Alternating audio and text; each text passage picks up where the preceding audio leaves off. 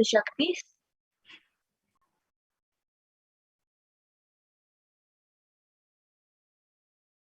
So, a few differences between the Shaktis and Siddhis are that Shaktis express from the space of enlightenment as a side effect of feeling connection with the divine and high integrity with the master guru, and are the source of enlightenment, whereas Siddhis are powers that manifest from tapas or penance for enlightenment and are on the path of enlightenment.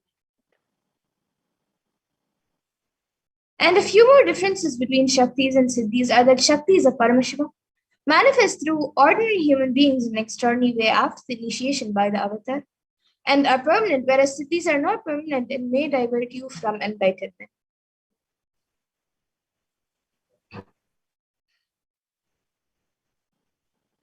So, the source of all these Shaktis, Paramashiva, is the primordial divinity in Hinduism, the ultimate reality and cause, which is self-effulgent, Swayam Prakasha, all-pervading, unchanging, beyond time, space, form, and causality.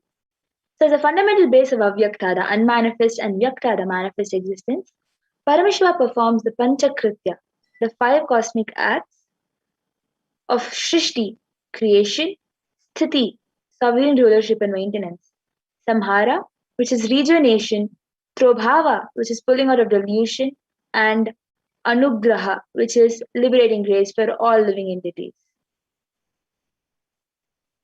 And the avatar of Parameshwar, the supreme point of Hinduism, Jagat Guru Mahasannidhanam, His Divine Holiness Bhagavan Nithyananda Parameshwar, as the 1008th living incarnation of Parameshwar and the representative of Parameshwar, and the reviver of Kailasa, the ancient enlightened Hindu civilization of the nation, and the great cosmic vortex in the nation. Ever since the beginning of the civilization, the Sanatana Hindu Dharma has been a cradle of enlightened beings and highly advanced sciences, and it was where the science of enlightenment and powers was lived and taught as a lifestyle.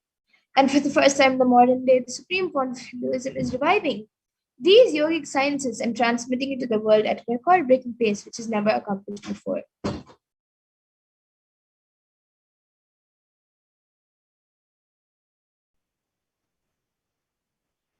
So, the knowledge and science of the manifesting of these Shaktis are passed down from one generation to the next through initiation, Diksha, by the enlightened gurus. And this is termed in Sanskrit as Guru Parampara.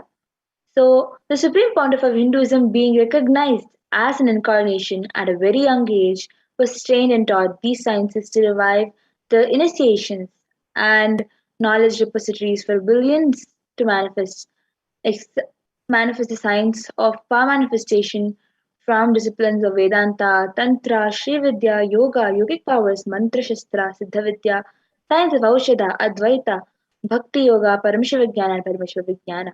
So the great rishis, munis, siddhas, the superconscious mutants who have time tested, who know the science of incarnation as per Hinduism, predicted and recognized the supreme pontiff of Hinduism as an incarnation of Parameshwar and Parashakti himself.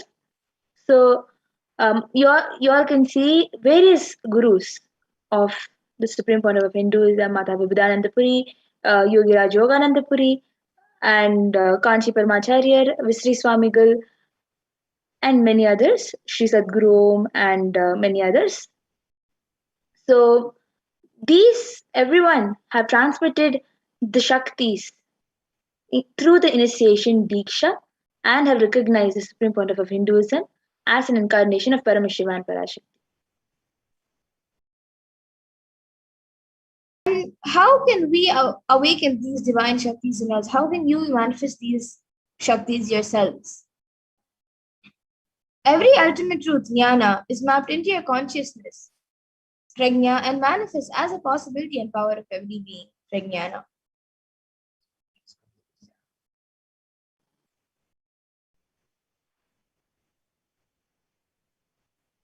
So the science of power manifestation is authenticated through four aspects of evidences or the pramanas. Fifth being ourselves manifesting.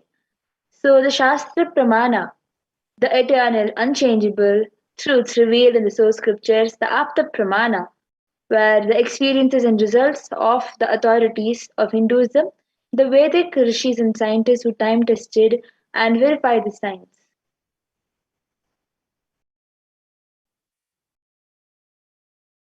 And the next is the Atma Pramana, which is an account of the supreme point of Hinduism. This millennium's avatar's personal experience of the power manifestation. And then the Pratyaksha Pramana, which is the empirical evidence from observation and scientific experimentation.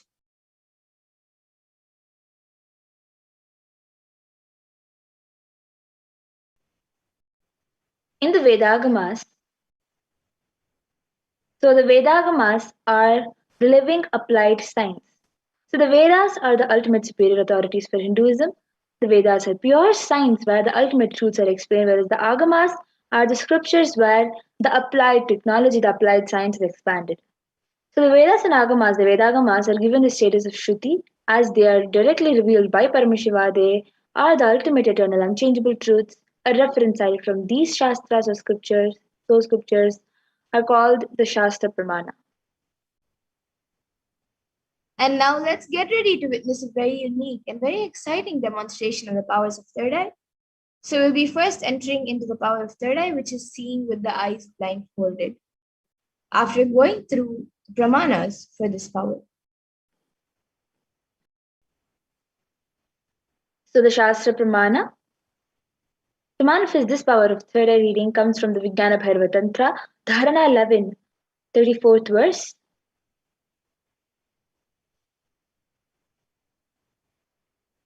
कपालान्तर्मनोऽन्यस्य तिष्ठन्मीलितलोचनः क्रमेण मनसोदार्ढ्यात् लक्ष्ये लक्ष्यमुत्तमम्. By fixing the mind on the inner space within the crown center and sitting stably without any movement, having the eyes closed in succession, by that stability of the mind and inner space through the power of the third eye, one directly sees the ultimate goal Laksham by having the vision beyond the sight that reveals any object or place attaining the space of oneness with the source Paramashiva. The next is the Apsa Pramana where Bhagavan Krishna initiates Arjuna into this power of third eye. न तु मां शक्यसे द्रष्टुमनेनैव स्वचक्षुषा दिव्यं ददामि ते चक्षुः पश्य मे योगमैश्वरम्. Bhagavan Krishna says to Arjuna, but you cannot see my cosmic form with these physical eyes of yours. Therefore, I grant you divine third eye vision. Behold my cosmic opulence. In the Hindu Purana Bhagavad Gita, Bhagavan Krishna initiates Arjuna into the power of third eye to behold Krishna's Vishwarupa Darshan, the vision of his cosmic form. The 11th chapter of Bhagavad Gita, which contains the description of Bhagavan Krishna's cosmic form, is completely narrated by Arjuna as he sees Bhagavan Krishna through the third eye. The next is the Atma Pramana, where Swamiji shares in his own words. The first experience that I was able to see everything around me, above me, the whole 360-degree 10 directions below me, everything, I realized not only I was able to see, I was able to feel, experience all of that as me. The next is the Pratyaksha Pramana, the empirical evidence from observations and scientific experimentations. The study measures and compare metabolic cell activities of the brain in conscious and meditative open of third eye states using the positron emission tomography, the PET. It was proven that when doing daily activities, high activity is measured in the brain where third eye is located. When in deep samadhi state, only the third eye region is active and almost 90% of the rest of the brain is at peace.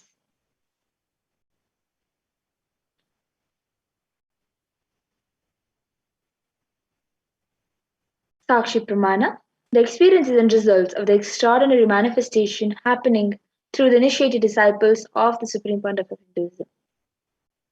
This rare sacred science of third eye awakening is being made available to humanity for their ultimate enrichment and conscious evolution by the Supreme Pontiff of Hinduism, Jagadguru Mahasannidhanam, His Divine Holiness Bhagavan Nithyananda Paramashivam, as a living incarnation of Paramashiva. The Supreme Pontiff of Hinduism, the most profound yogic states that surpass all bounds of time, space, and matter.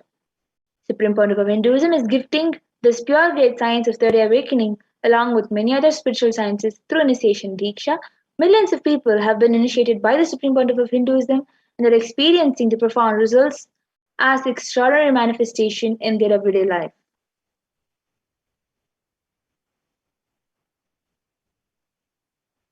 So let us now witness the live Sakshi Pramana demonstration of this power of third eye with the Balasins and the Nithyananda yogis.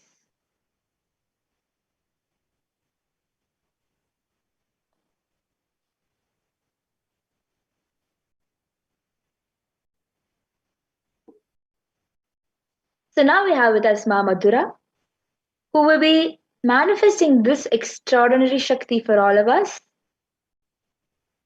and letting Parameshwara manifest through her.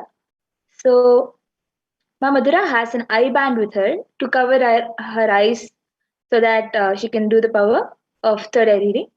So this eye band is scientifically verified by for not letting any lights enter. So as you all can see, it has sponge attached to it. The sponge will just stick to the skin. So there will be no possibility of even little bit of light to enter. That is the purpose of the sponge. So the sponge has two openings into which the eyes will go, and around the eyes, the sponge will just stick to the eyes. And this sheet is very thick. It is thin, but it is very thick and opaque. It will not let any light to enter inside, and you will not be able to see. The strap is meant for it to hold tightly to the face so that the sponge will stick to the face. So as you all can see, this eye band, it will be put onto Ma Madhura by a volunteer in a very tight and secure manner.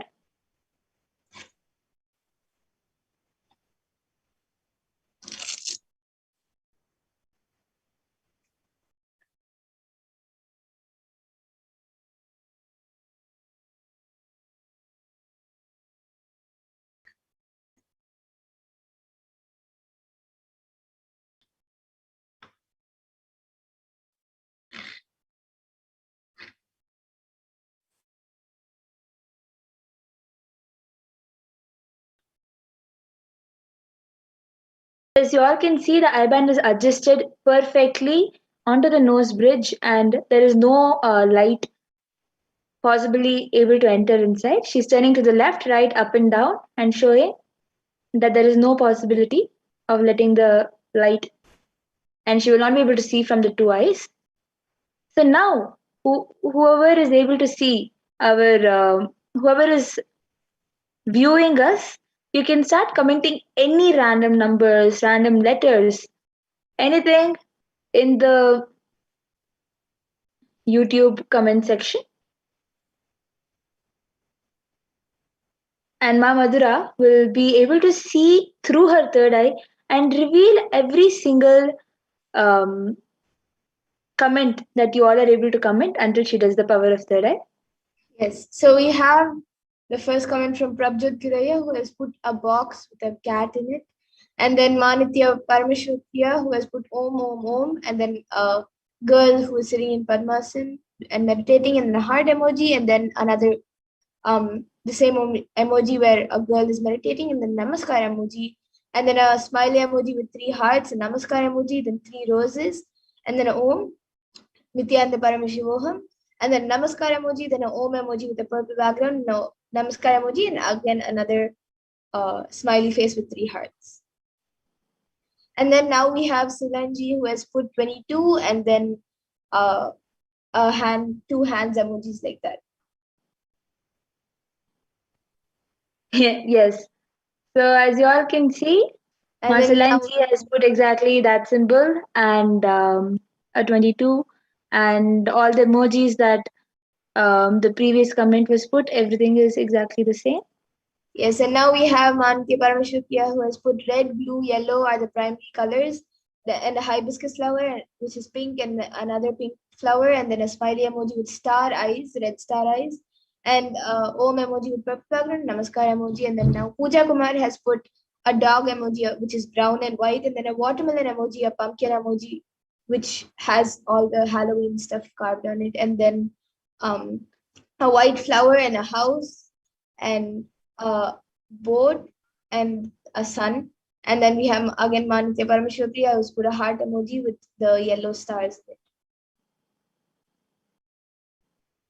So as you all can see, all the emojis that Ma Parameshwar Priya, Ma Pooja Kumar, and Ma whatever Ma Salanji, everything is exactly what Parameshwar revealed through the third eye.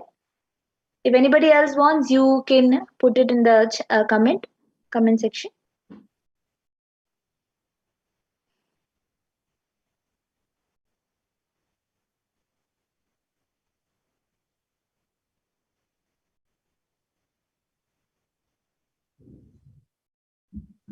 Yes, now we have another comment from Tia Parameshwariya, who has put an apple emoji and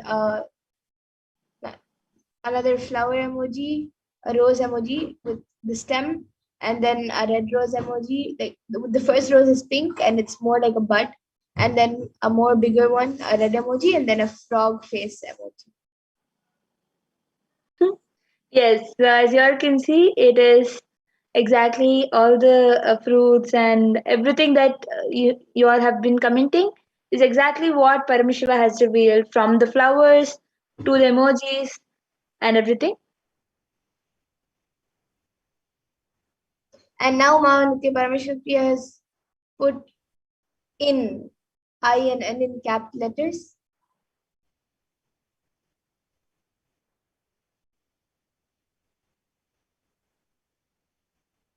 Yes. So then with this, we can enter into the next power. If anybody else wants to comment anything, you can comment. And last time.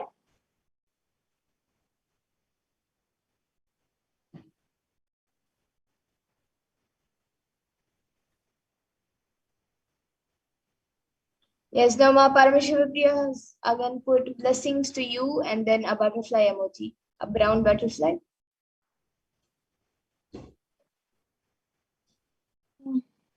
Yes. So then, with this, we will be entering into the next power. After the volunteer helps Mamadura to come out of the eye band. So as you all can see, the eye band is being removed right in front of you, and it was the exact same eye band that has been used. And all, as you all can see, this eye band doesn't have any machine or anything attached to it. It is just pure sponge and a sheet. Yes. So then with this, we can enter into the next power of body scanning, where we will be, so we'll first be going through the Shastra Pramana, Atma Pramana, Apta Pramana, and Sakshi Pramana and Pratyaksha Pramana. So as we are going through that, whoever wants a body scanning can start putting it in the YouTube comment section, and as many body scannings as we can we will be doing. So you can start putting um, requesting for your body scanning.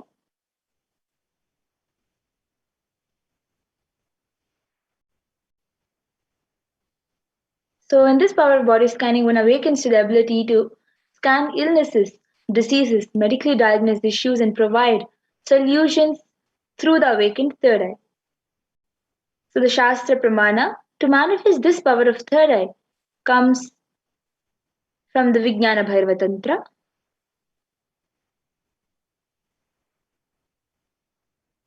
स्वदेहे जगतो वापि सूक्ष्मसूक्ष्मतरानि च सत्त्वानि यानि निलयम् ध्यात्वान्ते व्यज्यते परात्. Bhagwan Paramashiva says, cognize deeply that from the subtle to the subtlest constitutive principle of your whole body, Swadeha, or of the whole universe, simultaneously consists of the essential reality. They are being absorbed in their source cause Paramashiva by the experience of such restful awareness.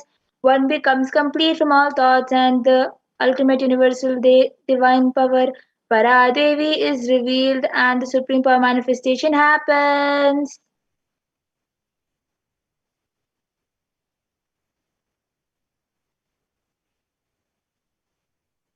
And the after pramana for this power comes from the life of Siddha, whose name is Terayar. And he was one of the prominent disciples of Agastya. And one day a man suffering from severe headache comes to Agastya for healing.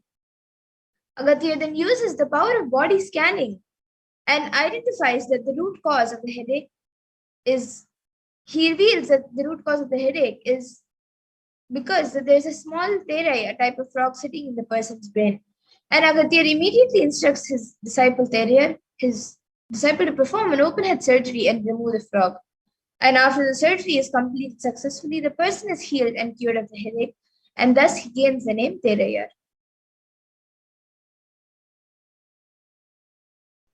Yes. The next is the Atma Pramana from the life of Swamiji himself.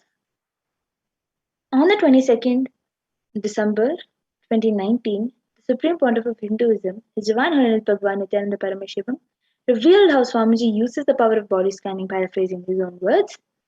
Only when I had the multiple compound hand fracture, I was forced to go for surgery and therefore for medical checkups related to that. At that time, they detected heavy metal quantity in my different organs. It was revealed that I had been poisoned without our knowledge. I immediately used diagnostic methods instead of medical facilities to study the body condition due to the poisoning. Through body scanning, I found out what the problems and balances had happened and where balance has to be done. I used allopathy as a second opinion to verify my findings. And now all of you can see the Sakshi Pramana, the sharings of few of the thousands of the disciples who have been initiated into these powers. They have shared their experience where they have manifested this power of body scanning. And now we will be witnessing the live demonstration of the Sakshi Pramana, where you will be seeing the demonstration of the power of body scanning. So anyone who would like can put your comment in the YouTube comment section and we will be doing a body scanning for you.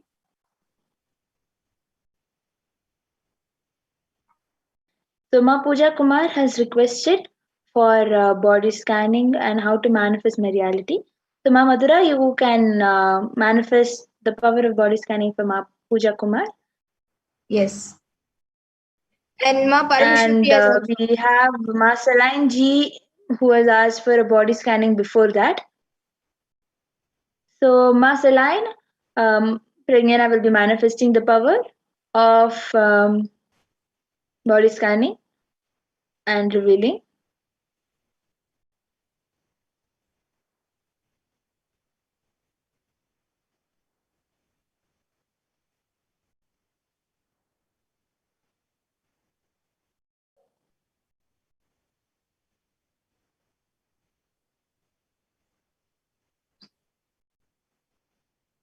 Yes, so Ma Pooja Kumar, for you, I was able to see, Ma, that there is like a small type of ulcer and boils which are being created in the stomach and near the liver. So I was able to see for that the solution is to take haitaki as well as in the night, everyday night for the next 1 week, outside around your stomach, apply castor oil and allow the oil to enter the skin and get absorbed into the skin. That will help in healing, cooling down the body and healing the boils and the ulcer in the stomach and near the liver. This is what I was able to see for you, Ma. And I was able to see to manifest any reality that you want to manifest, connect with Paramashiva, chant the Mahavakya, and from the space of Paramashiva, from the space of oneness with Swamiji and Paramashiva, make a declaration to manifest that reality, and you will see the manifestation happening. So this is what I was able to see for you, Ma. Yes, so And Ma what Parameshwari has Parameshwar asked for a scan for the. Yes. So I So will actually, Ma Paramapriya, for your cat, I've also already scanned. As Ma Madhura was sharing, I had a little bit more time, so I had scanned. So Prabjot Gilaya has asked Ma Madhura, so you can do the scanning for Prabjot Gilaya. Yes. So Masaline, what Parmeshwar revealed is that there is some weakness in you that you're facing. It is just as weakness itself, and the solution is for you to clean your liver. So what Parmeshwar revealed is for you to drink pure haritaki mixed with water. Um, Not consume the haritaki as haritaki paste or haritaki powder, but mix it with the water and drink it as a gulp. So Paramashiva revealed that that is going to be a solution for you. And castor oil, consuming castor oil with banana is what Paramashiva has revealed for as a solution for Yuma. So as much as possible, at least once a day, consume castor oil with banana. And one more problem is that you're having weakness in your knees and in your, especially in your joint areas. And what Parmeshwar said, revealed was this solution will help you with all the weakness that you're facing, even the slight eye disturbance that you're having. And one more thing is for you to do enema and clear your stomach. So this is what Paramashiva had revealed. And for Paramashiva Priya's cat, what Paramashiva revealed for your cat is that the the cat is consuming something that it is not supposed to consume. It is when it is roaming around, um, it is consuming some kind of stick, and it is just getting stuck in the cat's throat. So what Parmeshwar revealed is for you to give the cat a little bit more extra care, and all that cat wants is to live in the presence of an incarnation. So let her or him just be in the presence of the deities and Atmamurti as much as possible, playing Mahavakya around wherever the cat is moving around, and let the cat be in the sanctity as much as possible. And you will see that mm, the cat is actually trying to express itself more. You will see that the cat is will feel much more healthy, and all the problems that the cat is going through, it will feel much more healthier. Yes. So Ma Madhura will be sharing for Prabjot Gilayana. Yes. So, and actually, Ma Parameshwar, that was the exact same thing that even I saw for your cat. You just keep the cat in the presence of Swamiji. Make sure that the cat comes always for the darshans and satsangs. That will help in healing your cat and keeping it always healthy. And for Prabjot Gilaya, for you, I was able to see Aya, that you have to drink lots of water. And you also have, every day when you take a bath, you can mix little turmeric in the water and take a bath. And I've also, that will keep your body healthy when the turmeric touches your body itself. And even in the night before you sleep, you can apply turmeric on your forehead, just a little bit. You can mix it with water and apply it on your forehead.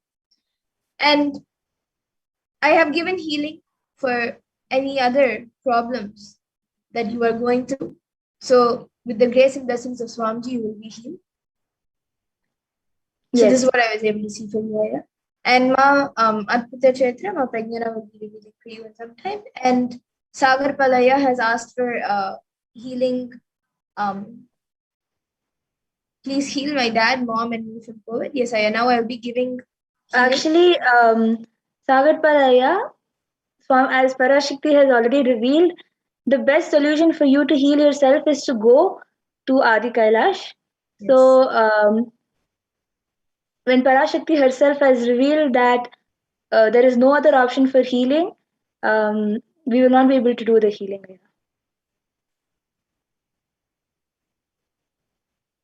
Yes, and Ma Parameshwar has also asked for a scan. So now I will be scanning Yuma.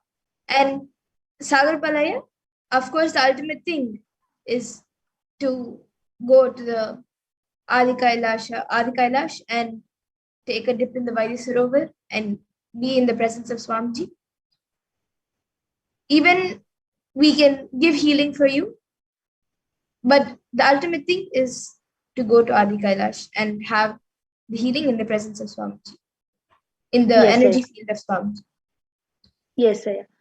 So, Ma Maha Adbhuta Charitra, what Parameshwar revealed while scanning for your husband was that he needs to consume more of water and keep himself hydrated, and he feels some sort of itchiness in his skin. So, what Parameshwar revealed was for him to apply some bhasma on his skin and especially in the throat area. Apply some bhasma on the throat area. Any place that is itching, you can apply bhasma on that, but applying bhasma on the throat area will reduce the itchiness. This is what Parameshiva revealed. And one more thing is the pain he gets suddenly in his toes. So, what Parameshwar revealed is for him to do the balancing in his toe and stay on his toe for some more time. And while doing the yoga, Parameshiva revealed that he has to stay on his toe for a few minutes every day and practice to increase the strength of his toe. And this is what Parameshiva revealed. Yes, and for Sagarpalaya, of course, to come to Adi Kailash, you will have to first get healed and come with the negative certificate. And you will be getting more information about that in the further segments of this program. But I have given the healing, and you can also sign up for the Parashakti Akahsa healings and get healing from Parashakti herself. And Ma Paramashvapya, for you, Ma, I was able to see that there is a lot of dryness in your throat, and also that dryness is affecting the like it is your throat is hurting even sometimes when you drink water or when you eat food, and because of that, the proper amount of food and the proper amount of water that is needed for your body right now, you are not consuming that much. So you have to your throat has to first get healed completely, and then you have to start drinking more water and also eating more food, a little more quantity, and make sure that all the food is organic and fresh. And for healing your throat, I was able to see that every day night, just sometime before you take haritaki, you can have a teaspoon of honey with hot water that you can drink, and then after that you can take the haritaki powder. That will help in healing your throat. And once your throat is healed, and you can do this for 1 week, and in this 1 week and even after that, start consuming little more food and more water for you to stay more healthy. This is what I was able to see for you, Ma.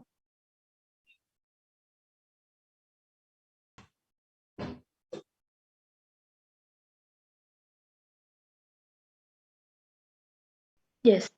So, Ma Alankrita Yadav, while scanning for your friend Aruna um, Aya, I was able to see that there is some sort of spots that is forming inside his nasal part. So the solution is for him to consume pepper water with lemon squeezed in it, and little bit. It should be a little bit warm. There is some sort of mist that is forming in his nasal part. So that will be cleansed while doing this. And one more thing that Parmeshwar revealed was that he has sudden chest pain that is just shooting. He's having the sudden chest pains which just hurts it. And the solution which Parameshwar gave for that is for him to chant the Mahavakya as loudly as possible. Go to the terrace and chant Mahavakya as loudly as possible, and that will just relieve the stress that he's going through and relieve the pain.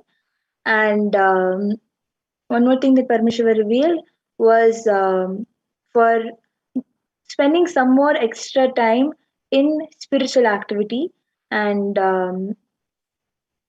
that will help him to relieve his stress, and that will help with him relieving his pain from the chest also.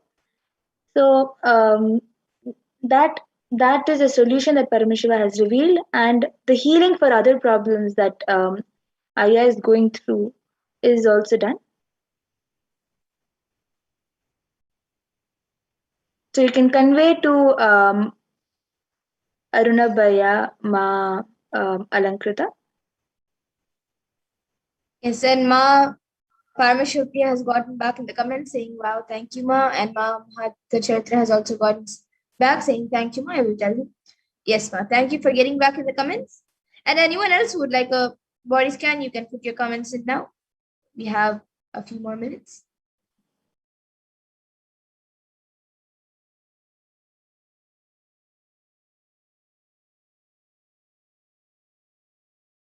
Nithyananda Rajaya, Manitya Parameshwar Priya has gotten back saying, I have been doing Raman Nirahara Samyama and not eating much. I will take the honey and water before Haritaki. Yes. Thank you, Ma Alankrita Yadav, for getting back.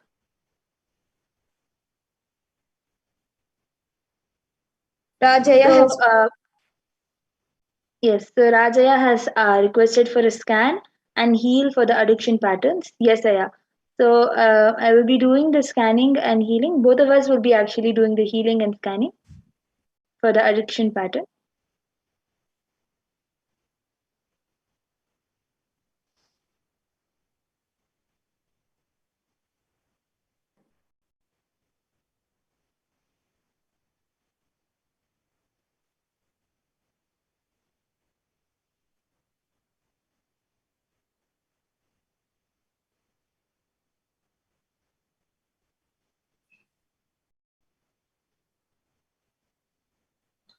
Yes, so Rajaya, I have given the healing, and I was also able to see that you, from your side, you should take a conscious decision to get to be healed from your addiction patterns, and also,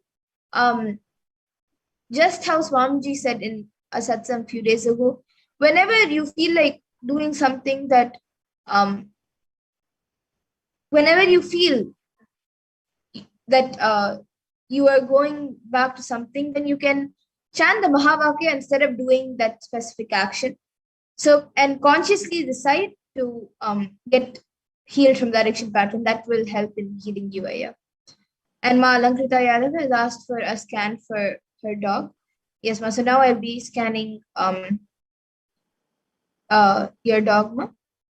Yes, and Ma Parameshwara Priya has gotten back saying, my cat Princess Peach loves to be near puja deities. Yes, Ma. So just let your cat be more in the presence of Swamiji and around the deities and your in the puja presence. Um, and even if it is making the place dirty or anything, but still leave the cat to be as much as possible in the presence of the deities, around the deities. This is what Parameshwara had revealed. So yes. Yes, she's always going to Swamiji's murti and rubbing up against it. Yes, Ma, that is so sweet. Ma, also Rajaya, exactly whatever Ma Madhura has revealed is what Parameshwara revealed. For you to take conscious decision, declare consciously for yourself and make a commitment for yourself, and just break that addiction pattern.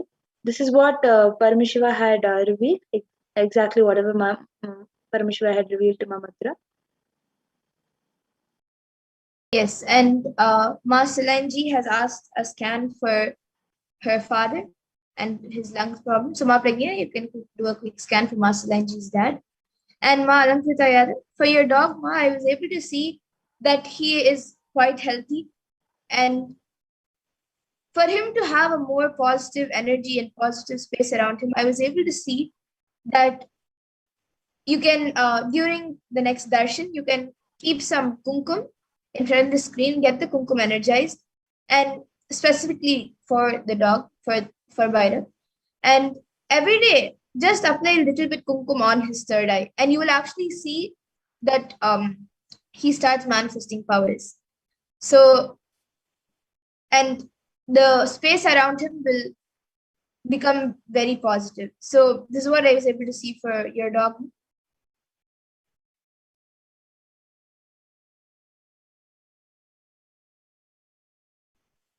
Yes, ma. So when Parameshwar revealed that your dad has the lung capacity to hold to he has the problem that if he's there in a place which is not having enough of air or oxygen, he finds it very difficult to breathe, and there is some sort of blockage in his lung that is not letting the oxygen to completely pass through the lung and completely pass the oxygen received to the body. So what Paramashiva reveal as a solution is for him to do pranayama. You can get the pranayama for expanding the lungs from the website, Kailasa's website, and do pranayama every day at least for 1 hour, and you will see that his lung capacity and the sustenance of oxygen it and the blockage in lung will expand.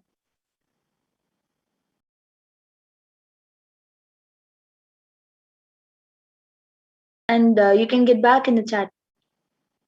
Yes, and we have Wireless Vibration who has donated $4.99. Yes, thank you, Aya, for your contribution to Kailasa. And you have asked, please heal all viruses and parasites in my being and my friend Andrea. So yes, we will be doing a quick healing for you, and then moving on to the next segments of this program.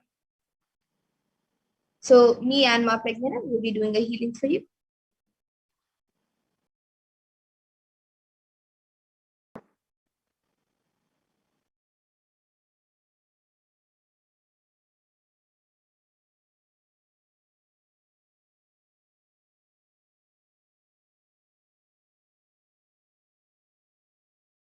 Yes.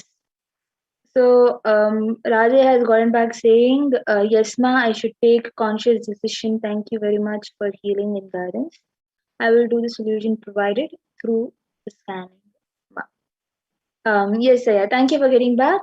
And Masalanji is also gotten back saying, "Thank you. Yes, he cannot breathe good, and he starts moving when he starts moving." Yes, Yes, thank you for getting back, Masalanji. And and Borealis, what Parmeshwar revealed is for you to not stress. The healing is done, and for you yourself to not stress is what basically the stress is what is stopping you. So, what Parmeshwar revealed is for you to not stress.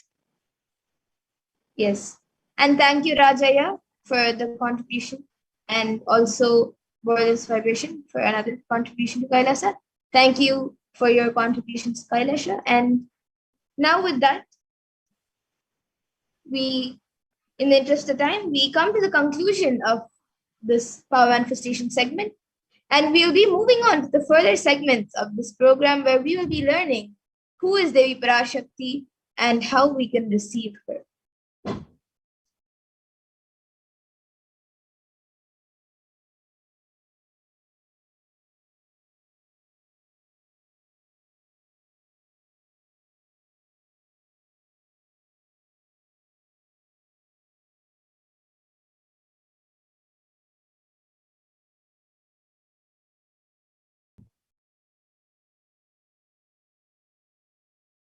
So now in this next segment, we will be learning about the divine feminine consciousness, about who is Devi Parashakti.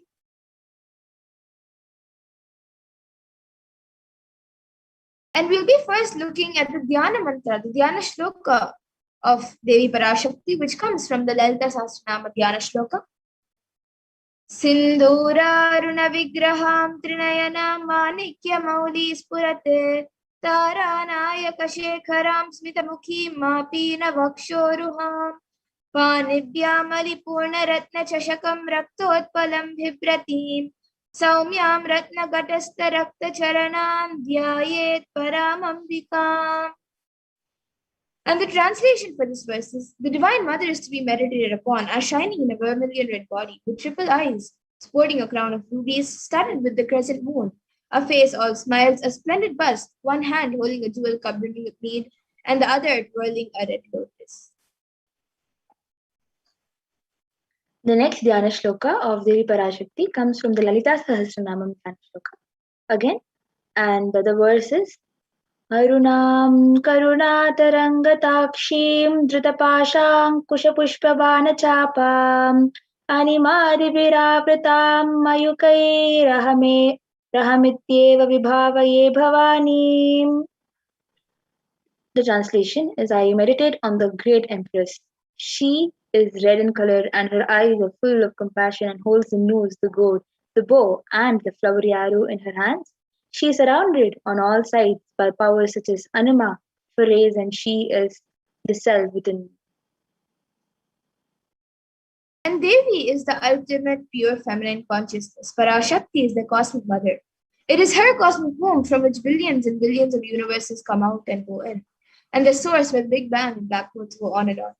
Parashakti is the source Shakti, the source energy, the source power, from which all of us came, in which all of us are in even now, and in which all of us are going to merge into.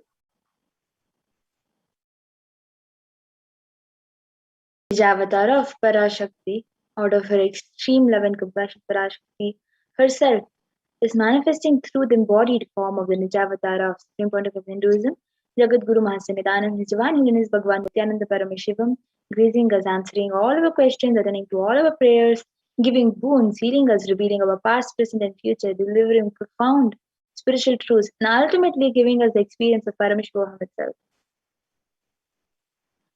And in the words of Devi Parashakti herself, she beautifully says, Lezing as Omkara, expressing as Vedas and Agamas, blossomed as Hrimkara, filled as Parashodasi, living in 40 triangles, the Kailasa Swami who is in Kailasa, Sri Purachintamani, Parashodasi, sitting as part of Paramashiva, Parameshwari who rules the world, Paramashakti, Manonmani, Meenakshi, as Nithyananda, I took Nijavatara here to give good boons to everyone, to bestow all goodness. Hiranya Garbha Swarupini, Brahmanda Yoni, Shami, Chandramauli, Rapala, Aparna, Uma, Parvati, Savitri, Navayavana, Samrajya Lakshmi, Parameshwari, Parashodasi, Meenakshi.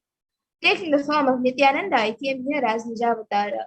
With great compassion I am blessing. Listen, people. To do good to all of you, I took the form of Nithyananda and came down as Nijavatara.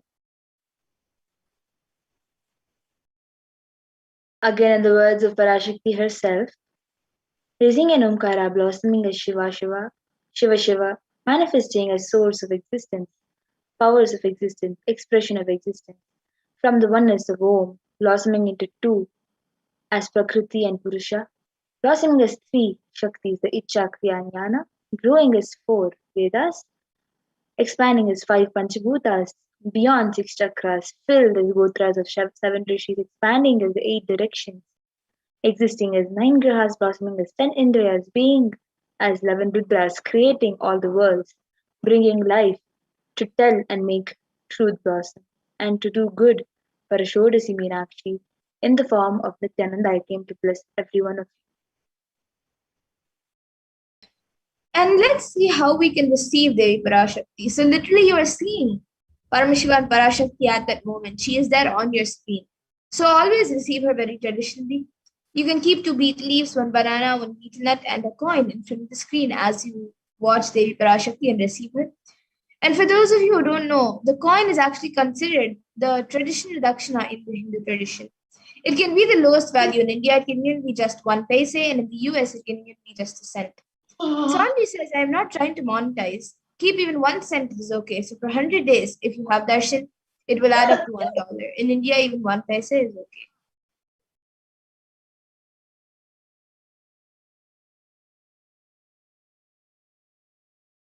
Offer that to Devi after darshan is over.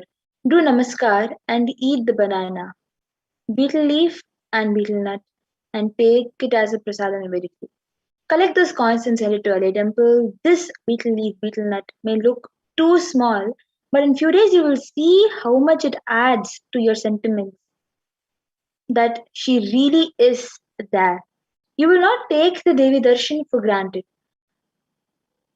If you're just simply coming and staying every day, you might just simply just take the Devi Darshan for granted. Whereas if you hold the sanctity and sentiments for by offering the prasad, naivedyam, and betel leaf, betel nut, it may just seem so small, but you will see that that is what is holding your sentiments, and you will experience that she's actually there.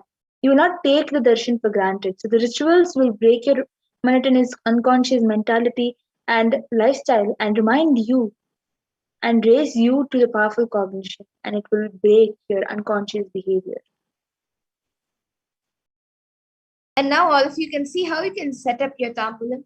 So you can set up the 2 betel leaves, the betel nut, the banana, and the coin. You can set it up in a plate, arrange it in a plate, and keep it in front of the screen as you watch the Parashakti and receive her. And these are the 4 basic items which are kept as part of the tambulam. But if you would like, you can also add the additional items such as a coconut, some glass bangles, some kumkum, some turmeric, and some fresh flowers. You can add those items as a few additional items, but the 4 basic items that are kept as part of the tambulam are these 4 items: the betel leaves, the betel nut, the banana, and the coin. So you can arrange all of this in a plate, keep it in front of the screen as you watch the Parashakti and receive her. And with that, we come to a conclusion of this segment where we have learned who is Devi Parashakti and how we can receive her when she comes for the darshan. So with that, we'll be moving to the next segment of this program where we will be learning about what Devi Parashakti has revealed and how important it is for us to understand, internalize, and follow what Devi Parashakti has revealed for humanity.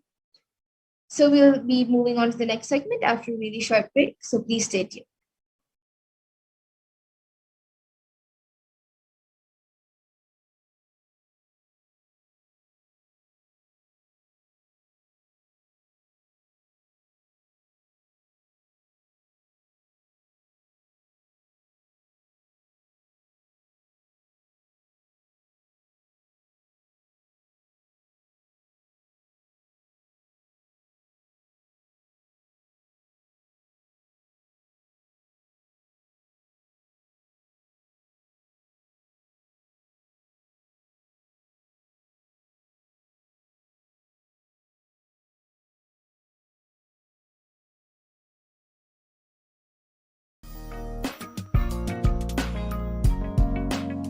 We get you health. We get you ability to build beautiful relationships in your life.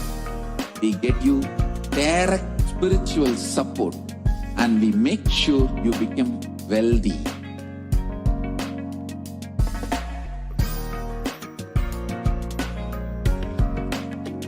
We won't stop giving you just good life. We will literally not stop till you live enlightened life. Manifesting the state of Paramashiva, space of Paramashiva, powers of Paramashiva, being of Paramashiva.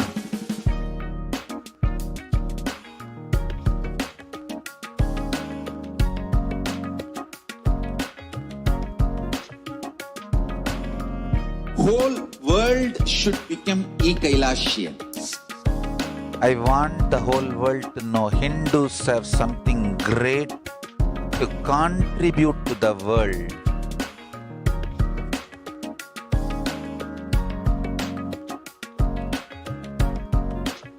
We have something great to contribute to the world. Let us do that.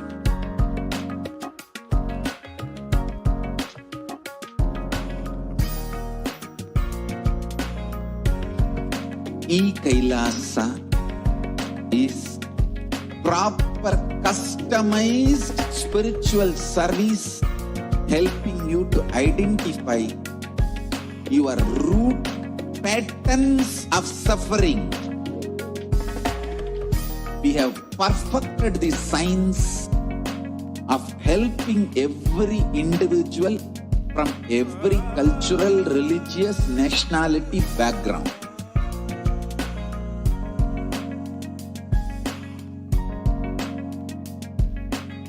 You will have lowest reactionary assumptions, highest awakened response, alive response for life continuously.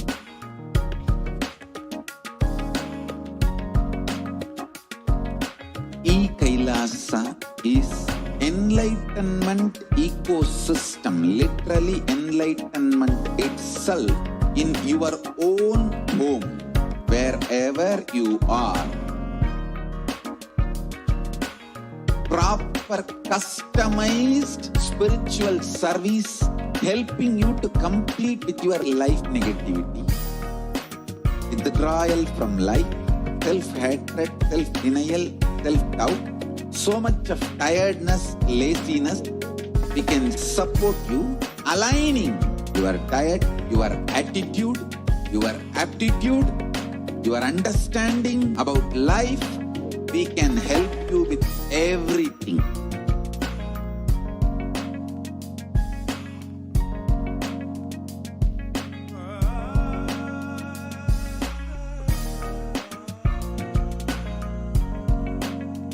If you are interested in enlightenment, we will immediately bring this to you. If you are not interested, we will explain the whole science, inspire you and make you interested in enlightenment science. We need to cater this enlightenment science to the whole world wherever they are, because enlightenment is the birthright of all human beings. Kailasa is responsible to provide that to all human beings.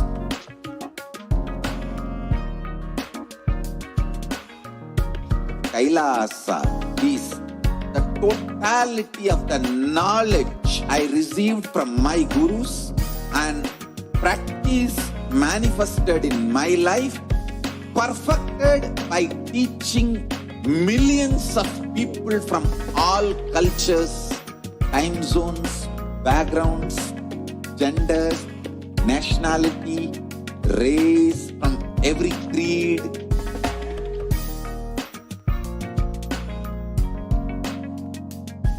So this absolutely perfected knowledge available to you, served to you in your home without even you moving out of your couch, free of cost.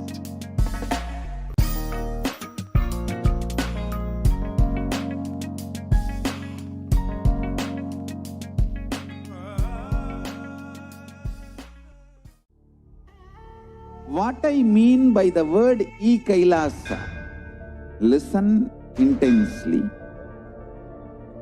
Enlightenment ecosystem, literally enlightenment itself in your own home, wherever you are. If you cannot come to Kailasa, it's okay. Kailasa can come to you. Kailasa coming to you is E-Kailasa.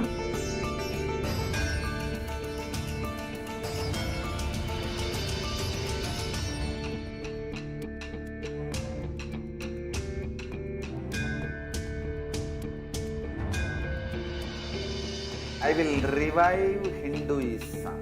I am a Hindu revivalist, not by any revolution, but by evolution.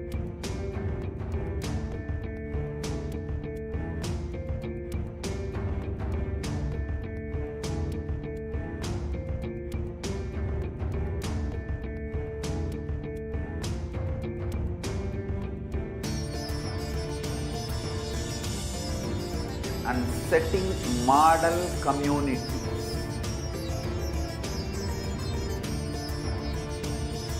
Kailasa, enlightenment ecosystems, Sarvanya Peethas all over the world.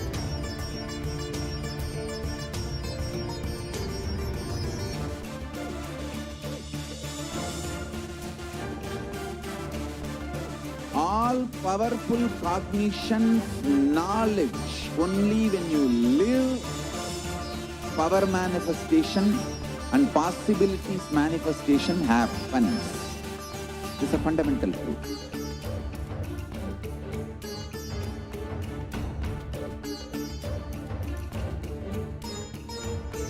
Hinduism cannot live exclusively as one sampradaya. No.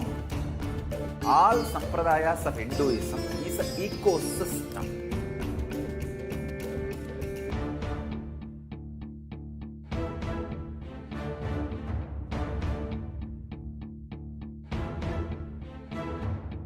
So don't keep quiet thinking that if one sampradaya is attacked, only that sampradaya is going to be affected.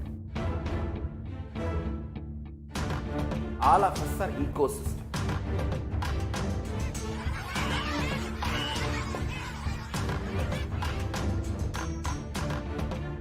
I invite all of you to get involved and enjoy Hinduism by the principle of Dharmo Rakshati Rakshitaha. When you protect Dharma, Dharma protects you. You will make the whole planet flourish spiritually. The spiritual prosperity will happen to the whole planet. We all have to coexist together.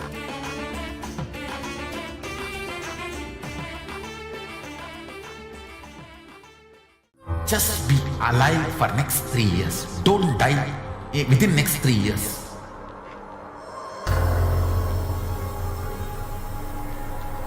Just don't die within next 3 years. Be alive. Somehow be alive. I'm working sincerely. I will reach you somehow. Somehow I will reach you.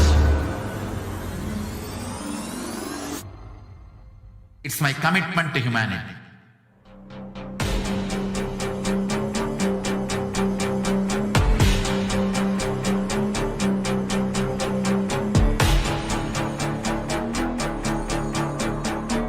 Just don't die within next 3 years. I will reach you wherever you are, whichever corner of the world you may be. I will reach you with enlightenment.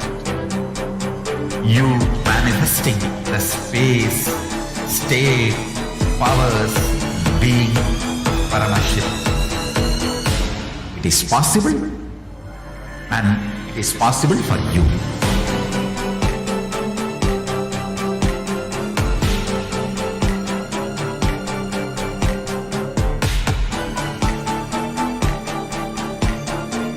Paramashiva will reach you with enlightenment science. I know he is going to do the job. Just be alive for next 3 years. Nothing else.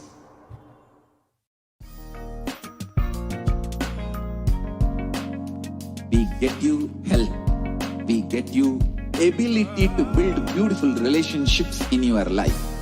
We get you direct spiritual support, and we make sure you become wealthy.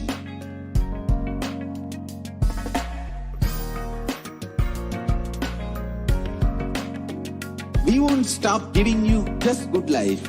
We will literally not stop till you live enlightened life. Manifesting the state of Paramashiva, space of Paramashiva, powers of Paramashiva, being of Paramashiva.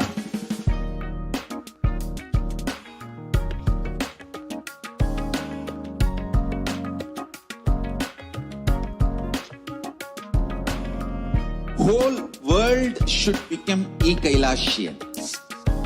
I want the whole world to know Hindus have something great to contribute. Nithyananda, welcome back, dear viewers.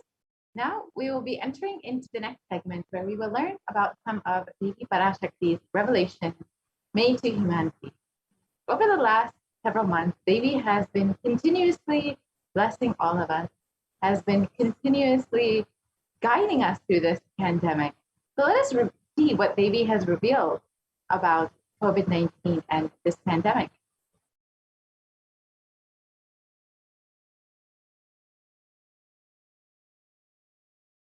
You can go to the next slide, please.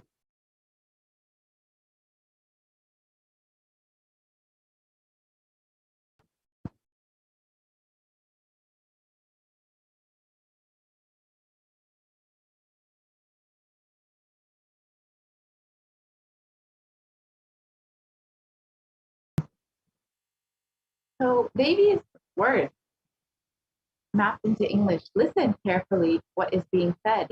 Daughter, you are one of the beings who came down from Kailasa to be a co-sailor and serve the world protected from the terrible corona.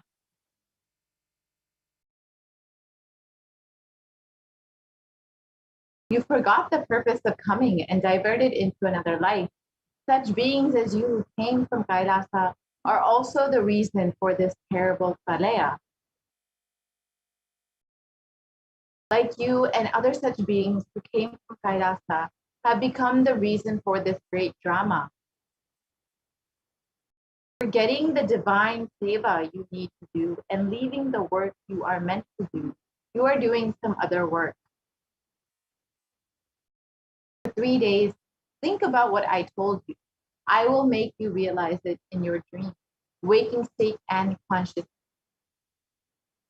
I will show you the truth. Once you see it, I will give you Praishchitta and Parahara. Go and come, O virtuous one.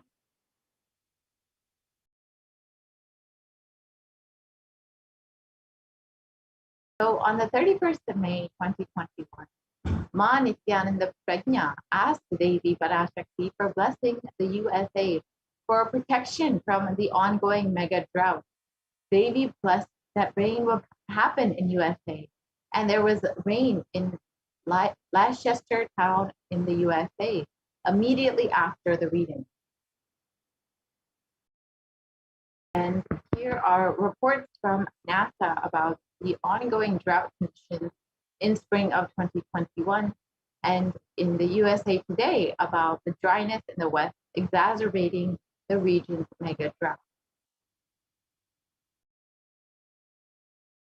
So let us listen to Devi's blessing for rain for the drought affected that affected Leicester town. Nityananda பிரக்ஞா இப்பொழுது தூரத் துவங்கிவிட்டது பார். பெருமழை பொழியும், துக்கங்கள் தீரும், காட்டுத்தீ இருக்காது. அன்னை அருள்மழை தந்தேன், தூரத் துவங்கிவிட்டது உன் நாட்டில். போய் வா. ஓம் நித்யானந்த பிரக்ஞா இப்பொழுது Devi's words mapped into English. Nithyananda Prajna. See right now, it has started showering. Huge rain will be showered. Suffering will be solved.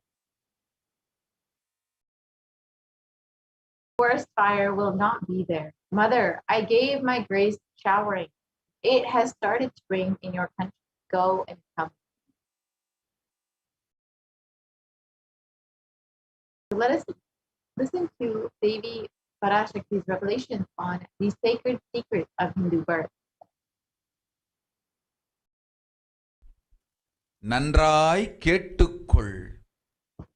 உன் கேள்விக்கு உன்மூலமாய் உலகெங்கும் இருக்கும் இந்துக்கள் எல்லோர்க்கும் அளிக்கின்றேன் உத்திரம். கேட்டு வாழ்ந்தால் உங்கள் வாழ்க்கை பத்திரம். நன்றாய் கேளுங்கள்.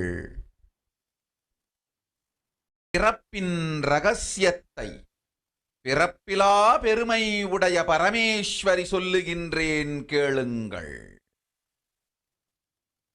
அண்டஜம், யோனிஜம், ஜலஜம், பீஜம் எனும் 4 விதமான பிறவிகளில் 84,000 யோனிகளில் பிறக்கும் பிறப்புகளிலேயே பெருமை வாய்ந்ததும் உத்தமமானதும் மனிதப் பிறவி. அந்த மனிதப் பிறவியிலும் பலமுறை பிறந்து உழன்று அரசியல், பொருளாதாரம், சுகபோகம், தர்மம், அர்த்தம், காமம் எனும் ஆசைகள், துக்கங்கள், அச்சங்கள் அனைத்திலும் அழன்று உழன்று இனி வேண்டாம் இப்பிறவி, வேண்டுவது மோட்சமே என்று முடிவெடுத்தோர்க்கு மட்டுமே ஹிந்து மத யோனிஜம், இந்து பெற்றோர்க்கு பிறந்திடும் சனாதன ஹிந்து தர்ம யோனிஜம். மனித பிறவி உத்தமம், சனாதன ஹிந்து தர்ம மனித பிறவி உத்தமோத்தமம்.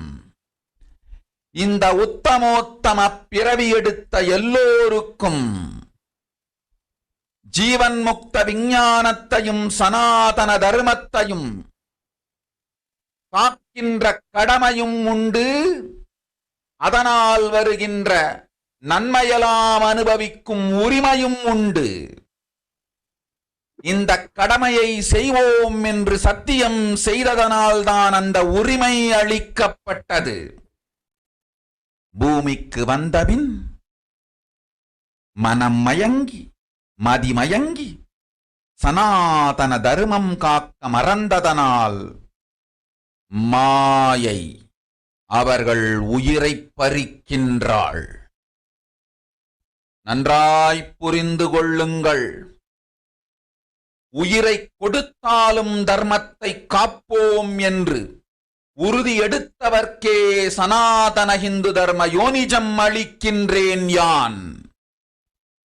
உடல் பெற்ற பிறகு ஊழிப் பெருவலியால் ஆசை அச்சங்களை உதறவிடாது, உதறியும் விடாது சனாதன ஹிந்து தர்மம் காக்க மறந்தோரை உயிர் வாழத் தகுதியில்லாதவர் பட்டியலில் உடனடியாய் மாயை சேர்க்கின்றாள். அதனால் ராட்சசர்களும் அசுரர்களும் தானாகவே இவர்கள் உயிரை எடுக்கின்றார். நன்றாய் புரிந்து கொள்ளுங்கள். உயிரை கொடுத்தாலும் தர்மம் காப்போம் என்று நிற்பவர்க்கு நிலைத்திடும் வீரஸ்வர்க்கமும் கைலாச பதவியும், எக்காரணம் கொண்டும் தர்மம் காக்க மறந்த உத்தமோத்தம ஜனனமான சனாதன ஹிந்து ஜனனம் பெற்ற மக்களுக்கு இல்லை வேறு கதி. சனாதன ஹிந்து தர்ம மனித ஜனனம் உத்தமோத்தம மனித ஜனனம். உங்கள் உரிமை உலகில் அதிகம், உங்களுக்கு கடமையும் உலகில் பெரிது. தர்மம் காத்தாலே கடமை, தர்மம் காக்காதார்க்கு உயிர் வாழும் உரிமை இல்லை.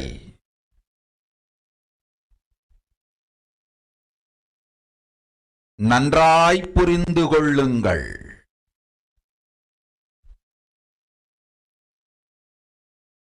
உத்தமோத்தம பிறவியான சனாதன ஹிந்து தர்ம பிறவி எடுத்த எல்லோரும் புரிந்து கொள்ளுங்கள். உங்கள் வாழ்வின் முதற்கடமை தர்மம் காத்தல். தர்மம் காக்க தர்மம் உங்களை காக்கும்.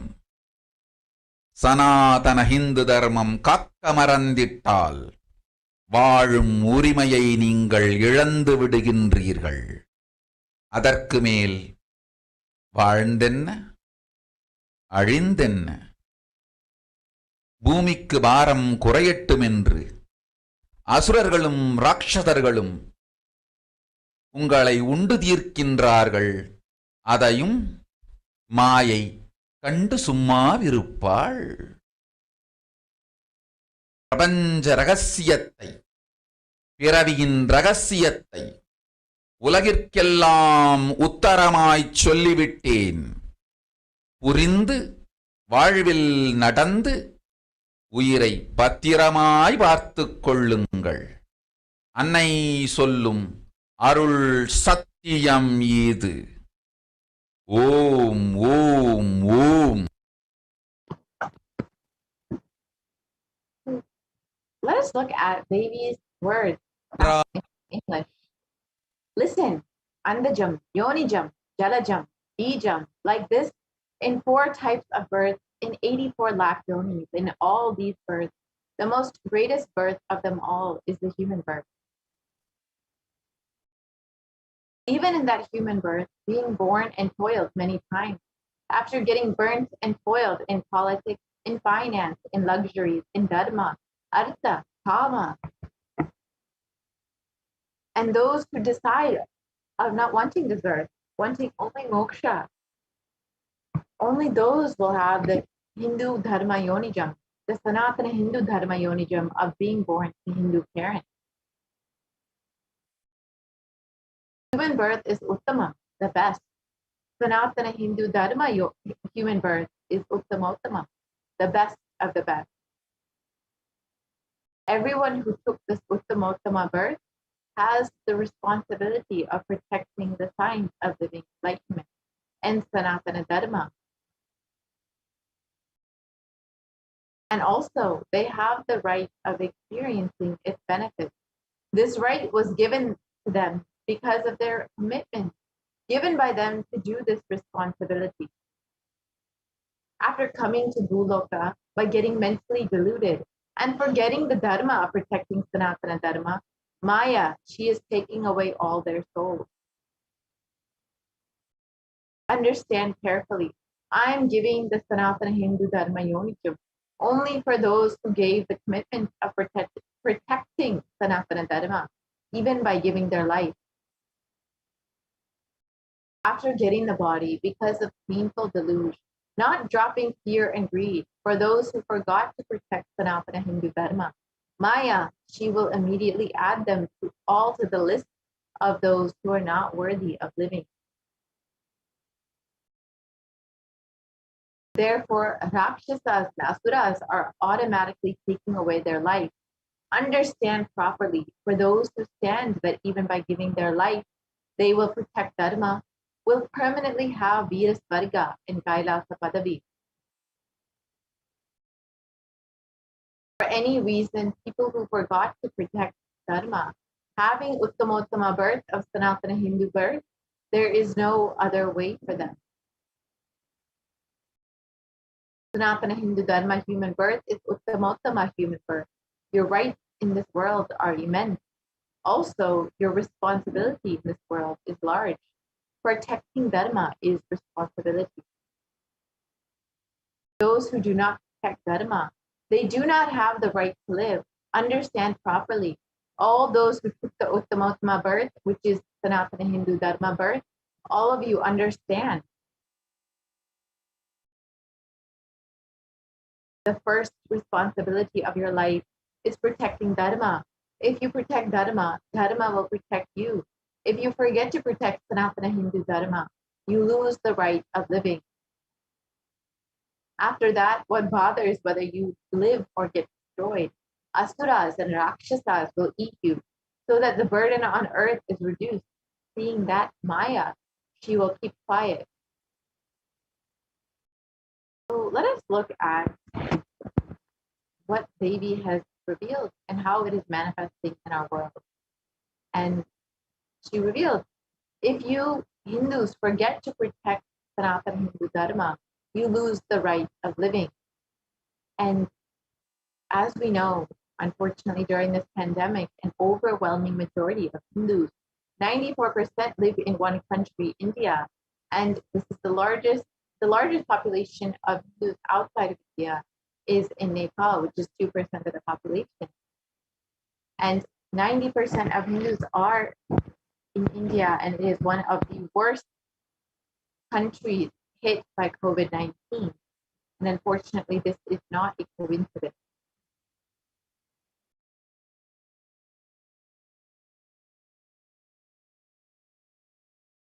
And in the New York Times, it was reported that the actual figures of people who are affected by COVID-19 in India is much higher than what is reported, with more than half of the Indian population infected with COVID-19 in a worst case scenario. So nearly 700 million people could be infected with COVID-19 in India, with 4.2 million estimated deaths. This is a worst case scenario, but if this is the case, the number of deaths in India alone surpassed the entire world count of deaths worldwide due to COVID-19. And this is possibly what is happening in India right now.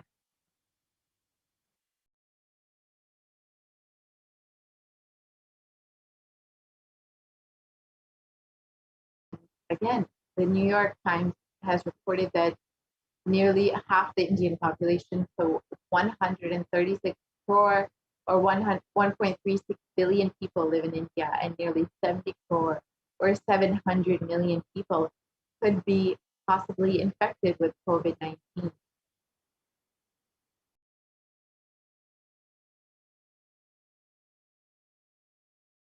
Let us listen to Devi Parashakti's revelations on Kirimi Bhojanam Hell opens in India.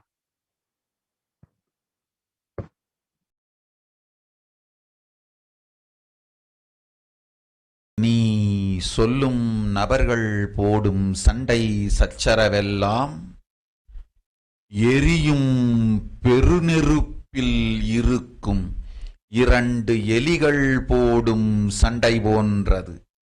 யார் சரி யார் தவறு என்பது இப்பொழுது முக்கியம் அல்ல. உயிர் காத்துக் கொள்ளுங்கள், எல்லோரும் நன்றாய் புரிந்து கொள்ளுங்கள். நன்மையைச் சொல்லுகின்றேன், உண்மையைச் சொல்லுகின்றேன்.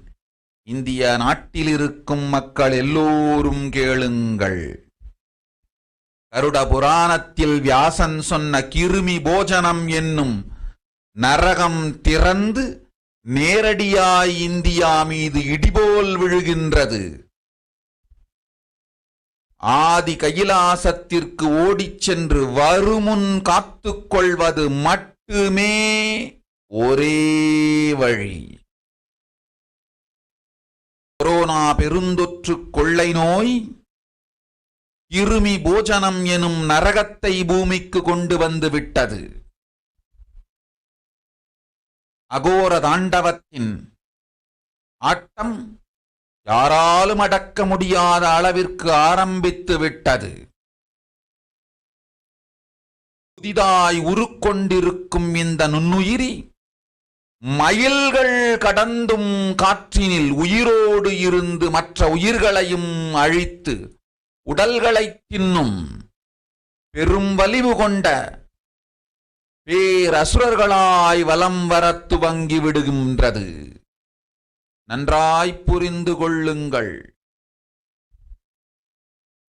வருமுன் காத்துக் கொள்ளுங்கள், அது ஒன்றே வழி. அதற்காகவே ஆதி கைலாசத்தை திறந்து வைத்திருக்கின்றேன். உயிர் காத்துக் கொள்ள வேண்டி விரும்பும் எல்லோரும் ஓடுங்கள் ஆதி கைலாசத்திற்கு. இந்தியாவில்தான் இந்த நரகம் திறந்து உலகெங்கும் பரவப் போகின்றது. கிருமி போஜன நரகம் பூமிக்கு வந்துவிட்டது. மனிதர்கள் செய்த மகா கொடுமைகளினால். என்னை முன்னின்று என் அடியவரை காப்பேன் சொல்வதை கேட்டு உயிர் காத்துக் கொள்ள விரும்புவோர் வருமுன் காப்பது ஒன்றே வழி என்று தெரிந்து செல்லுங்கள் ஆதி கையிலைக்கு. ஓம் ஓம்.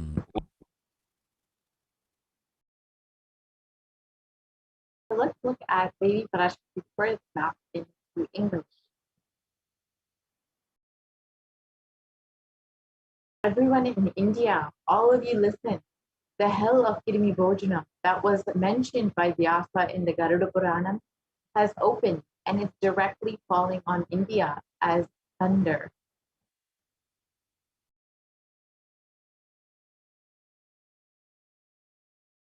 Running to Adi Kailasa and protecting from it is the only way. Deadly corona, life-taking disease, has brought the hell known as Kirimi Bhojanam to India.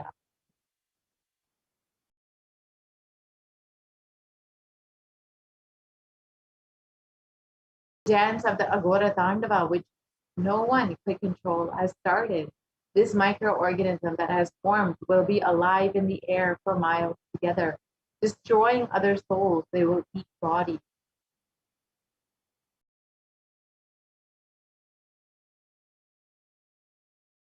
It has started roaming as great demons with tremendous strength. Understand properly, prevention is the only way. For that, I have opened Adi Kailasa for those who want to save their lives. All of you run to Adi Kailasa.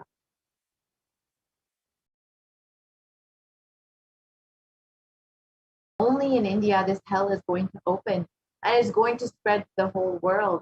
This Kirimi Bhojanam hell has come to the earth because of the suffering done by humans.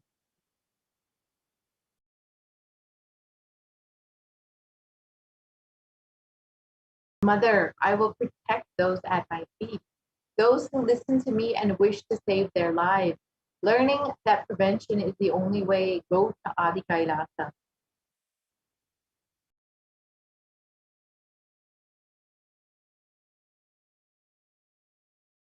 Let us look at the Kirimi Bhojanam, what exactly it is and where it is described in our sacred scriptures.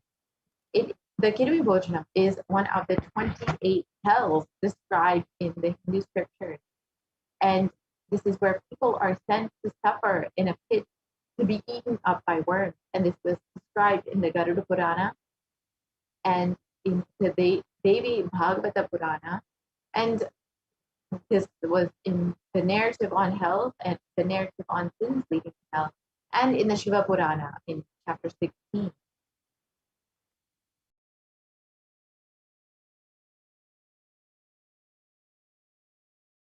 And it was also described in the Skanda Purana.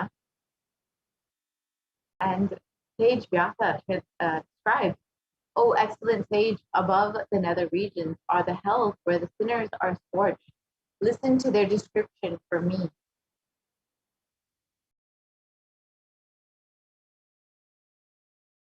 They are Kaurava, Shukara, Radha, Tala, Vispat, Mahajvala, Taptakumbha, Lavana, Vilohita.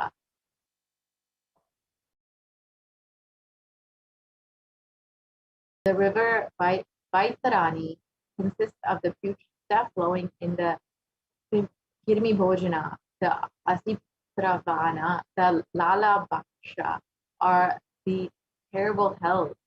And this was described in chapter 16, the upliftment from the hell, in the Uma Samhita, in the Shiva Purana.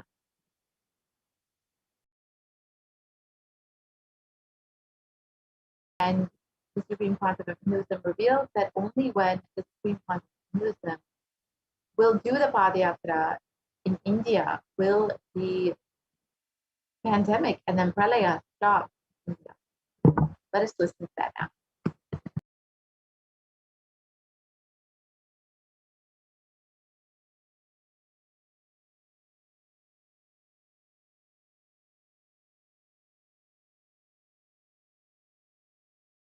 ಓಂ ಓಂ ವಿನಾಯಕ ಶ್ರೀಕಂಠ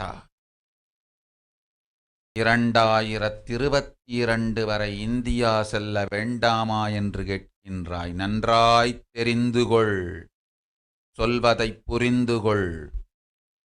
இந்த பெருநரகமான கிருமி போஜனம்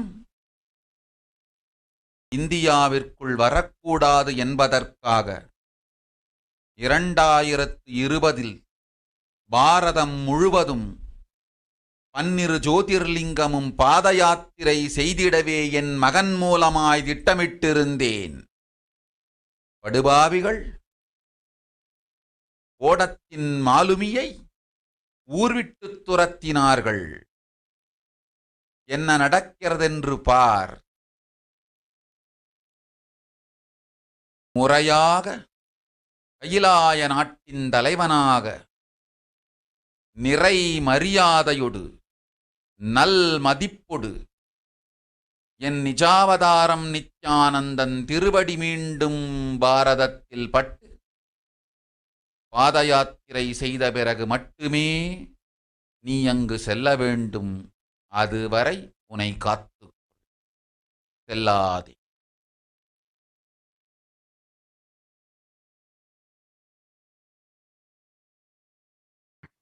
And the translation of Devi Parashakti's revelations for this huge hell-giving Bhojanam not to come to India.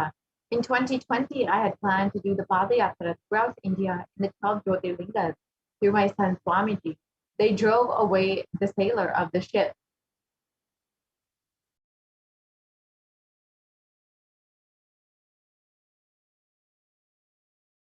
See what is happening properly as the leader of Kailasa nation, with complete respect, with good regard.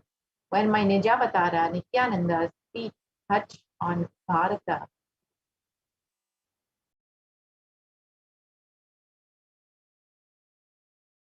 and does the Padayatra. Only after this, you should go to India. Till then, protect yourself. Do not go. So the Supreme Pontiff of Hinduism had created the Anandalingam as a protection from this pandemic. So let's listen to Devi Parashakti's revelations about this.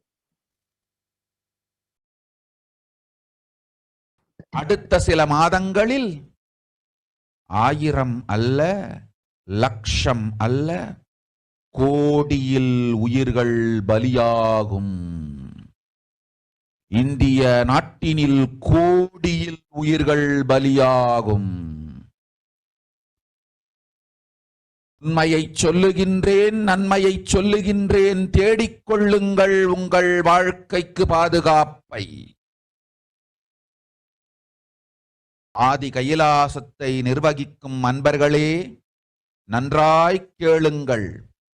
12 ஆண்டுகளுக்கு முன்பாக வரப்போகும் இந்த மாபெரும் பிரளயத்தை தெரிந்து கொண்டு உலகில் இருக்கும் எல்லா ஔஷத சக்திகளையும் ஒன்றாய் திரட்டி நவபாஷாணத்து நிறுத்தி ஆனந்த லிங்கமாய் வைத்திய சரோவரத்தில் ஸ்தாபித்து வைத்தேன்.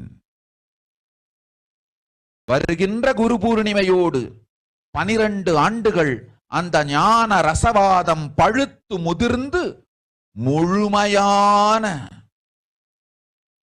நவபாஷாண லிங்கமாய் மலர்ந்து விடுகின்றது. வருகின்ற குரு பௌர்ணமியில் இருந்து வருகின்ற எல்லோரும் அங்கு வந்து நவபாஷாண தீர்த்தத்தில் தீர்த்தமாடிச் செல்ல அனுமதியுங்கள். அதற்கு வகை செய்யும் விதத்திலே நல்ல முறையிலே எல்லா நன்மையும் செய்து வையுங்கள். இந்த தீர்த்தத்தில் தீர்த்தமாடியோர்க்கும் அந்த தீர்த்தத்தை அருந்தியோர்க்கும் கொரோனா கொடுந்தொற்று வராது, மரணம் இல்லை, துக்கம் இல்லை. இது அறிவியல் பூர்வமாய் அனுபவபூர்வமாய் நிரூபிக்கப்படும். அதனால் கோடிக்கணக்கில் மக்கள் வரிசையில் நின்று தினந்தோறும் வந்து நவபாஷாணத்தாலான ஆனந்த லிங்கத்தில் நித்யானந்த லிங்கத்தில் நீராடி வணங்கி நன்மை பெற்றுச் செல்வார்கள். நன்றாய்க் கேளுங்கள் மக்களே. 12 ஆண்டுகள் முன்பாக பராசக்தி நான் செய்து வைத்த நவபாஷாணம் சித்தித்து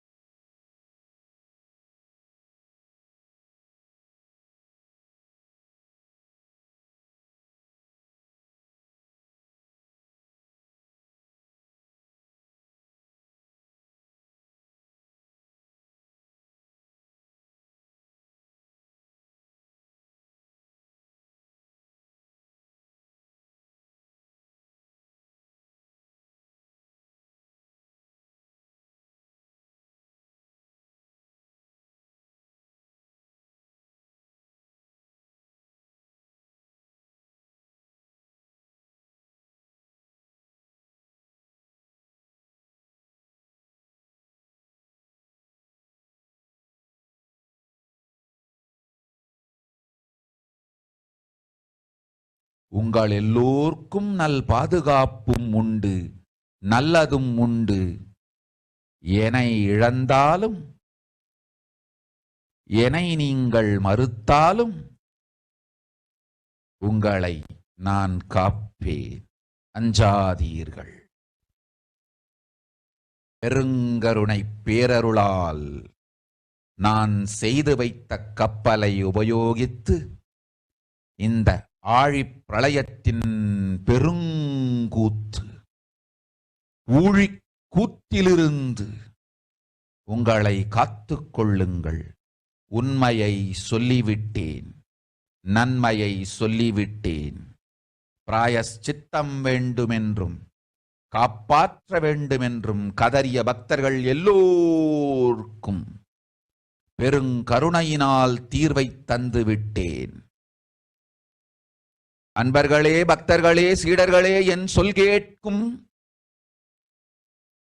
நேர்மையான தொண்டர்களே, புயல் என புறப்படுங்கள் ஆதி கைலாசத்திற்கு. தேவையானதெல்லாம் உடனடியாய்ச் செய்து வரப்போகும் மக்களுக்கெல்லாம் அன்னதானம் செய்து அவர்கள் நல்லபடி வைத்திய சரோவரத்தில் தீர்த்தமாடி நவபாஷாண மருந்தையே விருந்தாய்க் கொண்டு நோயிலிருந்து தற்காப்பும் பெற்று உயிர்காப்பும் பெற்று நல்லபடியாய் வாழ்ந்திட தேவையான சேவைகளை செய்யுங்கள். இதுதான் உங்கள் எல்லோருக்கும் பிராயஷ்சித்தம். நித்யானந்தன் வடிவு தாங்கி நிஜாவதாரமாய் நான் இந்திய நாட்டில் வந்தபொழுது என்னை வைத்து வாழாத பெருங்குற்றத்திற்கு பிராயஷ்சித்தம் இதுவே உங்களுக்கு. இதை யாவது செய்து, இது ஒன்றையாவது செய்து உங்களையும் காத்துக் கொள்ளுங்கள், நாட்டையும் காத்திடுங்கள். கோடிகளில் உயிர்கள் போகப் போகின்றது என்பதை நேரில் காண்பீர்கள். கண்ட பிறகுதான் நான் சொல்லும் வார்த்தையின் சத்தியமும் உண்மையும் உங்களுக்கு புரியப் போகின்றது. அழிவதற்கு முன்வந்து நவபாஷாண மருந்தை விருந்தாய்ப் பெற்று மரணத்திலிருந்து உங்களை காத்துக் கொள்ளுங்கள். மக்களே, இது ஒன்றே வழி. ஓம் ஓம் ஓம். பெருங்கருணை பேரருளால் அன்னை பராசக்தி அருளினேன் சத்தியத்தை. இந்த ஒரு சத்தியத்தை உடனடியாய் புரிந்து கொண்டு உங்களுக்கும் உலகத்துக்கும் நன்மை செய்து கொள்ளுங்கள். ஆதி கைலாசத்து நித்யானந்த லிங்கத்தின் எல்லைக்குள் ஆருக்கும் கொரோனா கொடுந்தொற்று தீண்டாது. இந்த சத்தியத்தை அனுபவபூர்வமாகவும் அறிவியற்பூர்வமாகவும் முழுமையாக நீங்கள் புரிந்து கொள்வீர்கள். இது நிரூபணமாகும்.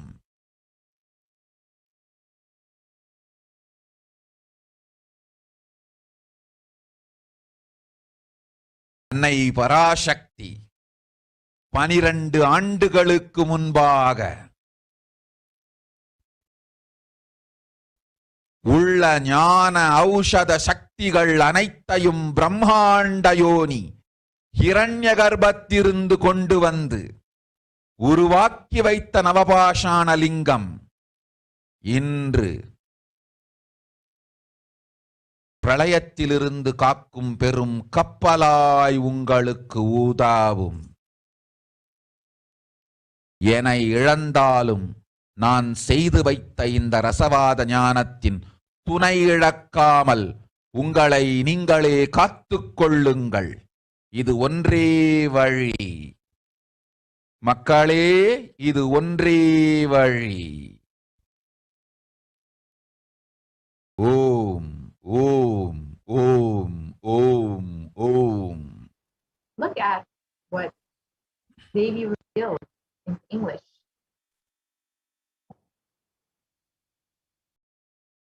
Even if children do mistakes in ignorance by getting stuck in Maya, as it is Parashakti, Paramashakti, Parashodasi, Manonmani, my responsibility to save the cause from destruction.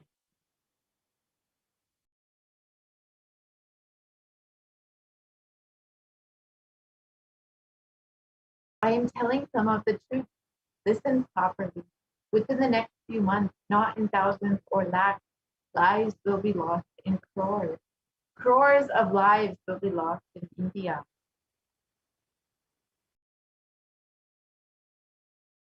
I'm telling you the truth. I'm telling you the good. Search for protection for your life.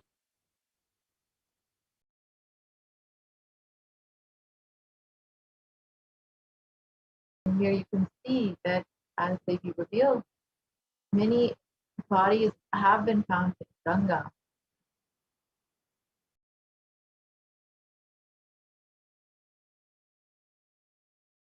And many bodies have been found uncovered and dead. These dead bodies have been eaten by dogs that have gathered and feasted on the remains.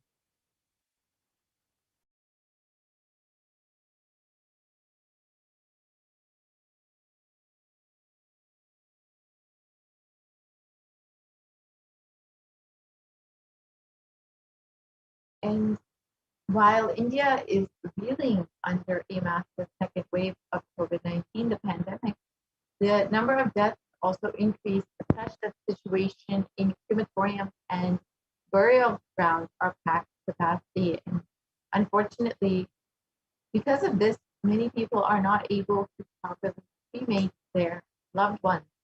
And literally, dead bodies are burning in the streets. The streets are literally becoming crematoriums.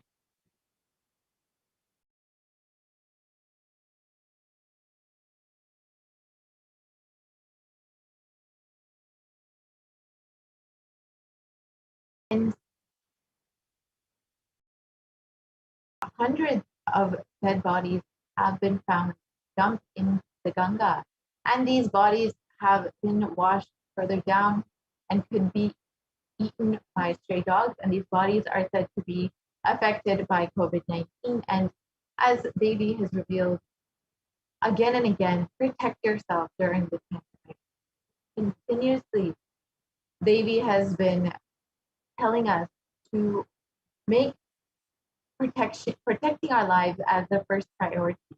That is the only priority this year. So continuously, Devi has been guiding us, blessing us, and literally holding our hand through this pandemic, giving us solutions and understanding. Devi has literally been with us through this whole pralaya. So if you would like to show your gratitude for Devi's happening in your life, for all of the blessings that you've received. You can stay tuned for the next segment.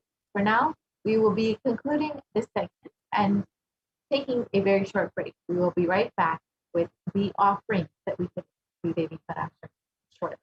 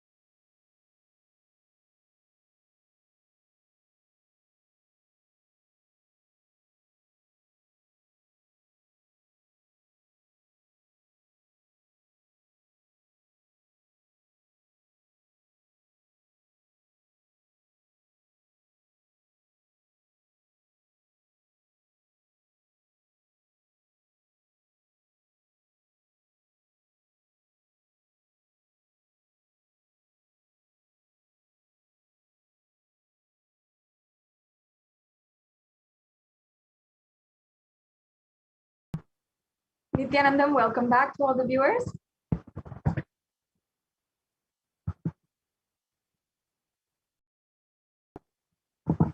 Now let us take a few quick moments and we'll begin the offerings to Devi Parashakti. I requested those slides can be projected now. I hope each and every one of you has been enjoying today's program and you have been understanding the various different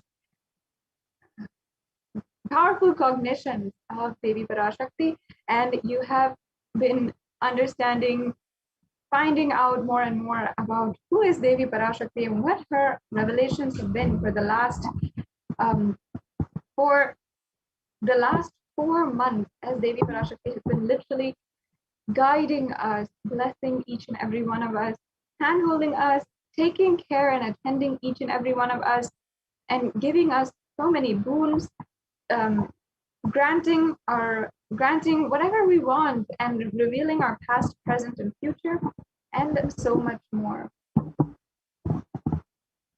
So now let us enter into the next segment we have today, which is the offerings to Devi Parashakti. Let's get started. The offerings are all about gratitude in our life. And this might be a completely new concept for each and every one of you, or for some of you who might not know, but who always wanted to express this one quality that goes beyond all emotions, gratitude. And an offering is only out of pure love and gratitude. And often we misunderstand, misconstrue what is gratitude and what is pure love, what is compassion. We actually cannot cognize these divine emotions and these divine sentiments just with our pure logic. It goes beyond logic, and it goes into a mere factor of surrender towards existence and the universe as a whole, surrendering, being in oneness and experiencing that divine sacred space. Actually, there's a beautiful story which the Supreme Pontiff of Hinduism had narrated in the book called Guaranteed Solutions on the chapter from discontentment to gratitude. And the story goes that all of the scientists of the world and God were researching about how to do different research and development. And they saw that whatever God had made, whether it is a machine or whether it is plants and animals, whatever it is, the scientists were able to reproduce that just from their own knowledge. And they were trying to argue and throw a challenge at God that they could reproduce anything that God could produce. And so, in order to reciprocate this, God, simply out of his own dust, made man. And the scientists began to do the same. They started to collect all the dust that was at the feet of God. But then he said, wait, no, use your dust, not my dust. As you can see, often we forget that existence is the one who is taking care of everything for us. And gratitude is our natural disposition. It's our natural tendency. But we move away from that over the course of so much of pain, grievances over our lifetime. And we don't feel gratitude for even the basic things, even our very life. And these offerings are an expression of pure gratitude and manifesting, cherishing gratitude within inside of us. Because in Sanatana Hindu Dharma, we recognize that gratitude is the utmost emotion that you can feel, and that should be cherished more so than any other emotion, more so than love itself. That is why we have this beautiful science of ritualistic sevas and of worship. And in Sanatana Hindu Dharma, the rituals have supreme significance. We always acknowledge first in all offerings that cosmic energy exists. That is the first declaration that we make upon making an offering. And then we recognize the Nithyanandeshwara, Nithyanandeshwari, Devi Paramashiva, and Parashakti, and the Guru, the supreme concept of Hinduism, are representations of that very cosmic energy. And then we recognize that whatever we offer during these rituals to the cosmic, to the representations, reaches that cosmic energy directly. And finally, the most important, whenever we pray, we always declare Sohamasmi, that even when we pray, we are God. Such a beautiful sacred sentiment that, in fact, the Supreme Pontiff of Hinduism himself mandated that and guided that before we are doing any puja or any ritual, these declarations are made in any ritual that is done from the Nithyanandeshwara Parameshwara Devalaya. And having made this declaration is an important aspect of why we are making offerings, ultimately to experience oneness with the divine and express the highest of bodily emotions, which is gratitude. So if you are watching this right now, understand that there's no coincidence, and you can take part of this grand Leela of the Avatar through these offerings and simply offer your gratitude in order to attain the ultimate purpose of enlightenment.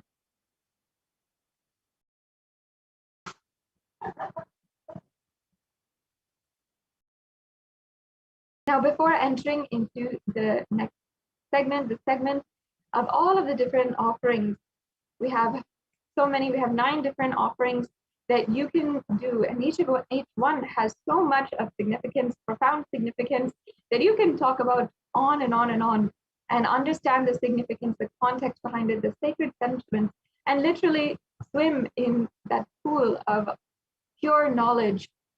Before we are entering into that segment in today's program, let us now chant the Dhyana Shloka of Devi Manonmani. Indu nivabeda karavahni nayanam syat pankajavara japaksha sarayuktam anga himabhushana vichitravasanam syat tungamakutojvala manonmani swarupam. Yes. Now, the English translation, for those of you who might not understand Sanskrit, which is most of us actually. Moon-like face holding the Vedas on hand, fire in eyes, with lotus flower gracing and blessing hands, and one hand with the Japamala, beautifully decorated with jeweled ornaments and wonderful clothes and shining bright crown. Her name is Manonmani. And once again, this is from the Moolagama, one of the very sacred scriptures of Sanatana Hindu Dharma. Yes, now let's chant the next Dhyana Shloka. If you can chant along with me. If you want to, you can simply just sit in a space of receptivity while we are chanting these mantras, and any of these mantras that we are going to be chanting in in the following segment as we are going on.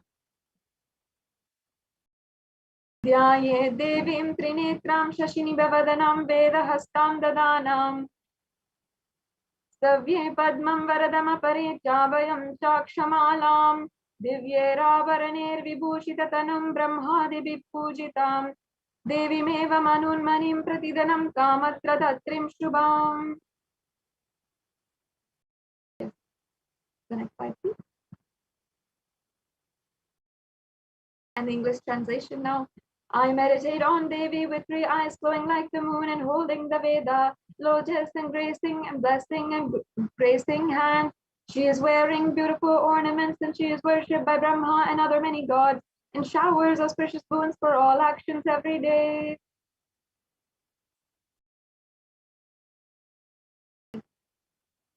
So now, having invoked and invited the presence of Devi Parashakti, let us enter into more and more of the context of today's offerings. Now we'll be peeling layer by layer of the different significance, this different sacred sentiments for these offerings and what you will be able to cherish in your life. Seems like we've gone to the last slide. Can we zoom back?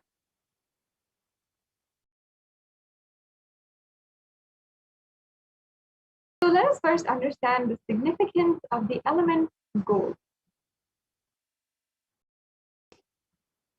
Gold, as we know it in our day and age, among normal human beings in society, as it is normally, has social value and it has economic value. The economic value might be the fact that it is, in fact, a precious metal. It has a lot of money value, currency value, which is associated with it, and it is just worth a lot of money when it comes down to it.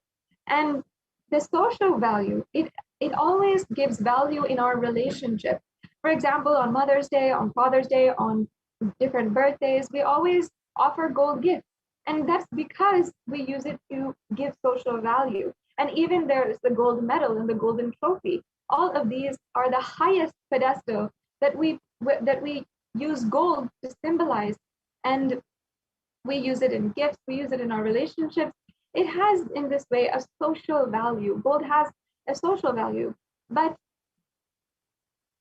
often we do not understand the sacred value behind gold, its divine qualities.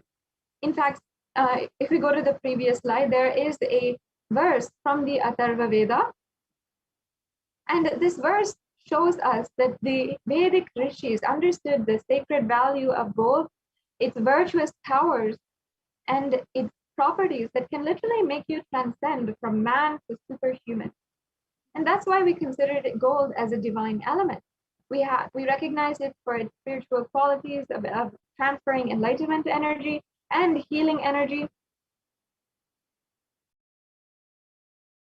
And we also understood that gold should be distributed across everything and everyone.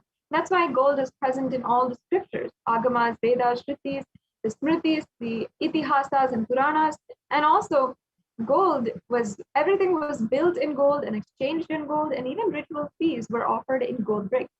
When one was to be saved from life-threatening illnesses, gold was offered as a ritual fee. And gold was in abundance and used for weighing equivalent amounts of commodities, including cows.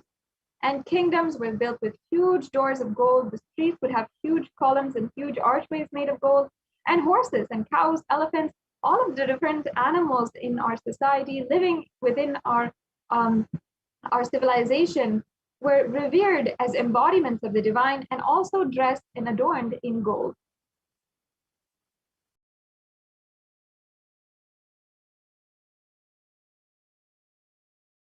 And as you see, the Hindu civilization thrived on the banks of rivers of gold. In fact, the Indus River was called the Hiranyamaya, or the river of gold, in the Rig Veda, and the river Saraswati was called the Hiranyavartani in the Atharva Veda. So gold is a supreme element that has spiritual value, not just social or economic value. and temples are constructed and paved in gold. Deities are made in gold and decked and adorned in gold because it preserves the enlightenment energy forever. And literally, it lasts for thousands of years.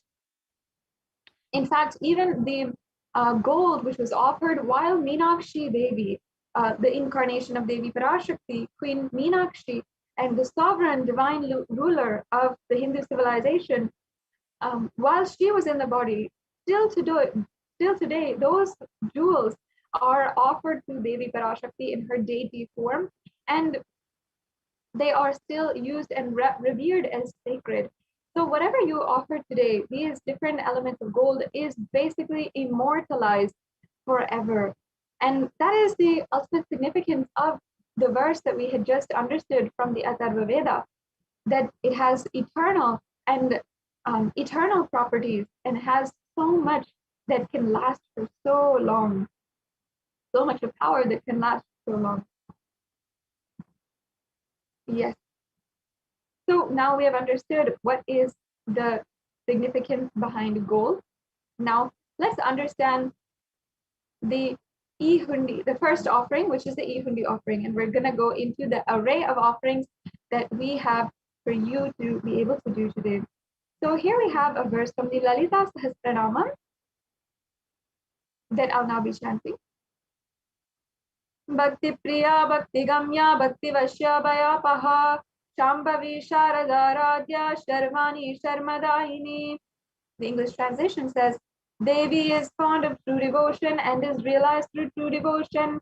She can be won over through true devotion and she removes all fears.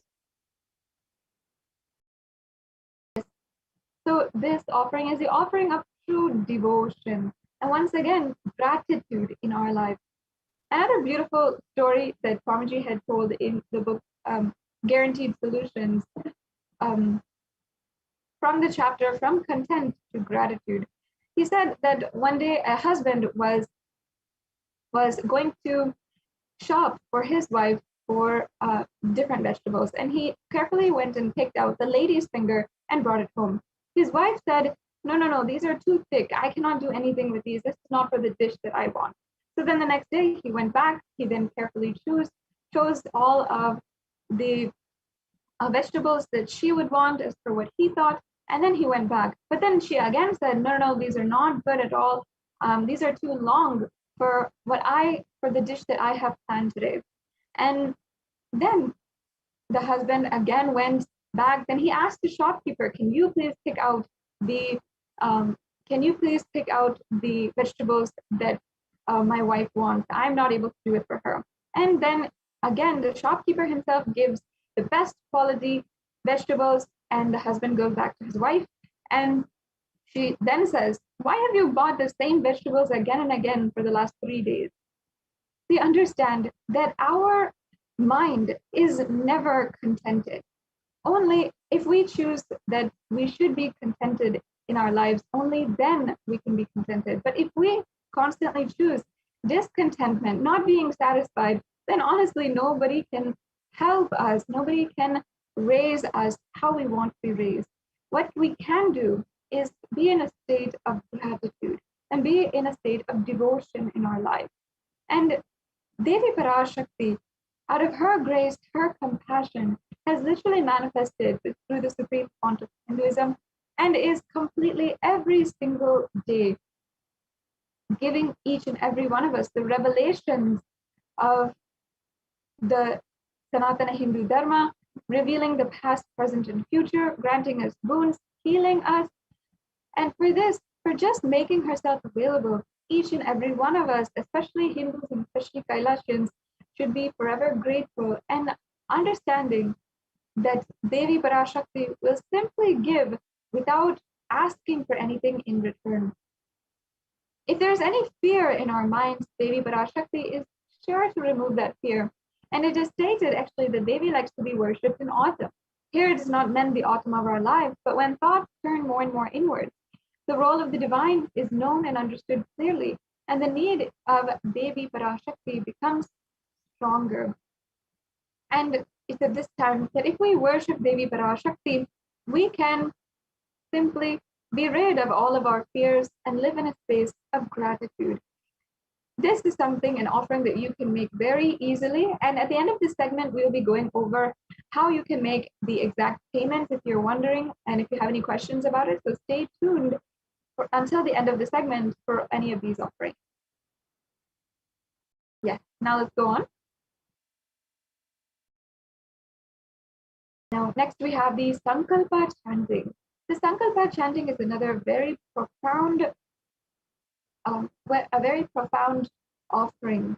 And the Sankalpa is actually a mantra that is offered before any ritual. And it's in fact an offering in itself. It can be removed from the offerings, from any of the offerings, and offered by itself as a way to manifest what you want into reality. And there's a beautiful verse here from Devi Mahatmyam, chapter 12, verse 34, which I'll now be chanting. Sorry, if we can go back. Yeah. Tayetam mohate vishvam shaiva vishvam prasuyate saya chitta cha vijanam tushta rudim prayajati. And the English translation says, the goddess enchants this universe, and she herself gives birth to this universe. That goddess, being prayed without interest in anything, gives the knowledge that leads to salvation and gives wealth in the materialistic sense. The Devi Mahatmyam is a glorification. It's literally a chapter upon chapter of the glories of the goddess. And in it, it says so many different times that Devi Parashakti gives without being asked for anything, without any conditions, and without interest or vested interest in what she wants from you. There's nothing like that. Devi Parashakti is a cosmic feminine energy which literally flows, and there can be no question of her asking for anything in return or her having any conditions for your love or your gratitude. Simply, she is flowing as the entire existence itself. She enchants this entire universe, as this verse says, and she is the one whom you can pray, and simply your wishes, your sankalpa will be granted. And not only this, the science behind prayer is very much known in even scientific research and many researches that have been going on. The science of sacred Sanskrit chants has been researched and developed in several different thought currents in several different fields, especially in trying to understand the quantum physics and trying to understand more and more about our universe and the reality of our universe. Scientists are still yet to grasp it, but Vedic rishis understood that there was a huge significance behind creating space, the creation of space, the chanting of these powerful vibrations, and doing the chanting and making a conscious resolution inside of us. And offering this sankalpa, the conscious resolution, blesses the person with the fruition of the desires and the wishes which you are yearning for.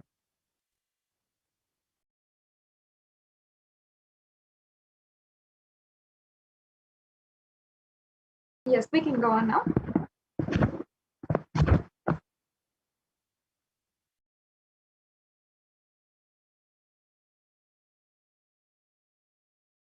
We can go on. The next offering we have is the Sahasranama Kastu. And in the Lalita Sahasranama, we actually see the verse where Devi Parashakti is described as Nama Parayana Prita, as you can see here. And this next offering is the offering of 1008 names of Devi Parashakti. It's a very special and unique archana offered to the Mahameru of Devi Parashakti. You can offer a gold coin inscribed with each and every one of these 1008 names and receive the blessings to have the Ananta Kalyana Gunas, all the divine qualities of Devi Parashakti.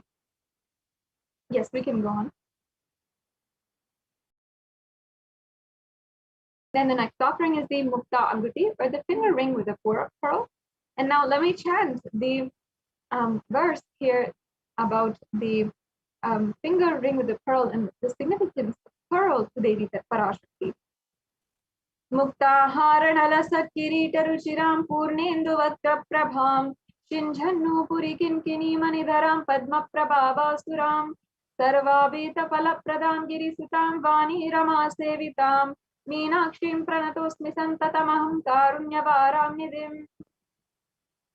And it says, I bow down to the goddess Meenakshi, whose crown has garlands of pearls and face shining like a full moon, who wears anklets that are studded with gemstones and has small bells, who is shining like the splendor of a lotus and who grants all wishes, the daughter of the mountain, who is worshipped by goddess Vani and Rama. I remain ever bowing to the goddess Meenakshi, the ocean of compassion.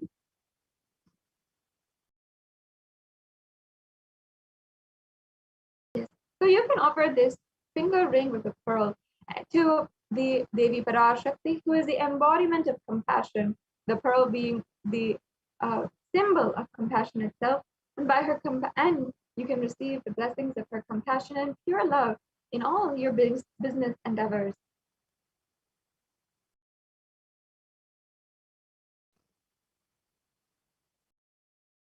Yes, the next offering is the Swarna Padma Pushpam. And we have the verse from the Kamikagama, which says that all the kalashas should be wound around with suitable thread and covered with new cloth.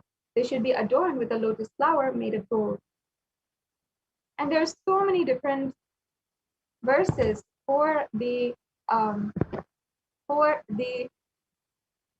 lotus flower, and there's so many different scriptures and references where it is used in the worship of the ultimate, and it involves the consecration of deities of worship. And not only that, it's also in all of the arts and architecture of Sanatana Hindu Dharma, because once again, whatever we considered as divine in Hindu civilization, we applied it in all different aspects. And the lotus, of course, is considered as a divine flower. In fact, the Shakti of Paramashiva is called as a lotus, and the base of the Paramashiva Linga is also considered as a lotus. So you can offer this golden lotus in any size which you wish and be blessed to have the state, face, powers, and being of Devi Parashakti in your inner space amidst any and every adverse situation in your life. The next offering we have is the Swarna Meti. And today the toe ring itself might have a lot of references in popular culture and might be used by modern day fashion models and so on and so forth. But this actual piece of jewelry has reference in the oldest scriptures and actually has, once again, sacred value, not just social value. In fact, here is a verse from the Saundarya Lahari, more than 2,000-year-old scripture, of where it speaks on the Devi Parashakti, and it speaks on the power of her very toenails, why we adorn her toenails. And it says, Nakhadiditi samjana namajjana tamo guna padadvaya prabhajala parakrita saruruha. You whose brightness from toenails destroys the darkness of ignorance from the minds of your devotees who prostrate at your feet. You whose brightness from your 2 feet overpowers that of the lotus flower. So once again, the very feet of Devi Parashakti can literally liberate you from so much of grief, suffering, anything that you are suffering from inside of you. And you can offer to the sacred feet of Devi Parashakti and be in the constant state of gratitude for receiving her blessings, even in the most difficult aspects of our lives. The next offering we have is the Swarna Mantika, the golden hairline jewelry. And the offering here is the offering of the hairline jewelry, and is referred where Devi Parashakti is described as Shubha Sarvi Varshini, or she who makes the nectar flow in all of our nerves from the Sahasrara, she who gives the very pleasant experience of the ultimate. The Mantika actually represents the nectar flowing from Sahasrara Chakra, which is fully open.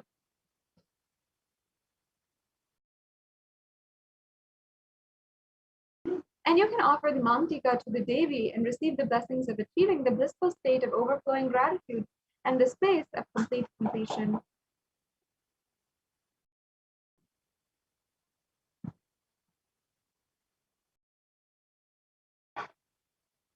Now we have one of the most significant offerings, the Pratyaksha Pada Puja. And this once again is the offering towards the divine lotus feet of Devi Parashakti, who's manifesting in the supreme font of Hinduism, who is literally Sarvadeva Devi Swarupa, the embodiment of all of the gods and goddesses. So it's such a special offering that you can do today, you can offer. And there are several different very special occasions for offering this Pratyaksha Pada Puja, which I invite each and every one of you to also get to know if you register for the program. And in just a few minutes, we'll be going over how exactly you can do that. The last offering we have today is the Vastra Seva. And the Vastra Seva is the offering of the sacred cloth, the Alankaram, to Devi Parashakti. You can offer the Alankaram to Devi Parashakti and receive all the auspiciousness and blessings of the supreme font of Hinduism.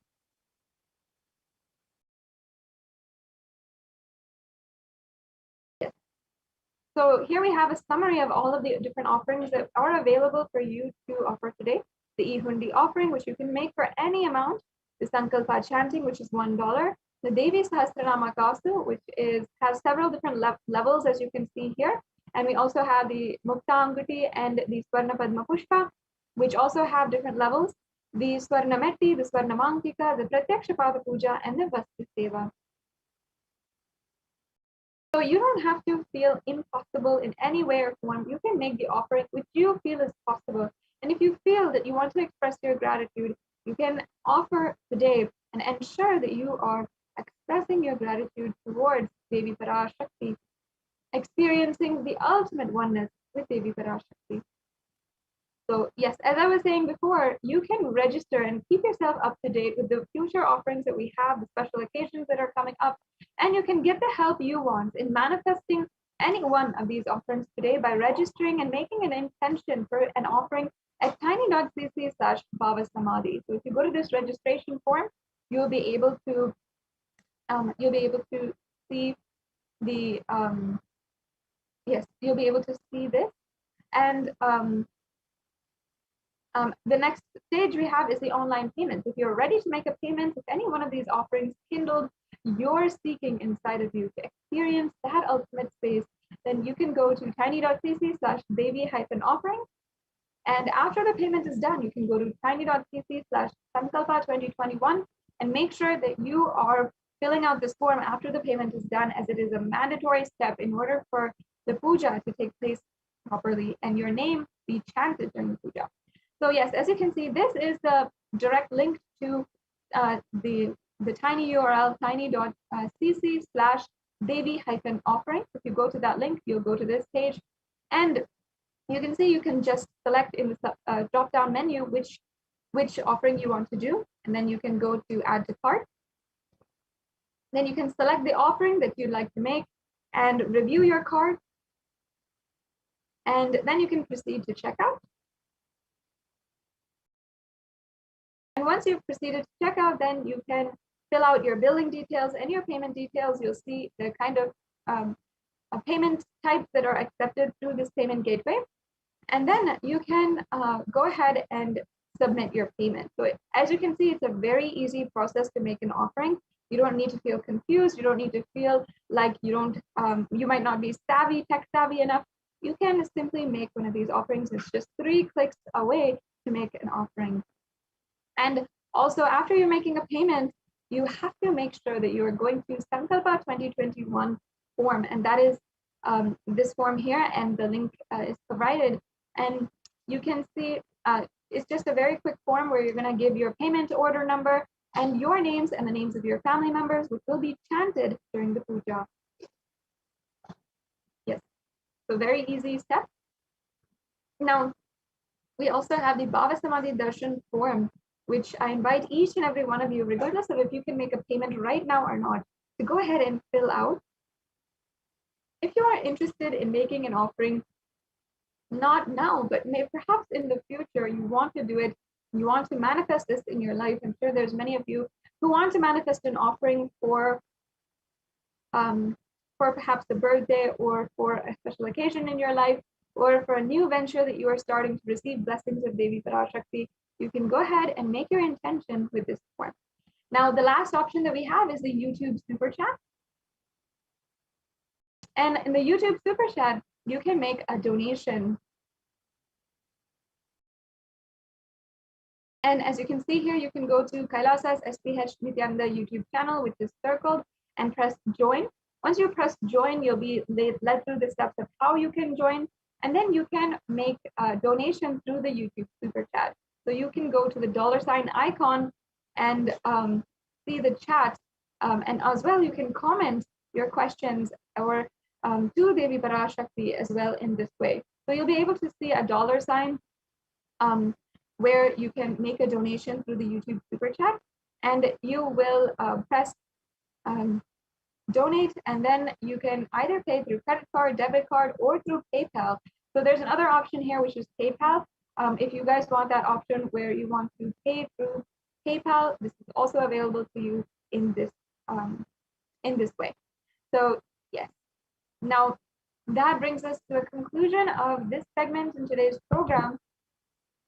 And we'll now be moving on to the next segment.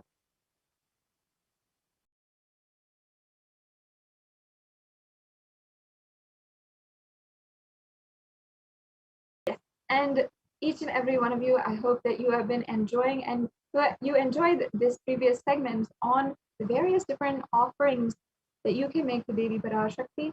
Next, we'll be continuing the next segment in today's program, where the representatives from Adi Kailasa Sarvagya Peetham will be guiding us on how exactly the Supreme Pontiff of Hinduism has been contributing and literally saving the lives of so many people across India, as the third wave of the pandemic is still literally plaguing the entire society. And through this quarantine, multi-layer quarantine opportunity, the Supreme Pontiff of Hinduism has brought a practical solution for health, joy, and bliss, and this solution has also been recognized by the United Nations and has been published by the Human Rights Commission of the United Nations as well. So here we have Ma Dayami Swami, who has joined us. Thank you so much, Ma, and who will be sharing with us how the Supreme Pontiff of Hinduism has been contributing so much in the last couple of months.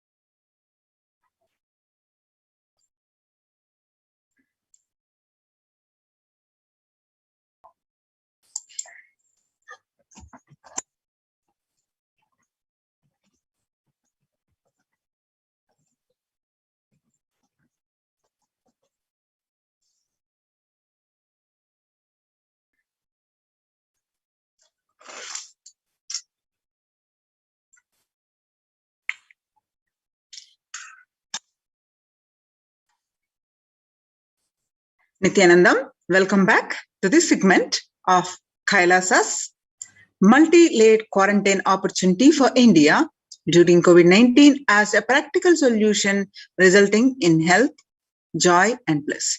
With the blessings of the Supreme Pontiff of Hinduism, let's start with the Sadguru Vandanam.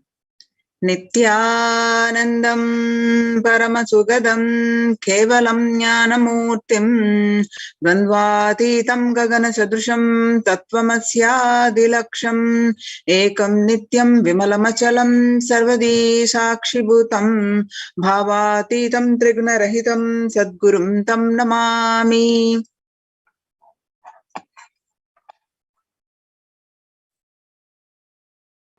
Yes. On the 31st May 2021, Devi Parashakti revealed a very important message, how the pandemic is going to do the krimi bhojanam, that means the eaten by the worms. So let's understand what Devi is saying. It is in Tamil, and we are going to present the transcript of this. Let's listen in her Devi's own words. Nee சொல்லும் நபர்கள் போடும் சண்டை சச்சரவெல்லாம் எரியும் பெருநெருப்பில் இருக்கும் 2 எலிகள் போடும் சண்டை போன்றது. யார் சரி யார் தவறென்பது இப்பொழுது முக்கியம் அல்ல. உயிர் காத்துக் கொள்ளுங்கள், எல்லோரும் நன்றாய் புரிந்து கொள்ளுங்கள். நன்மையைச் சொல்லுகின்றேன், உண்மையைச் சொல்லுகின்றேன். இந்திய நாட்டில் இருக்கும் மக்கள் எல்லோரும் கேளுங்கள். கருட புராணத்தில் வியாசன் சொன்ன கிருமி போஜனம் என்னும் நரகம் திறந்து நேரடியாய் இந்தியா மீது இடிபோல் விழுகின்றது. ஆதி கைலாசத்திற்கு ஓடிச் சென்று வருமுன் காத்துக் கொள்வது மட்டுமே ஒரே வழி. கொரோனா பெருந்தொற்று கொள்ளை நோய் கிருமி போஜனம் எனும் நரகத்தை பூமிக்கு கொண்டு வந்து விட்டது. அகோர தாண்டவத்தின் ஆட்டம் யாராலும் அடக்க முடியாத அளவிற்கு ஆரம்பித்து விட்டது. புதிதாய் உருக்கொண்டிருக்கும் இந்த நுண்ணுயிரி மைல்கள் கடந்தும் காற்றினில் உயிரோடு இருந்து மற்ற உயிர்களையும் அழித்து உடல்களை தின்னும் பெரும் வலிவு கொண்ட பேரசுரர்களாய் வலம் வரத் துவங்கி விடுகின்றது. நன்றாய் புரிந்து கொள்ளுங்கள். வருமுன் காத்துக் கொள்ளுங்கள், அது ஒன்றே வழி. அதற்காகவே ஆதி கைலாசத்தை திறந்து வைத்திருக்கின்றேன். உயிர் காத்துக் கொள்ள வேண்டி விரும்பும் எல்லோரும் ஓடுங்கள் ஆதி கைலாசத்திற்கு. இந்தியாவில்தான் இந்த நரகம் திறந்து உலகெங்கும் பரவப் போகின்றது. கிருமி போஜன நரகம் பூமிக்கு வந்துவிட்டது. மனிதர்கள் செய்த மகா கொடுமைகளினால். அன்னை முன்னின்று என் அடியவரை காப்பேன் சொல்வதை கேட்டு உயிர் காத்துக் கொள்ள விரும்புவோர் வருமுன் காப்பது ஒன்றே வழி என்று தெரிந்து செல்லுங்கள் ஆதி கையிலைக்கு. ஓம் ஓம் ஓம். நீ Translation of this Devi Parashakti's Akashic readings is: everyone in India, all of you listen. The hell of Krimi Bhojanam that was mentioned by Vyasa in Garuda Puranam has opened and is directly falling on India as thunder. Running to Adi Kailasa and protection by the preventive quarantine. From it is the only way. Deadly corona life-taking disease has brought the hell known as Krimi Bhojanam to earth. The dance of Aghora Thandava, which no one could control, has started. This microorganism that has formed will be alive in air for miles together. Destroying other souls, it will eat bodies. It has started roaming as great demons with a tremendous strength. Understand properly, prevention is the only way. For that, I have opened Adi Kailasa. For those who want to save their lives, all of you run to Adi Kailasa. Only in India, this hell is going to open and is going to spread to the whole world. The Krimi Bhojanam hell has come to the earth because of the sufferings done by the humans. Mother, I will protect those at my feet, those who listen to me and wish to save their lives. Learning that prevention is the only way, go to Adi Kailasa. The Krimi Bojanamu or Krimi Bojana or Krimi Bojana is one of the 28 hells described in Hindu scriptures, where people are sent to suffer in a pit to be eaten up by worms. The scriptural references for this is in Garuda Puranam, Cosmology of Hell and the Nether Regions, in Devi Bhagavata Purana, chapter 21 on the narrative of hells, chapter 22 on the narrative of the sins leading to hells, and the Shiva Purana, chapter 16, Uplift from the Hell, section 5, and the Skanda Purana, that is chapter 12, Redemption from Hells, chapter 2, Merit of Visiting Setu, chapter 30 is the Glory of the Nishkoti. The Brahmanda Purana, chapter 20, Hells in Nether Regions, and chapter 106, Sufferings in Hell. The Padma Purana, chapter 48, section on the Nether World.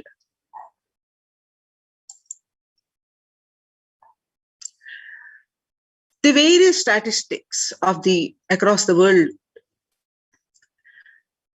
According to the statistics, the total deaths reached to over 3 million and the total confirmed cases about 140 million.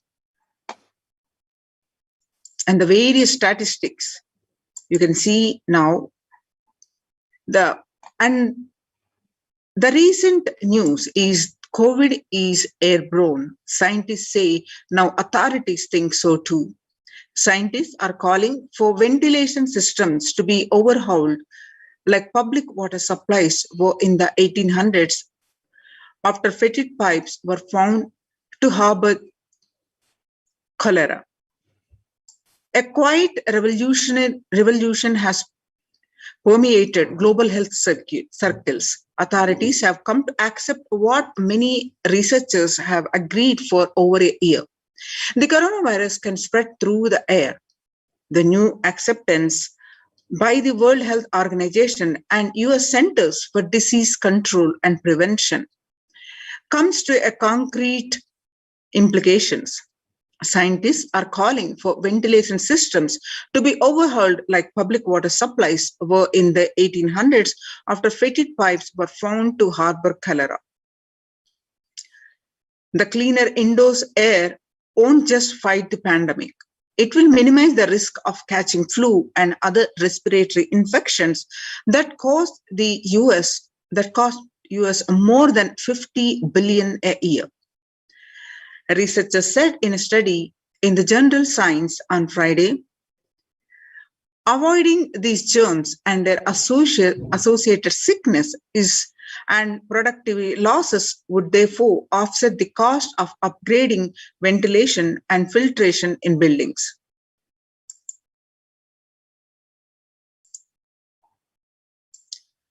And the SARS-CoV-2 virus can travel on very small particles that disperse quickly outdoors, but can build up inside. Indoors, these particles can affect people who stay more than 6 feet away. And the hodgepodge of masks Americans have adopted may provide some COVID protection, but they do not render an unsafe situation safe. Though scientists have been discussing airborne transmission for months, it was only last week that the World Health Organization and the CDC made this official. With the vaccine rollout still in its early days across the world, those officials should follow up this belated admission with guidance that unvaccinated people can use to minimize their risk. According to the Mint, the airborne COVID threat is confirmed. What can we do about it? The Hindu explains, is airborne transmission of COVID-19 a risk? In a letter, what have scientists told the World Health Organization? How does the disease pass from one person to another? The story so far is on Monday, July 6th, 239 scientists from 32 countries put their signatures on an open letter that said COVID-19 is also transmitted via aerosols. Titled, "It is time to address airborne transmission of COVID-19." An address to the World Health Organization, WHO, they said there was enough evidence to show that viruses are released during exhalation, talking, and coughing as micro droplets small enough to remain aloft and pose a risk of exposure at distances beyond 1 to 2 meters from someone who is infected over 3 to 6 feet. Recommended for physical distancing between people to avoid transmission. You can see more and more statistics, the confirmed cases, active cases. You can see across the India states statistics.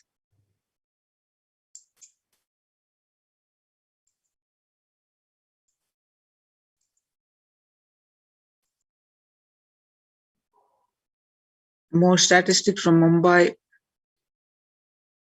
and Karnataka, Maharashtra, and Tamil Nadu, various states, and Maharashtra, various states. You can see the statistics. And home quarantine is not possible in India. Statement made by the Indian government.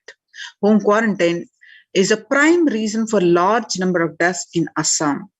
Himanta Biswa Sharma, Assam Chief Minister Himanta Biswa Sharma said that home quarantine is one prime reason for a large number of deaths during the second wave of COVID-19 in Assam. Recently, Assam witnessed 92 deaths on a single day, highest single day deaths in a state. Sharma also said, "We have seen more death cases are happening from home isolation as several people do not keep oximeters and some do not read the counts in the meter properly." The Economic Times, it says, Maharashtra government recently announced the decision to stop home quarantine in 18 districts, which show a higher COVID positivity rate than the state's average. State Public Health Minister Rajesh Tope said that the decision is taken to ensure better healthcare facilities to patients in districts which are showing higher positivity rate.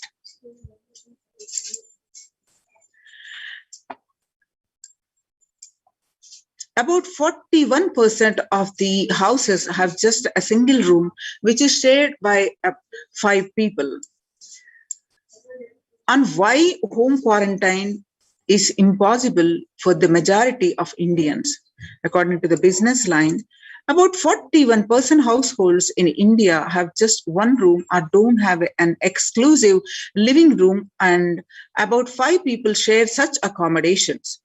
About 32% of households have 2 rooms, and adding to the O's is the fact that only 47% of households have access to water within the premises, and 42% don't have bathing facility within the premises.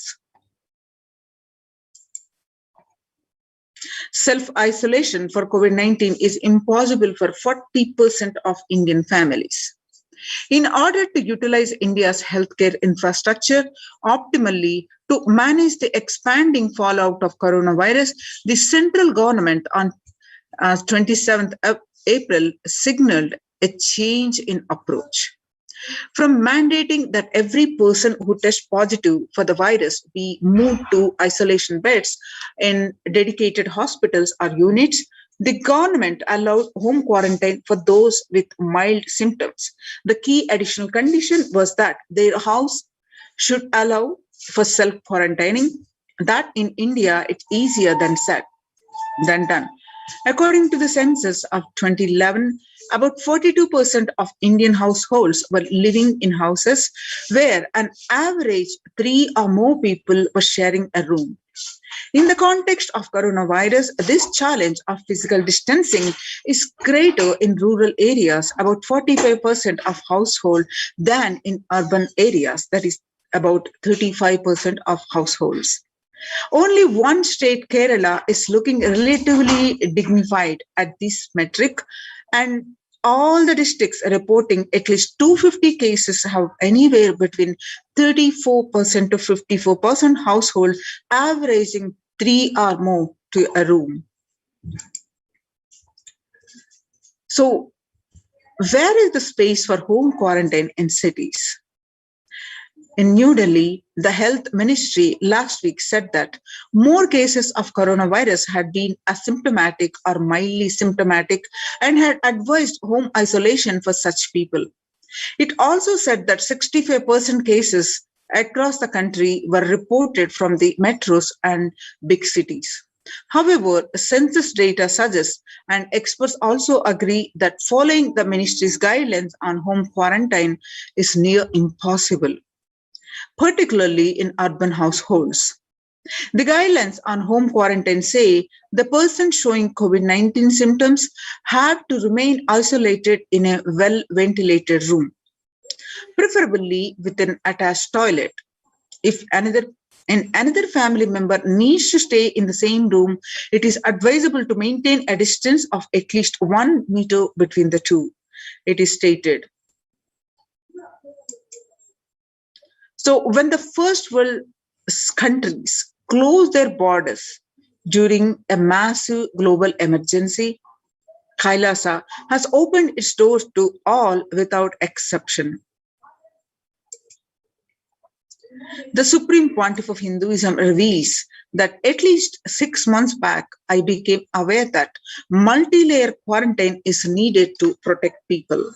If you are in India and you want to protect your immediate family or extended family, anyone who will listen to you, get them immediately to our campuses.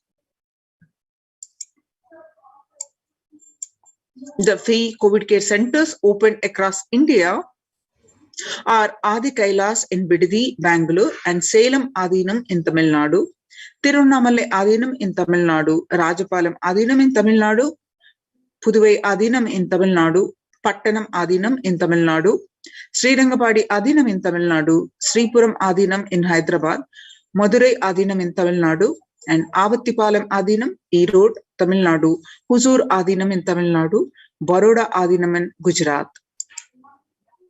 Kailasa rushes to help as India finds itself on the verge of the COVID-19 third wave. So the multiple free COVID care centers opened across India to protect one and all, and various social services offered during the pandemic in Nithyananda Adhinams across India, and spiritual services offered during pandemic across the ecosystems across the India, and cosmic revelations on global pandemic. The free social services offered during the pandemic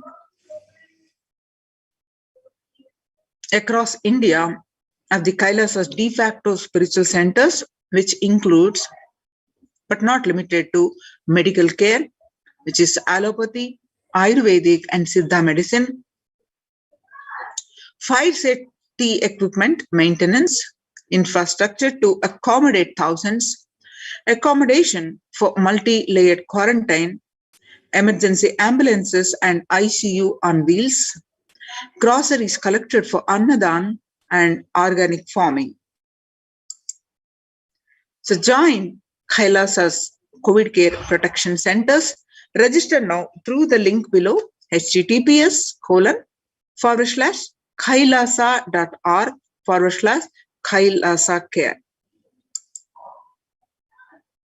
Now let us see glimpses from Adi Kailasa's Department of Health on COVID protection for Adi Kailasa Sarvajnapeetham.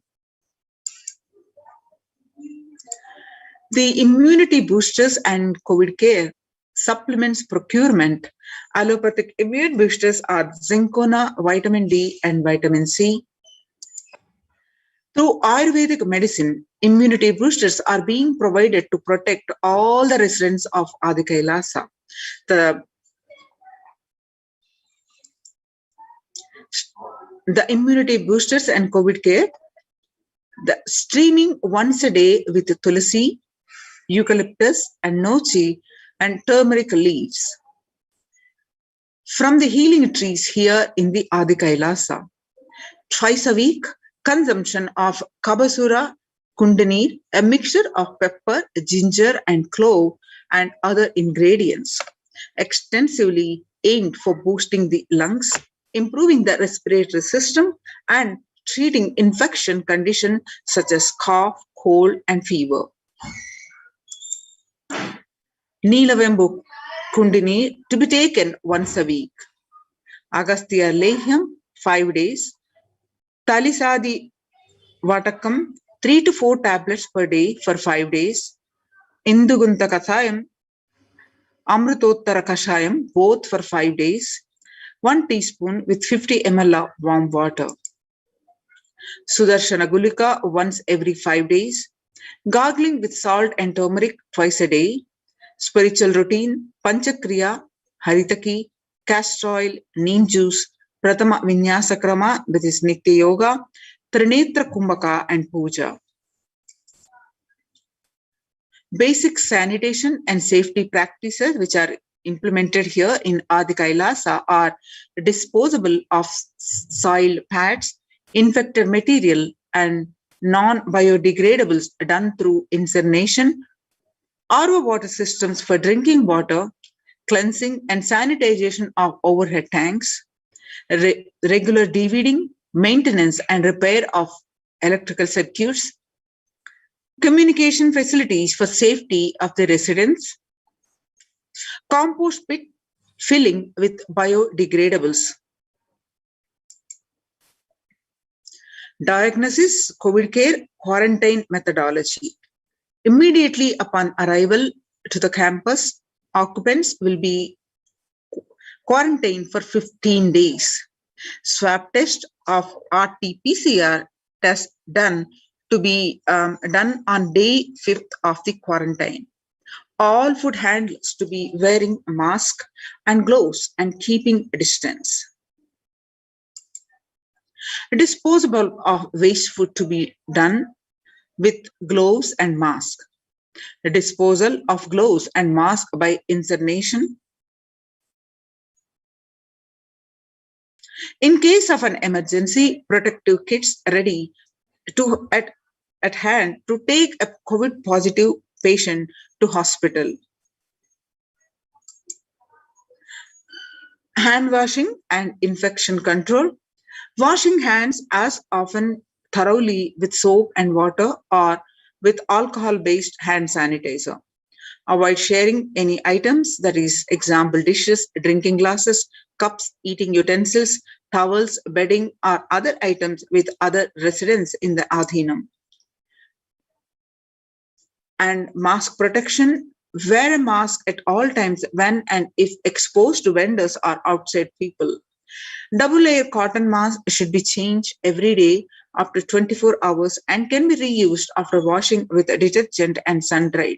If it gets wet by saliva, secretions or sweat, change it and wear a dry mask. The wet mask can be stored in a sealed plastic cover and washed with the detergent and reused later. You can see the picture here. The face shield.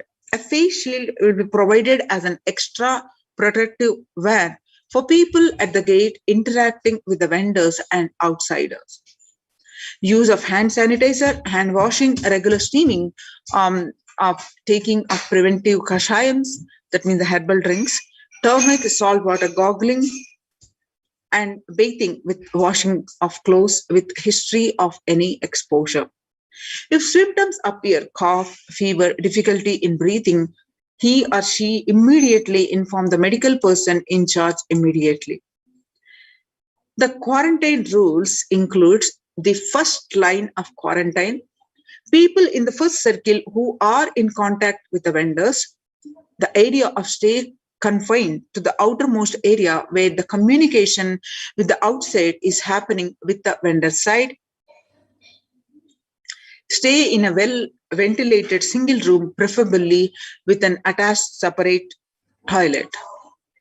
person should not come into contact with the inmates of Adhinam, especially elderly people, pregnant women, children, and persons with no comorbidities, that is hypertension, diabetics, heart problems, asthma, etc. Restrict his or her movement within the area or room, first line of quarantine.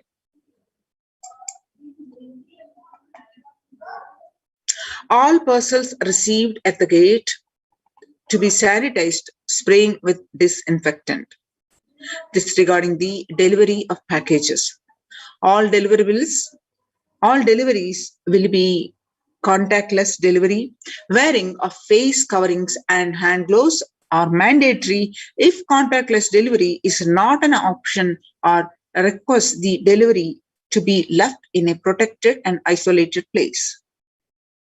The outer packaging of the item or product will be disposed before it enters the Adhinam.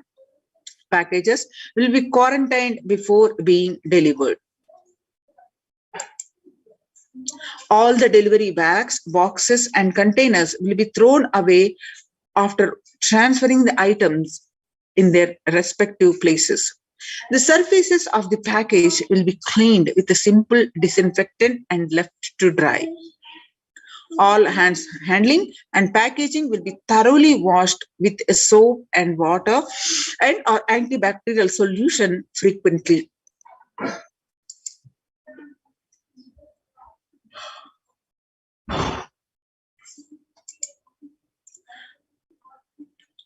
All mail and packaged products, non-perishable, will be left outside for 24 hours before using them.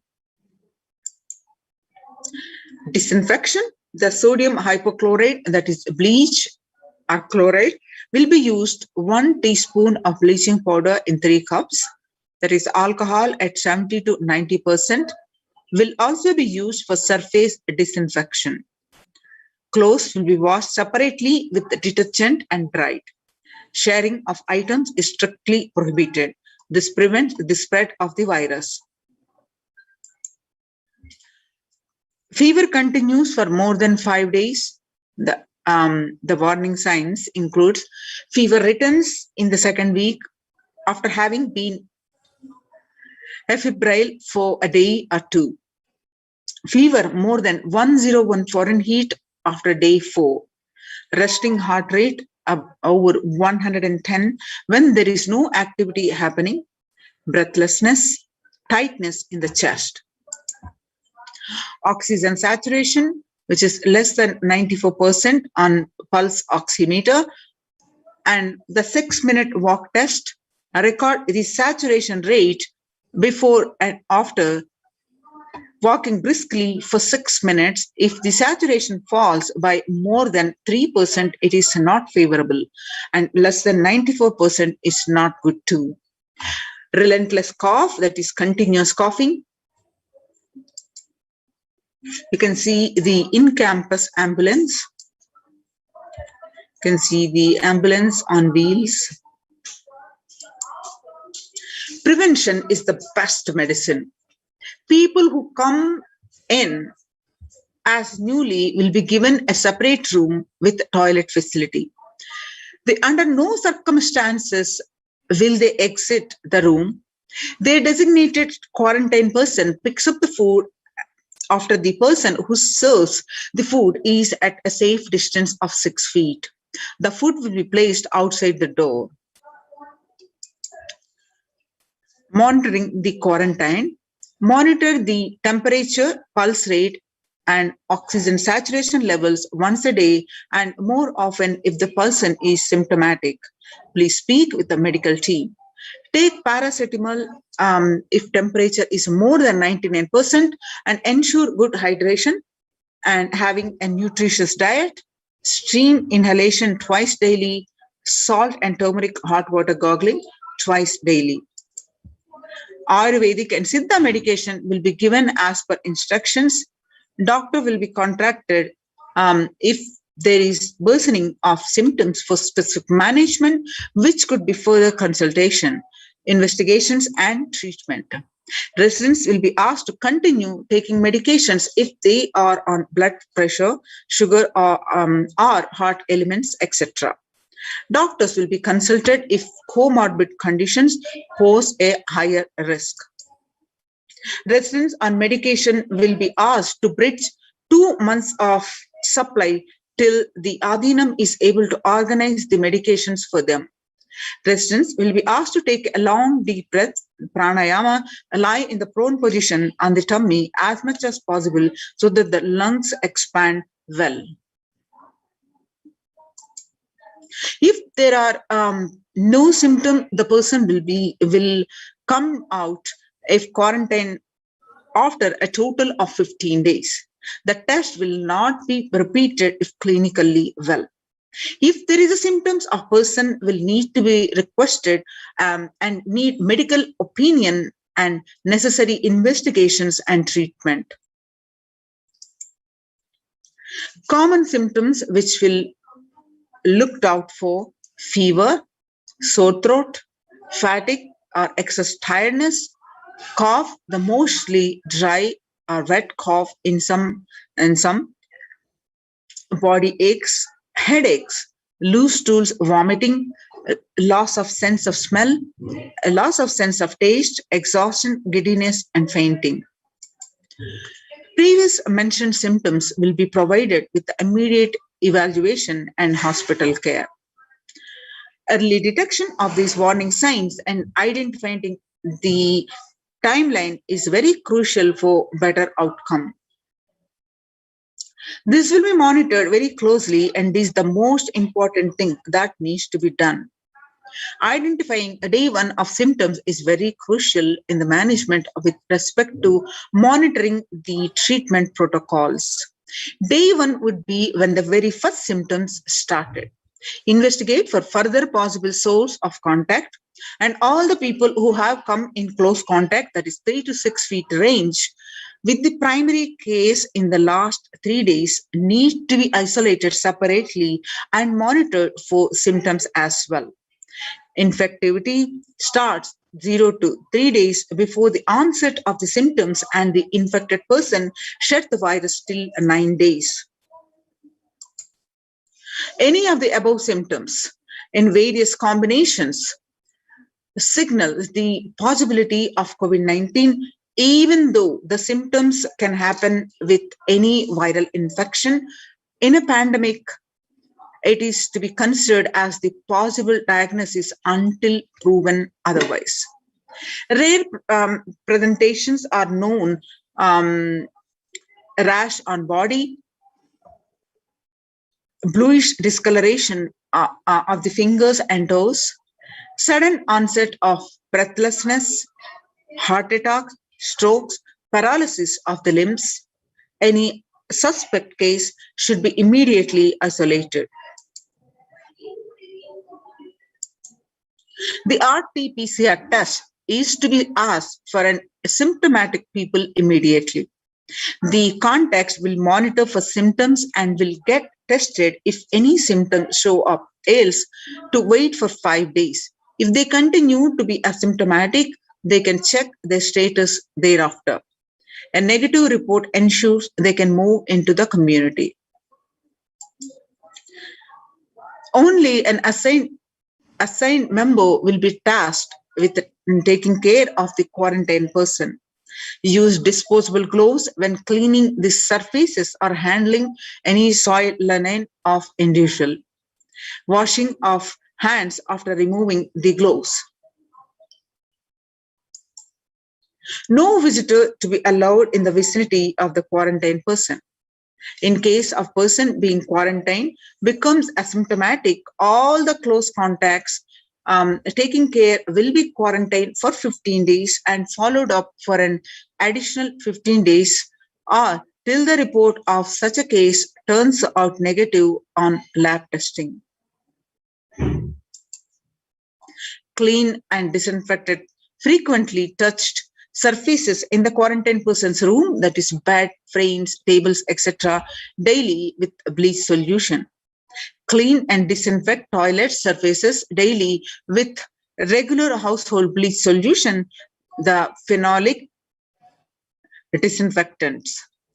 clean the clothes and other linen used by the person separately using common household disinfectant and dry. The Adinavasis coming into the Adinam must take the following medical tests. Results to be sent to Dr. Masantan Lakshmi, and the email address is projected. Results will be reviewed by the medical team at the ASJP, the Adi Kailasa Sarvajna Peeta, female campus, Dr. Atma Niranjanamma and Dr. Santan Lakshmi and Chandra Vidya RN. The medical test, including the blood test of wide range with complete blood count with peripheral smear, blood group type, fasting and post-prandial blood sugar, renal function test, blood area and serum creatinine, VDRL, HbASG, HIV, thyroid function test, that is serum T3, T4, TSH, ECG, liver function test, and lipid profile test. Please get your RT-PCR test for COVID-19 taken 2 days before coming into the Adinam and send it to the previous mentioned email address to get clearance. The medical team will communicate to the admin of the respective Adinam with regards to the medical status and approved status. Once communicated, the person should come into the Adinam within 24 to 48 hours of the test. If there are any pre-existing medical issues like hypertension, diabetics, or any other chronic diseases and comorbid situation, please bring in the recent reports and the prescription from the attending doctor. A medical form will need to be filled in by all the new occupants. A legal disclaimer will also be required to be signed. All the people in quarantine will be monitored for temperature rise, oxygen status, and other symptoms during the period of quarantine. Anyone with symptoms should be reported immediately. The designated quarantine person will be responsible to monitor the pulse oximeter and temperature daily. The equipment should be sanitized after every use, and knowledge for the same will be given to the medical team. The report of these recordings will be reviewed by the medical team daily. During the quarantine period, certain Ayurvedic and Siddha preparations, streaming, saline, and a turmeric water gargle and other immune boosters will be given by the caregivers, which has to be followed strictly. After 15 days, they can be out of the quarantine, and please follow the basic guidelines of living in the Adinam, some of which are listed below. Smoking, drinking, drugs, substance abuse is strictly prohibited. Consumption of non-vegetarian food is strictly prohibited. Illicit sex is strictly prohibited. Please follow the basic etiquette like traditional Indian clothing, personal and environmental cleanliness, and hygiene. The following measures below will help prevent in this spread of infections in the Adinam, such as colds, flu, and stomach bugs, and protect the Adinavasis. Make sure the workplace are clean and hygienic surfaces, that is desk, tables, and objects, that is telephones, keyboards, need to be wiped out with disinfectant regularly to prevent. Promote regular thorough hand washing by Adinavasis. Please keep sanitizing hand rub dispensers in prominent places around the workplace. Make sure the dispensers are regularly refilled. Display posters promoting hand washing skills, the virus on your hands, and prevent the spread of the infection. Promote good respiratory hygiene in the workplace and display posters promoting respiratory hygiene, and good respiratory hygiene prevents the spread of the infection. Anyone with a mild cough or a low-grade fever which is 37.3 Celsius or more, need to be monitored by health personnel with isolation even if symptoms are mild. They should wear ordinary surgical face masks rather than N95 face masks in their quarantine room. Medications such as paracetamol, acetaminophen, ibuprofen, or aspirin may mask symptoms of infection.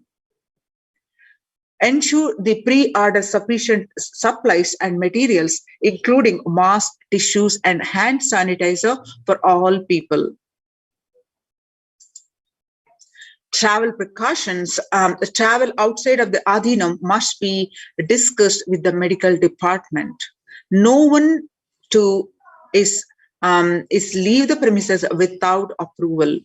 Plan of actions. When someone is infected with COVID-19, the plan should cover putting the ill person in an area where they are isolated from others. Local health authorities will be notified. A medical team have a working relationship with a good hospital for any medical emergency. Please note down emergency contact numbers of the hospitals where you may have to shift people to. All the medical team members and the admins will have it with them for immediate in reference.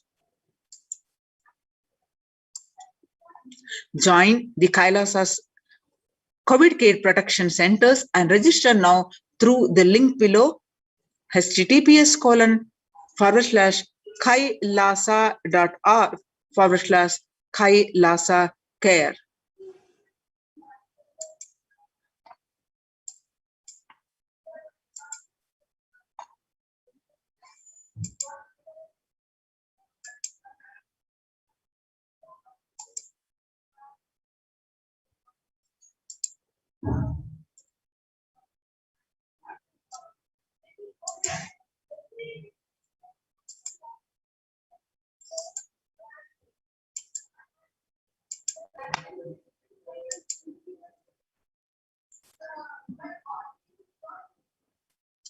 Now, we have seen the medical departments, the preventive measures in the Adi Kailasa Sarvajnapeetham, one of the COVID care protection centers.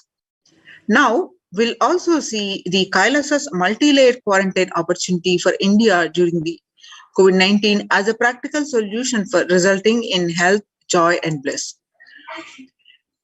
How the solutions are implemented across these protective centers and recognized by the United Nations. COVID-19, India reports the 41,195 new cases with 490 deaths in a just single day. The Akasha readings from Devi Parashakti reveal it causing the mental distress. And State of the World reports confirming the same. Not only people dying in crores and mental retardness, you will also see minds getting collapsed.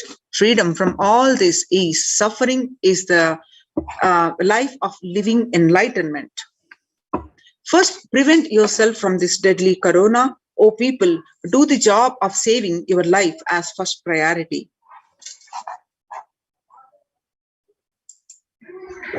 Listen properly, people. The only way to protect yourself from this overflowing cosmic pralaya and from the demonic people who search for destruction for themselves and for others because of pralaya. Go to Adi Kailasa, getting shelter at the feet of Paramashiva. Save your life from corona and death. Academic crisis, mental collapse, and that is formed because of corona. Save yourself and move towards the living enlightenment. Move towards Paramashiva Paramporul, doing yoga and tapas, doing seva to all the devotees of Paramashiva. Live a good life. Just for that, I have opened the doors of Adi Kailasa for all those in the universe, not only human beings, as even Siddhas, Jnanis, and Yogis have come and are doing penance in Adi Kailasa. For everyone who come, goodness, prosperity, Jnanam, and Yogam will overflow. Do not have fear, bliss is there. Do not have worry, I will protect with goodness. Happiness is there, enlightenment is there. Do not have fear, bliss is there. I am solving sufferings. I am the Samaya Purattu Kannatal who comes and helps at the right time. And the mental distress is caused because of the pandemic. The unemployment rate predicted to reach 10%, and the unemployment, according to the Treasury figures, the best but estimate show the rate would have been higher without the Job Keepers program. And the next reason is, along with the unemployment, the rising food world prices causing concerns among the people. The global food prices have rallied to multi-year highs, triggering by the COVID-19 pandemic-related supply chain disruptions and soaring transport costs, the International Monetary Fund, the IMF, has said.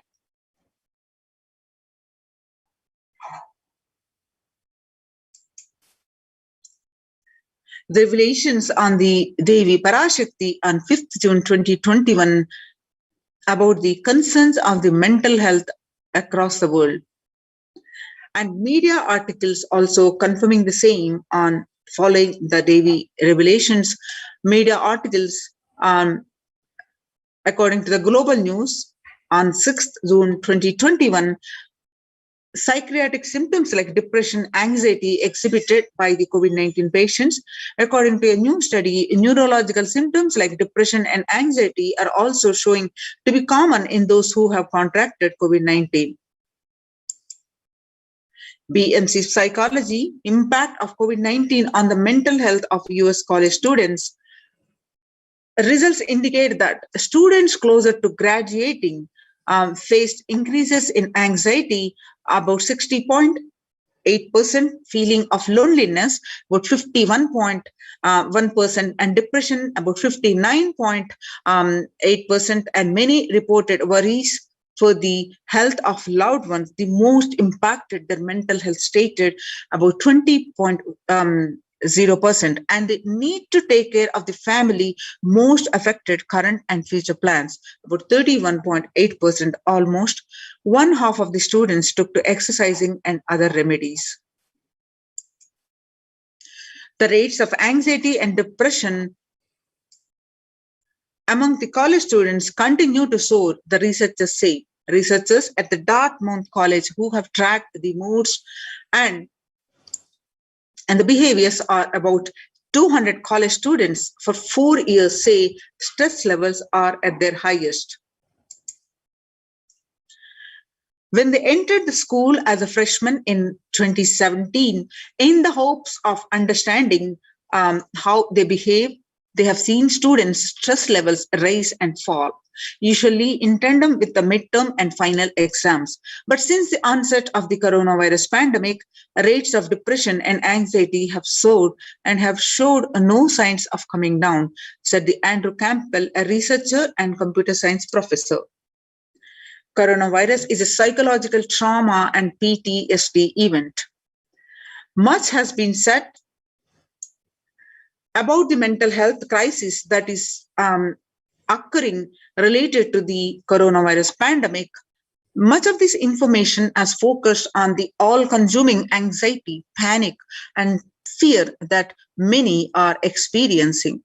While this is important and needs to be at the forefront of discussions, something that has not been discussed is the psychologically traumatic nature of what our nation and our world is experiencing.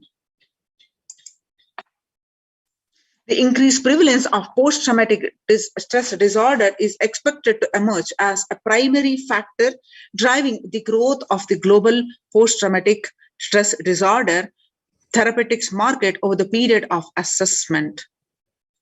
The global stress disorder, the post-traumatic stress disorder, PTSD, therapeutics market, what it was in 2019 and what it going to be in 2027, there is a raise in 11.91%. According to the CNN by the United Nations, there is a high prevalence of mental distress in countries across the globe due to the coronavirus pandemic. According to the United Nations and the World Health Organization, the impact of the pandemic on the people's mental health is already extremely concerning. World Health Organization Director General Tedros Adhanom said in a news release recently.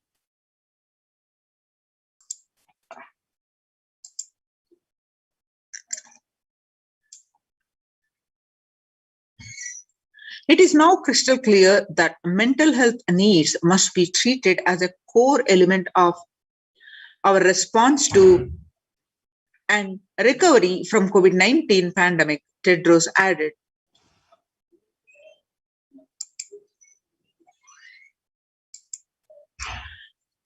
And the solutions are: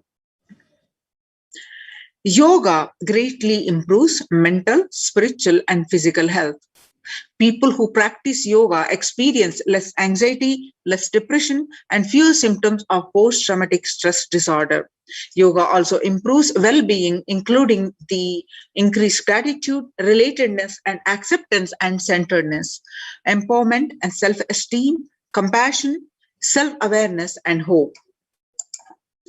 Yoga can help us to manage the stress levels and self-regulate, an important tool in the current time.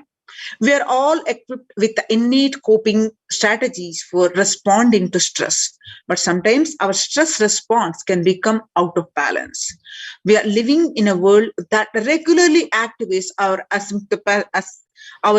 sympathetic response, the body's way of responding to stress, sometimes called fight or flight.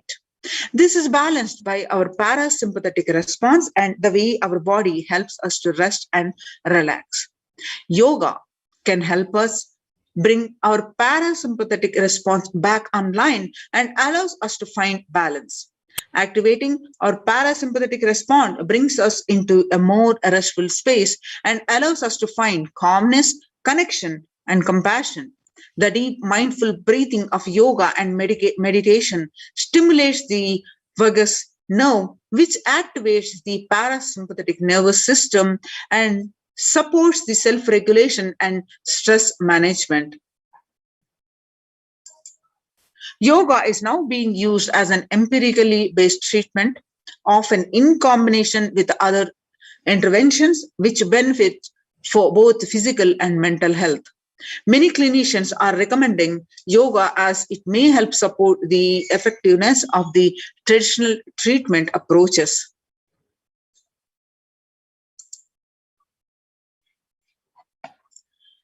According to the Psychology Today, when we actively choose a tool of self-care, we better equip ourselves to survive and seek resilience in difficult circumstances. While this is but one tool, yoga offers the potential for connection and well-being, even in these challenging times.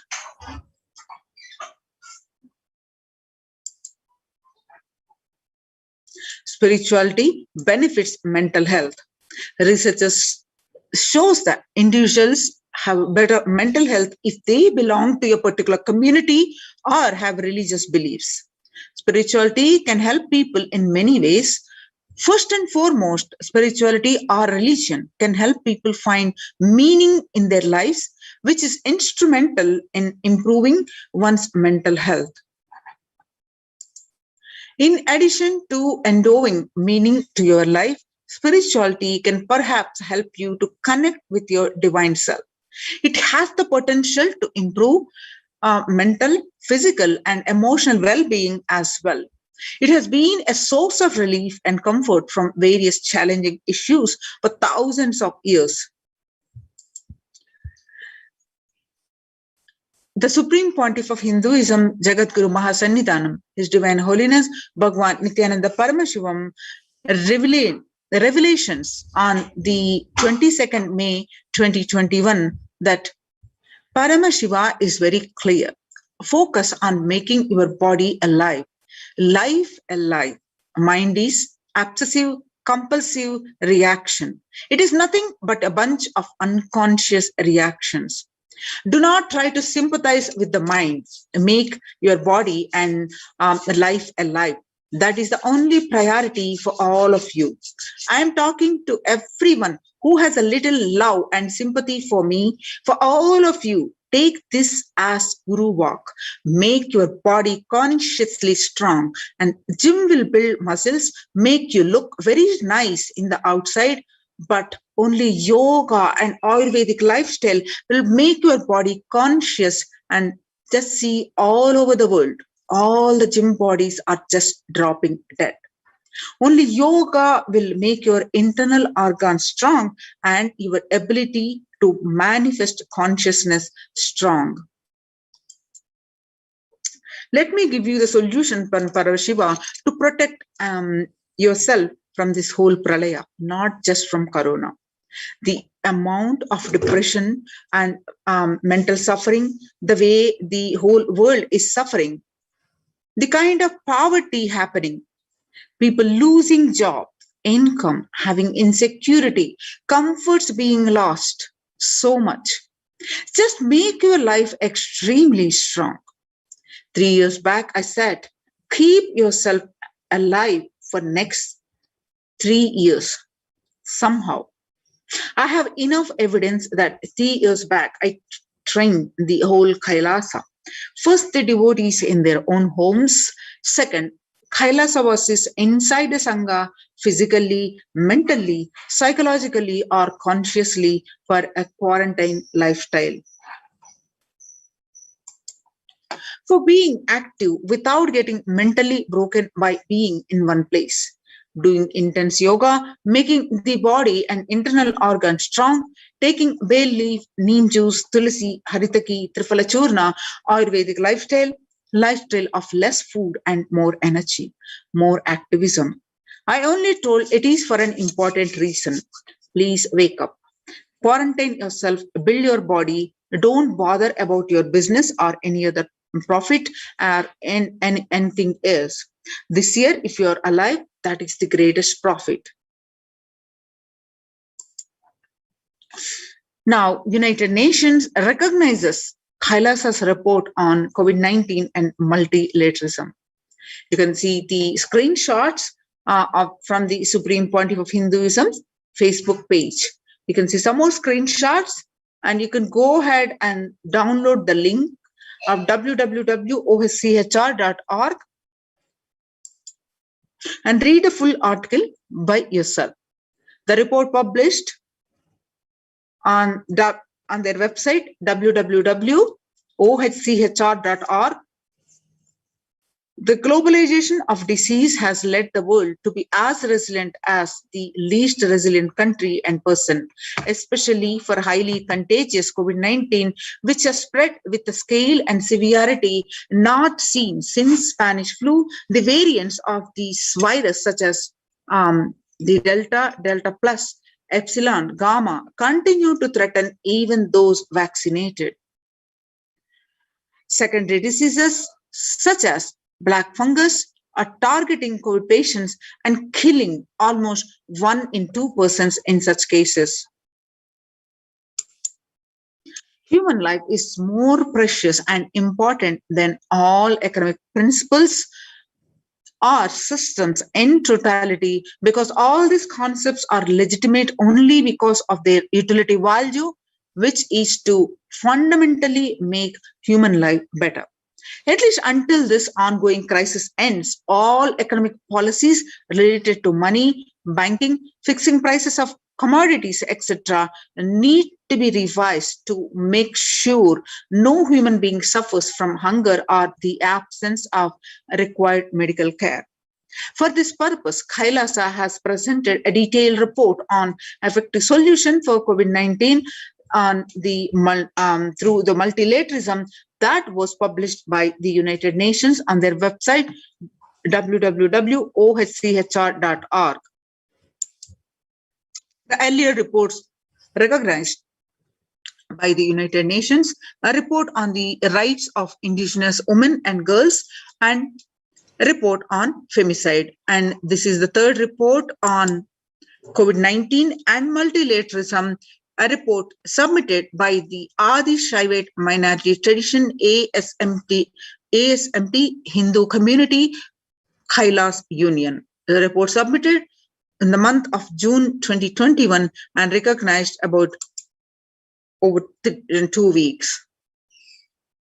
So what are the key factors, key obstacles that are presented in this report are globalization of disease has led the world to be as resilient as the least resilient country and person, especially for highly contagious COVID-19, which has a spread with the scale and severity not seen since Spanish flu of the virus, of the variants of the virus, such as the Delta, Delta plus, Epsilon, Gamma, continue to threaten even those vaccinated. The secondary diseases such as black fungus are targeting COVID patients and killing almost 1 in 2 persons in such cases.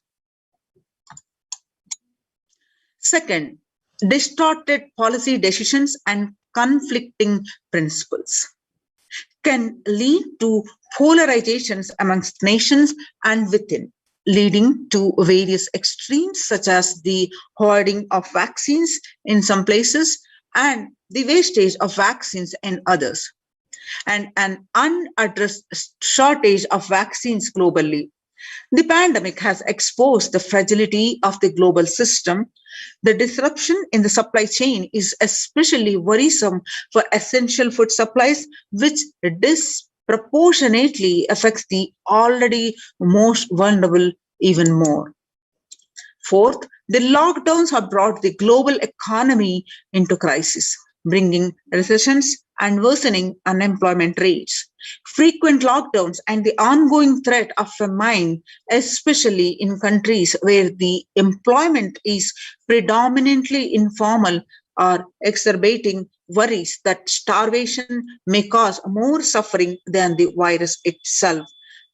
Far from the SDG 2 zero hunger, the number is now predicted to come close to 1 billion. You can see the supporting documentation here projected on the screen.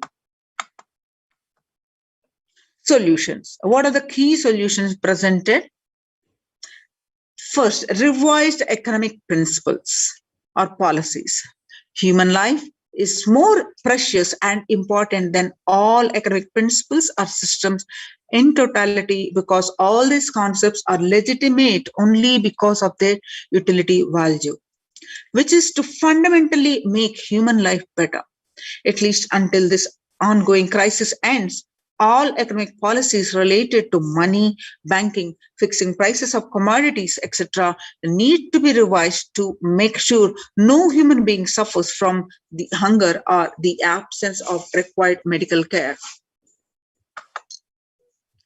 As per Hindu principles, the world is, including the economy, evolves through 5 phases: creation or growth, sustenance or stagnation, recession or revitalization, reinvention, breakthrough. As per Hinduism, conventional economic growth is observed when best practices are applied diligently. However, during the times of crisis led us to the 4th and 5th phases, wherein the need to reinvent and deliver a breakthrough becomes both a survival need and an opportunity to surpass any means and measures of conventional economic growth. According to the key nations, increased public expenditure during the Great Depression of 1929 improved the economy. However, the government never completely gave up trying to balance the budget, which resulted in it never spending enough to bring the economy out of recession until the Second World War. Similarly, the current crisis requires governments and to temporarily discard trying to balance the economic interests that compromise quarantine safety and put human life at risk and rather reinvent their economic strategies and multilateral coordination for benefiting during the subsequent breakthrough period after the end of the crisis. The next solution presented is Hindu multilateralism. There is an immense inequality in the capacities of governments, organizations, and people in two groups. One, health response. Second, economic recovery. Surviving the highly contagious COVID-19, where the world is only as resilient as the least resilient country and person, that requires the government, organizations, and people to collectively address the crisis. From 3200 BCE, 56 nations in Asia had multilateral treaties based on the Hindu principle Vasudhaiva Kutumbakam. That is, the entire world is my family. This is from Maha Upanishad, chapter 6, verse 71 to 73. You can see the supporting documentation here. The next solution presented is the provide sustainable community livings with the multi-layered quarantine. Home or self-quarantine is not a viable solution for a vast majority of people for either health, safety, or economic reasons. In Assam, home quarantine has been reported to be primary reason for a large number of deaths. In some places, governments have moved people out of home quarantine to COVID care centers. Other issues linked with quarantine, especially in small houses, are mental health problems, such as an increase in suicidal ideation, especially amongst the younger population. This requires a friendly quarantine setups which are self-sustained and sufficient in terms of food stock and supplies, recreation, employment, education, etc. In India, state governments have attempted to provide free and paid solutions which face various challenges related to hygiene, exorbitant pricing. Some facilities have seen challenges related to requests for private accommodation.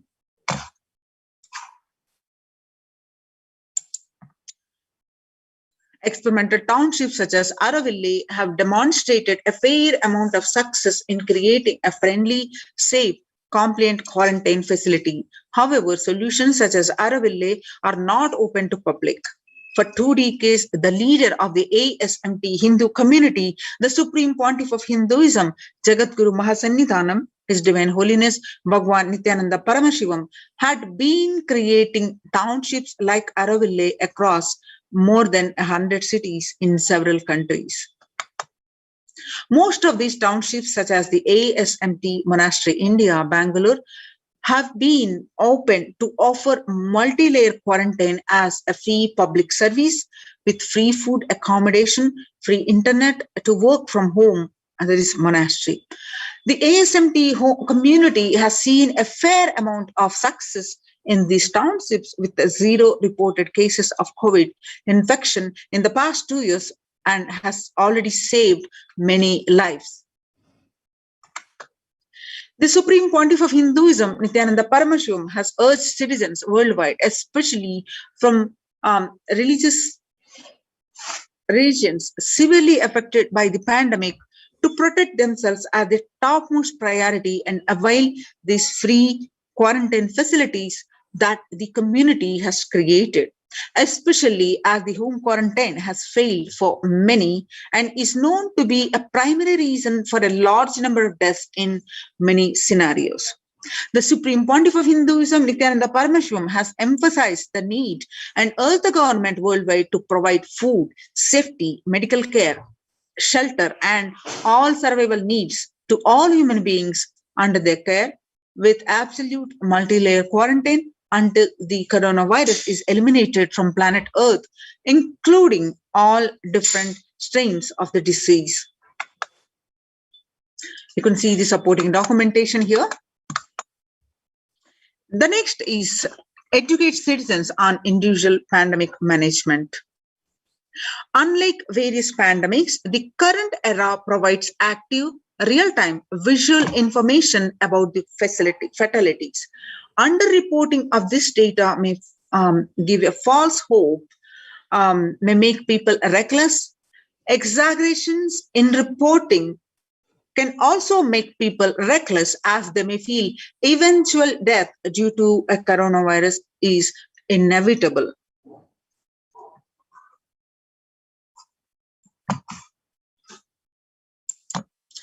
Proper education is extremely crucial, as it will dramatically reduce the number of deaths and reduce the challenge on the healthcare systems.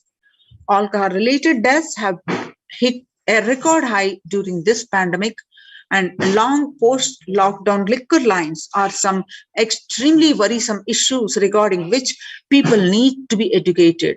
As a top priority, people need to be given confidence in their life and security about their future for them to stop behaving recklessly or fall into depression and commit suicide. The next solution presented is leveraging the best of different economic systems based on the charity, barter, and money. Ancient Hindu economic treatise by Paramashiva, the primordial Hindu divinity, describe three kinds of economic systems and their principles. First, for things that do not perish by sharing, such as education and knowledge, Paramashiva recommends that no fee be charged. For survival needs such as food and healthcare, barter and charity are recommended. And for all other infrastructure development works, services and commodities, gold and conventional currency-based transactions are allowed. These systems are still in practice in the modern day, but grossly overlooked and not sufficiently studied with their close relation to mainstream economics. The World Health Organization and the GISAID provided early access to data regarding the virus. This is an example of an open knowledge-based economic policy where the crucial data about the virus was not monetized. Similarly, South Korea helped the USA access masks and testing kits, and there was a hope that this would lead to a reciprocal arrangement in terms of vaccines, which is like a barter-based model allowed in food and healthcare.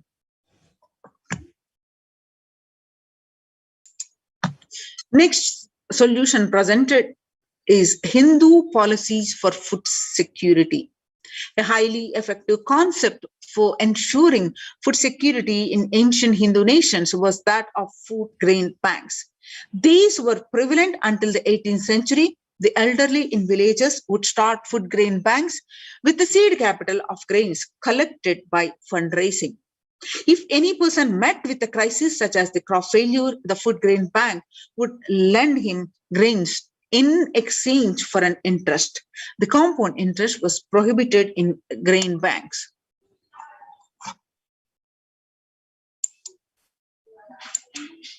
With the debtor was expected to return with the principal grain amount during the next harvest. The bank would expand its reserves of food grains based on interest earned and donations. At the time of severe crisis such as famine, and the entire village would be able to withdraw these grains.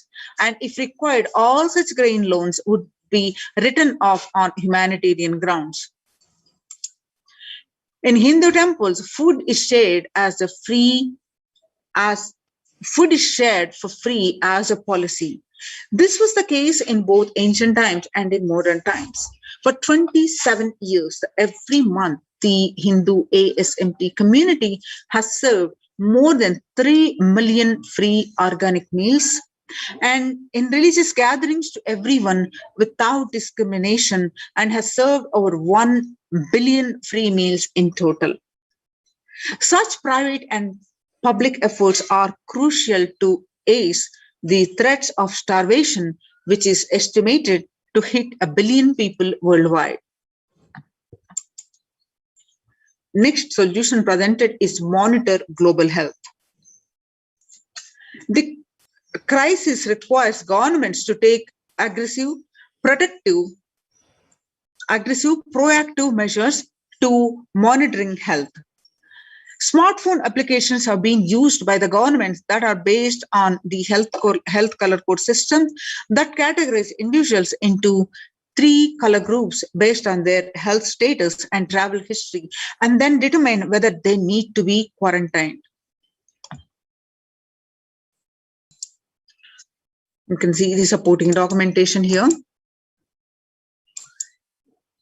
Though there were privacy-related concerns associated with these approaches, some of these measures, such as agile daily reporting systems for accounting of newly suspected, diagnosed, and asymptomatic cases, number of deaths, and generating area-wide statistics have played an important role in proactively responding to curb the spread of the disease and are being considered for implementation by various countries.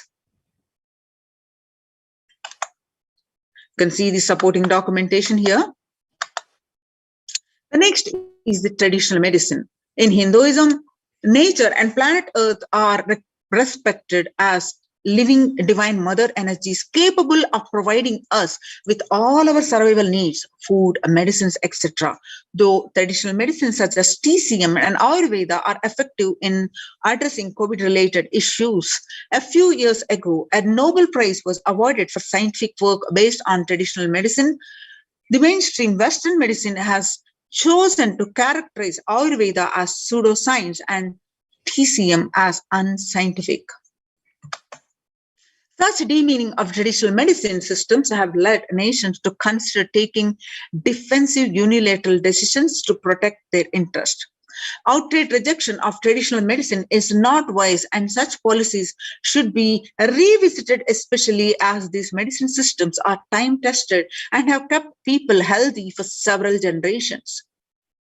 Kailasa Union recommends governments worldwide to provide solutions like Kailasa's Hindu medicinal care, which includes completely free of charge services such as Ayurveda, Yoga, Siddha, Western medicines, and multi-layered quarantine for complementing their ongoing public health efforts.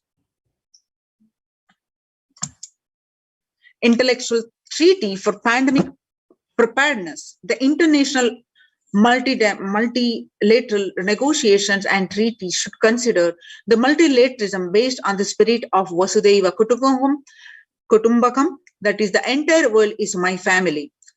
Second, the prioritizing importing education and individual pandemic management and giving hope to people. Third, the multilateral strategies and coordination for the pursuance of SDG 11, the sustainable cities and communities with additional emphasis on multi-layered quarantine. The waiver of patents on extremely essential vaccines and common global funding of vaccines. Next is everyone should be provided access to traditional healthcare systems that is free from policies that are prejudicial and discriminatory towards these systems. The creation of food grain bank systems and other traditional economic systems as described in this report would help the most vulnerable people of the world protection without disrupting life and economy such that the effects of lockdown are unnoticeable. You can see the supporting documentation here.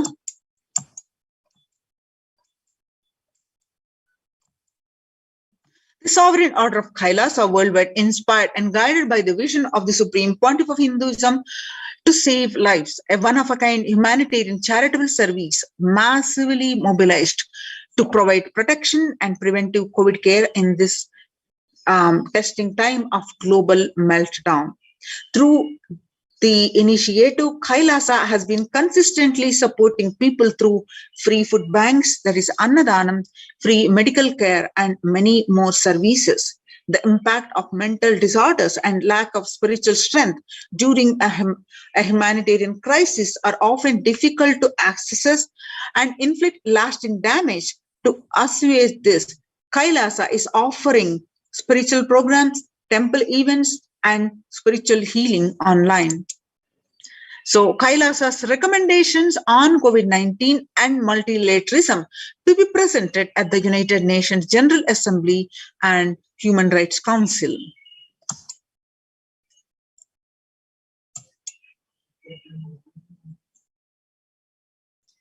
So Kailasa's report on recommendations on an international treaty on COVID got accepted and published by the United Nations. So join these COVID care protection centers, which is now recognized by the United Nations. Register now through the link below, https://kailasa.org/Kailasa care.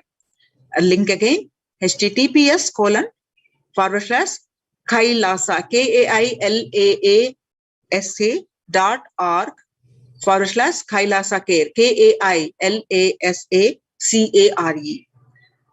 We'll be resuming. We'll move on to the next session, next segment of this program after a very short break.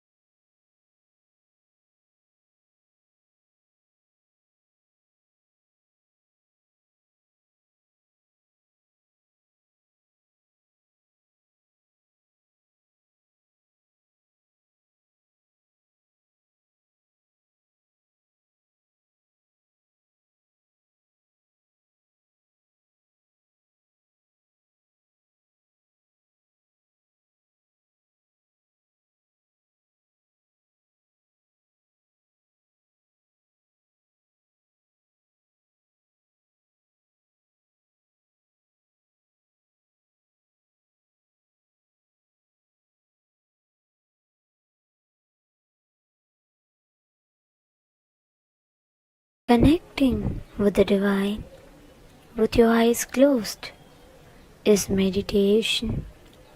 Connecting with the divine with your eyes open is darshan. Come, let us all now move from meditation to darshan. Slowly, very slowly, please open your eyes.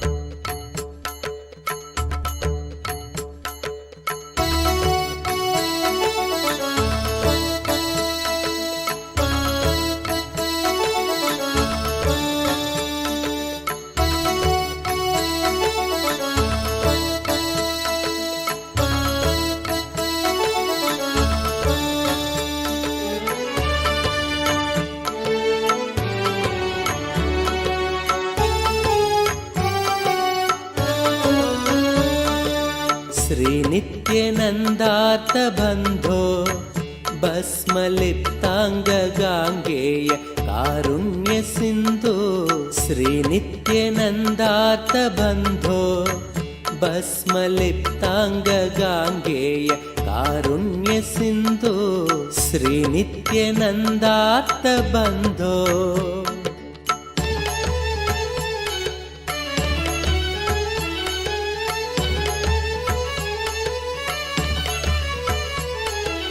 रुद्राक्षधारिन् नमस्ते रौद्ररोगं हरत्वं परारेर्गुरोर्मे रुद्राक्षधारिन् नमस्ते रौद्ररोगं हरत्वं परारेर्गुरोर्मे राकेन्दुवक्त्रं भवन्तं माररूपं कुमारं भजे कामपूरम् राकेन्दुवक्त्रं भवन्तं माररूपं कुमारं भजे कामपूरम् श्रीनित्यानन्दा नमस्ते गुरुनित्यानन्दा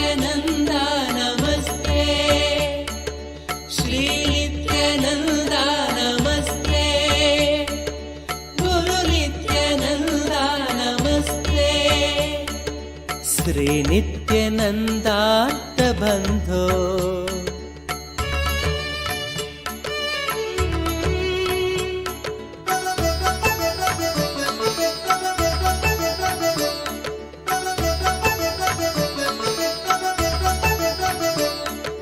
मां पाहि रोगादघोरात्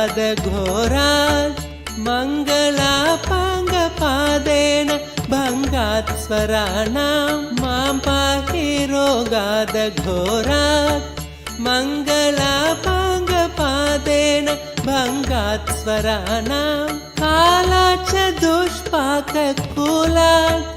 कालकालस्य सूनुं भजे क्रान्तसानुं कालाच्च दुष्पाककुलात् कालकालस्य सूनुं भजे क्रान्तसानुं श्री नित्यानन्दा नमस्ते गुरु नित्यानन्दा नमस्ते श्री नित्यानन्दा नमस्ते गुरु नित्यानन्दा नमस्ते श्री नित्यानन्दार्थ-बन्धो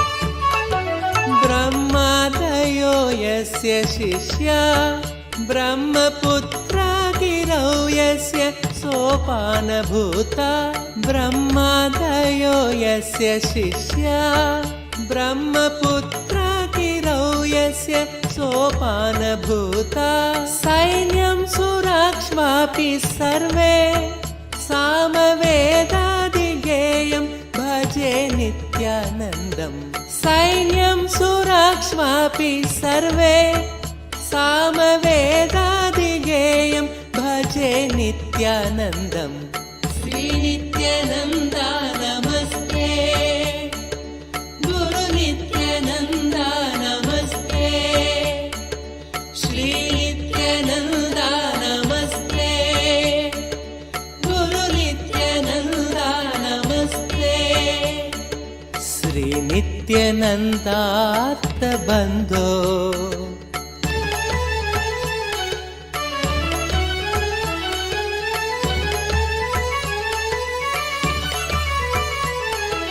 काषाय संवीतगात्रं कामरोगादिसंहारि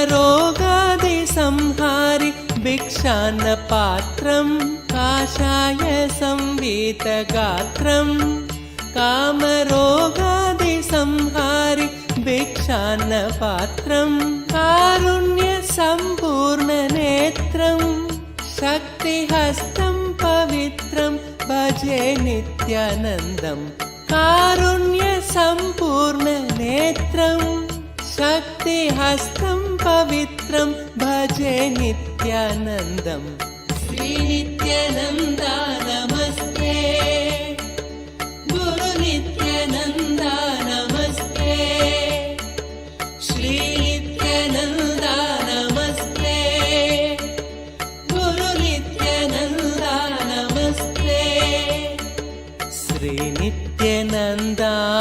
नित्यानन्दार्थ-बन्धो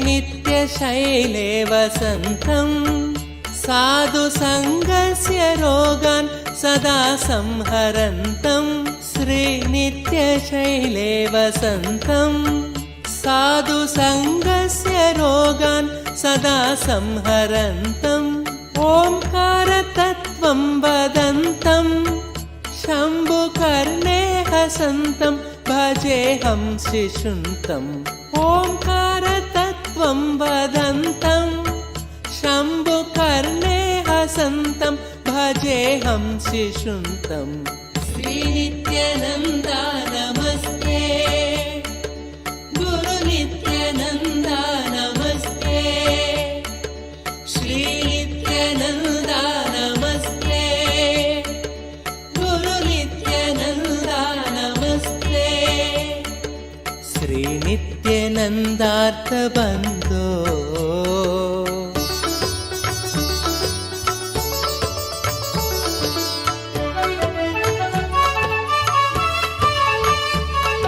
स्तोत्रं कृतं चित्रचित्रं दीक्षितानन्दरामेण सर्वार्थसिद्ध्यै स्तोत्रं कृतं चित्रचित्रं दीक्षितानन्दरामेण सर्वार्थसिद्ध्यै भक्त्या पठेत्यः प्रभाते देवदेव प्रसादात् लभेदाष्टसिद्धिं भक्त्या पठेत्यः प्रभाते देवदेव प्रसादात् लभेदाष्टसिद्धिं श्रीनित्यानन्दार्थबन्धो भस्मलिप्ताङ्गगाङ्गेय कारुण्यसिन्धो श्रीनित्यानन्दार्थबन्धो भस्मलिप्ताङ्गगाङ्गेय कारुण्यसिन्धो श्रीनित्यानन्दार्थबन्धो श्रीनित्यानन्दा नमस्ते गुरु नित्यानन्दा नमस्ते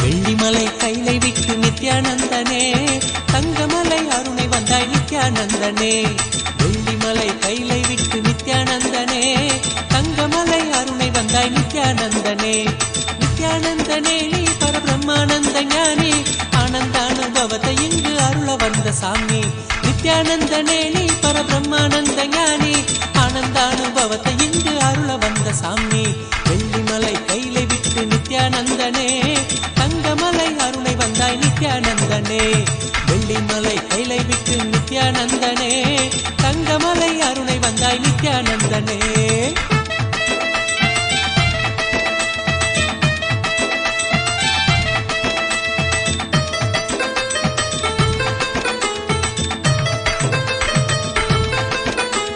சோனமலை வந்துதித்த நித்யானந்தனே சோனமலை வந்துதித்த நித்யானந்தனே ஒரு ஞான குரு ஆனவனே நித்யானந்தனே ஜீவன் சிவனாக மாற்றி அவ்வியாத்மனோடு சேர்த்து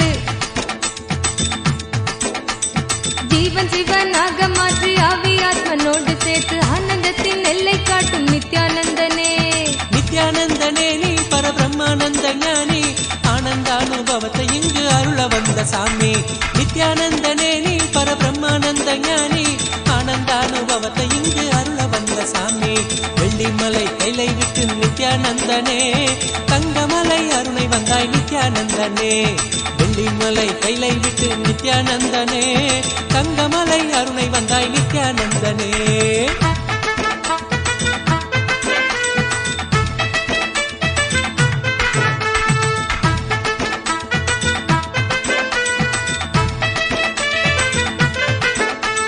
ஞானமெனும் ஆனந்த தீபம் ஏற்றியே ஞானமெனும் ஆனந்த தீபம் ஏற்றியே எங்கள் வாழ்வில் இன்ப ஜோதியான நித்யானந்தனே அகந்தையற்ற காம குரோதம் அனைத்தும் இங்கு மாய்ந்து போக அகந்தையற்ற காம குரோதம் அனைத்தும் இங்கு மாய்ந்து போக தியானந்தனை தானமாக தந்த தெய்வமே நித்யானந்தனே நீ பரபிரம்மானந்த ஞானி ஆனந்தானுபவத்தை இங்கு அருள வந்த சாமி நித்யானந்தனே நீ பரபிரம்மானந்த ஞானி ஆனந்தானுபவத்தை இங்கு அருள வந்த சாமி வெள்ளிமலை கைலை விட்டு நித்யானந்தனே தங்கமலை அருணை வந்தாய் நித்யானந்தனே வெள்ளிமலை கைலை விட்டு நித்யானந்தனே தங்கமலை அருணை வந்தாய் நித்யானந்தனே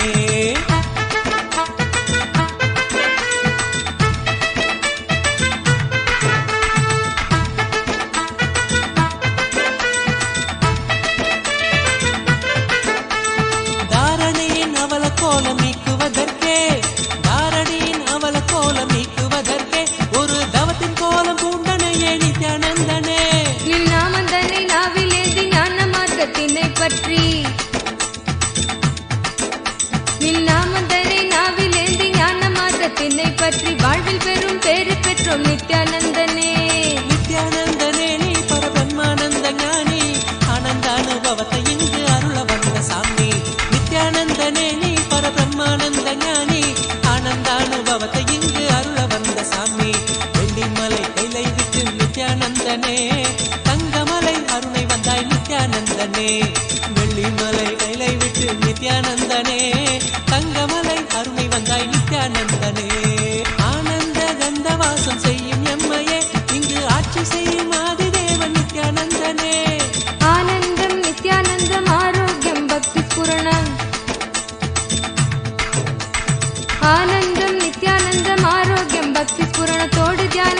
தந்த நித்யானந்தனே. நித்யானந்தனே நீ பரபிரம்மானந்த ஞானி ஆனந்தானுபவத்தை இங்கு அருள வந்த சாமி.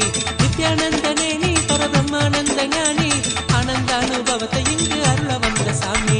வெள்ளிமலை கைலை விட்டு நித்யானந்தனே தங்கமலை அருளை வந்தாய் நித்யானந்தனே. நித்யானந்தனே நீ பரபிரம்மானந்த ஞானி ஆனந்தானுபவத்தை இங்கு அருள வந்த சாமி. நித்யானந்தனே நீ பரபிரம்மானந்த ஞானி ஆனந்தானுபவத்தை இங்கு அருள வந்த சாமி. அகமாகி ஜெகமாலும் ஆதிசக்தி நீ நித்ய அவதாரமாய் வந்து வாழும் சக்தி நீ. வல்வினைகள் வீட்டிடவே கொண்ட துயர் மாய்த்திடவே. வல்வினைகள் வீட்டிடவே கொண்ட துயர் மாய்த்திடவே வாழ்வின் பொருளாக நின்ற நித்திய சக்தி நீ. நித்யானந்தனே நீ பரபிரம்மானந்த ஞானி ஆனந்தானுபவத்தை இங்கு அருள வந்த சாமி. நித்யானந்தனே நீ பரபிரம்மானந்த ஞானி ஆனந்தானுபவத்தை இங்கு அருள வந்த சாமி. வெள்ளிமலை கைலை விட்டு நித்யானந்தனே தங்கமலை அருணை வந்தாய் நித்யானந்தனே. வெள்ளிமலை கைலை விட்டு நித்யானந்தனே தங்கமலை அருணை வந்தாய் நித்யானந்தனே. நித்யானந்தனே நீ பரபிரம்மானந்த ஞானி ஆனந்தானுபவத்தை இங்கு அருள வந்த சாமி. நித்யானந்தனே நீ பரபிரம்மானந்த ஞானி ஆனந்தானுபவத்தை இங்கு அருள வந்த சாமி.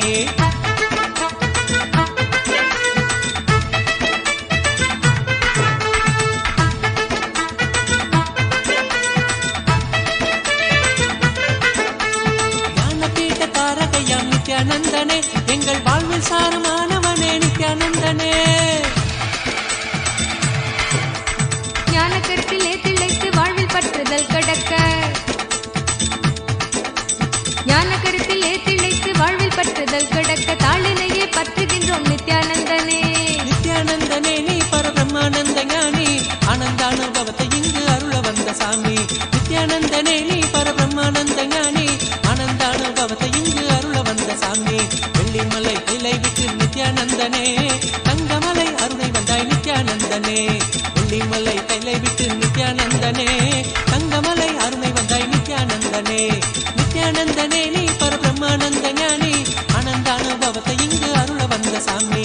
நித்யானந்தனே நீ பரபிரம்மானந்த ஞானி ஆனந்தானுபவத்தை இங்கு அருள வந்த சாமி. ஆனந்தானுபவத்தை இங்கு அருள வந்த சாமி.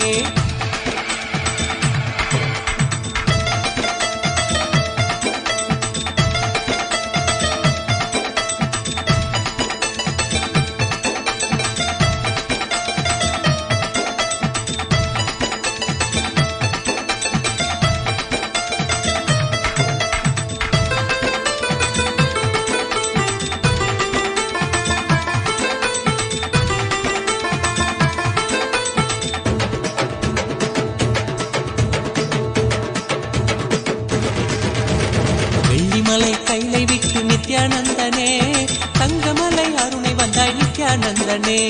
வெள்ளிமலை கைலை விட்டு நித்யானந்தனே தங்கமலை அருணை வந்தாய் நித்யானந்தனே. நித்யானந்தனே நீ பரபிரம்மானந்த ஞானி ஆனந்தானுபவத்தை இங்கு அருள வந்த சாமி. நித்யானந்தனே நீ பரபிரம்மானந்த ஞானி ஆனந்தானுபவத்தை இங்கு அருள வந்த சாமி. வெள்ளிமலை கைலை விட்டு நித்யானந்தனே தங்கமலை அருணை வந்தாய் நித்யானந்தனே. வெள்ளிமலை கைலை விட்டு நித்யானந்தனே தங்கமலை அருணை வந்தாய் நித்யானந்தனே.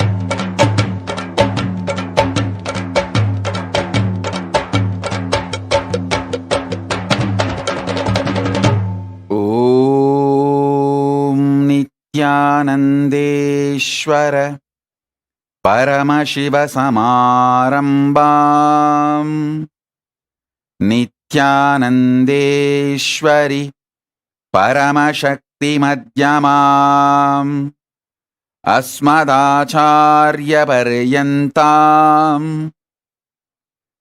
वन्दे गुरुपरम्पराम्.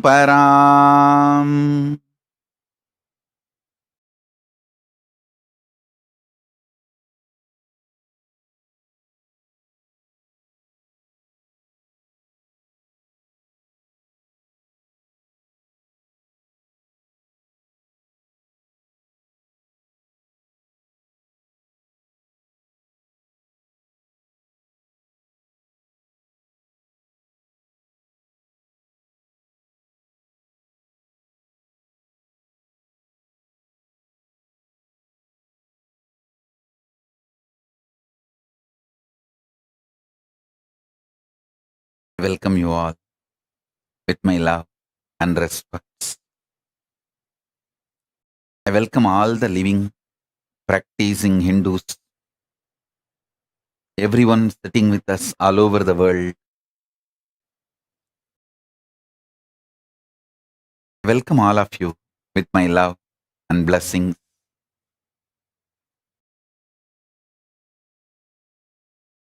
Paramashiva's message directly from Kailasa.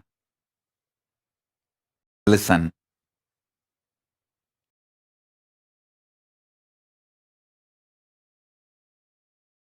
Conscious sovereignty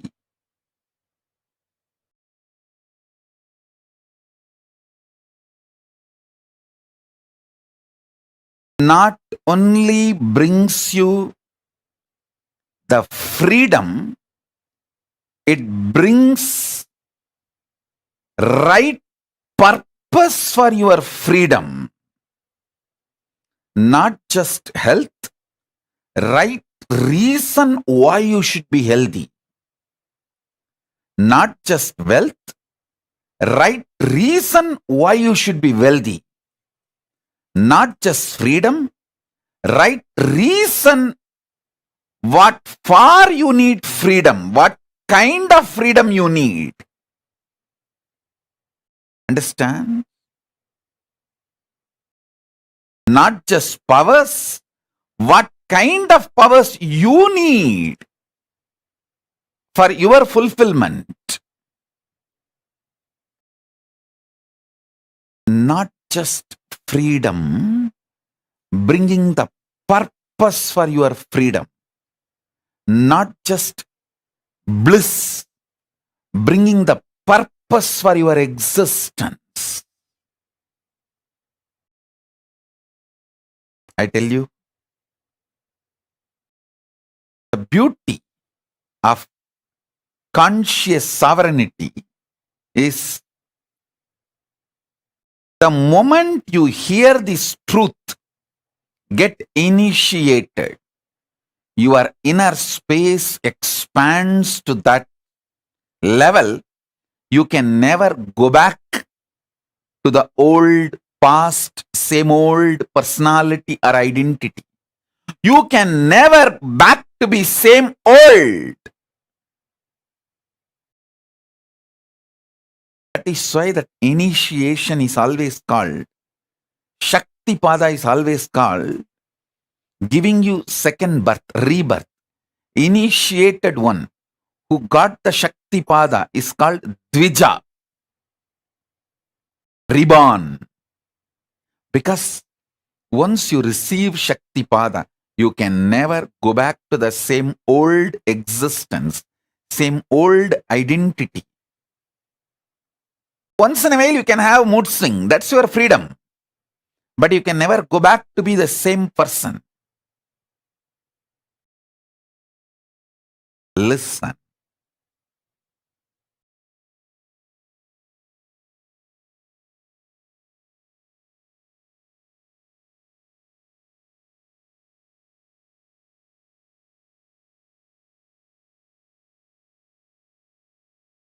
The most beautiful absolutely beautiful thing that can happen to life is constantly delete past, constantly upgrade yourself. The more and more you get into a space where you cannot go back to your past, the more and more you will find higher way of existing, higher form of existing. Listen, I have seen some of the most beautiful beings in my life. My own Guru, Arunagiri Yogeshwara himself, an extraordinarily beautiful and graceful. I have seen most graceful, beautiful beings in my life from all walks of life. My own Guru Arunagiri Yogeshwara, Raghupati Yogi, Ram Surat Kumar,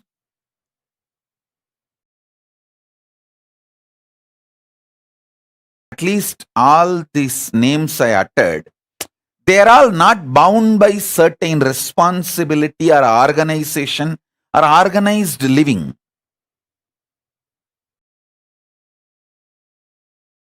But living inside the organization, very organized living, but very graceful beings I have seen. Srimad Swami Gautamananda ji, he is still alive. If you are in Chennai or Tamil Nadu, never miss having his darshan. He lives in Chennai, Mailapur, Ramakrishna Mat. Trichy Swami, Kailasa Ashram. Of course, Trichy Swami is not in the body. He has attained Jiva Samadhi.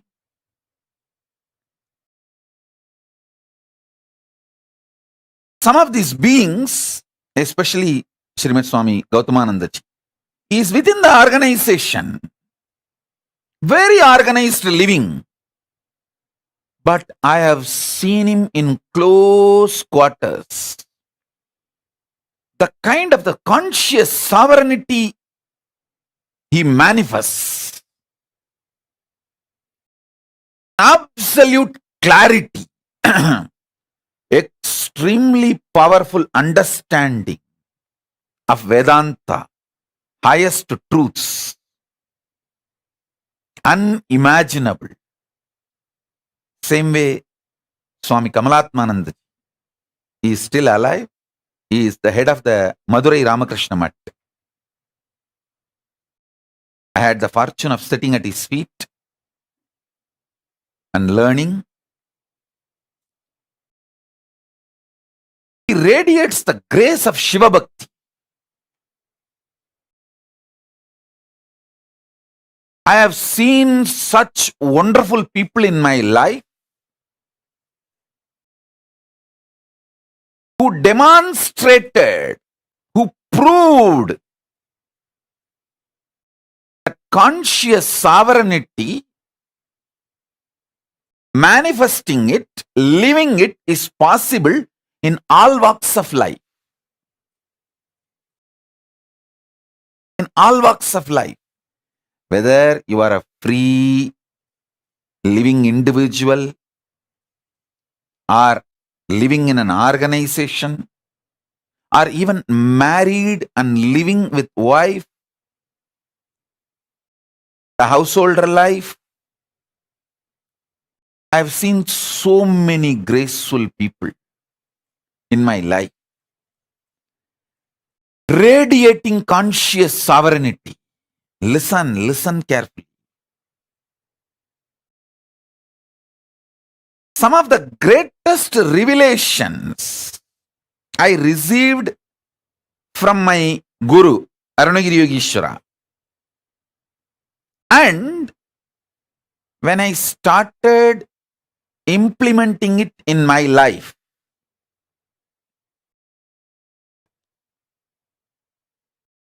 And when I started teaching, and when my disciples who are initiated by me, when they started implementing in their life, and when they came back and gave me the feedback, the right, wrong, good, bad, success, failure,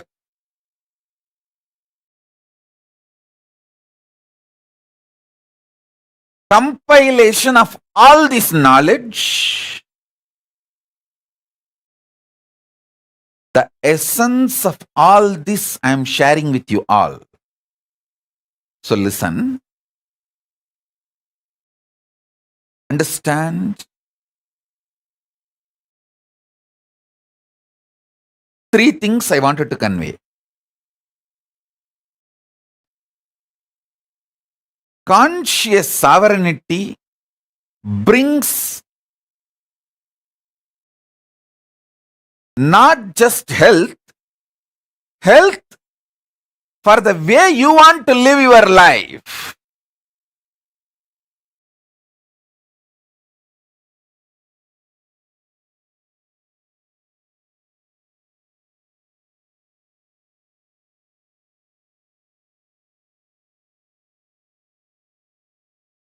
Conscious sovereignty not just brings freedom, it brings freedom with a purpose. For example,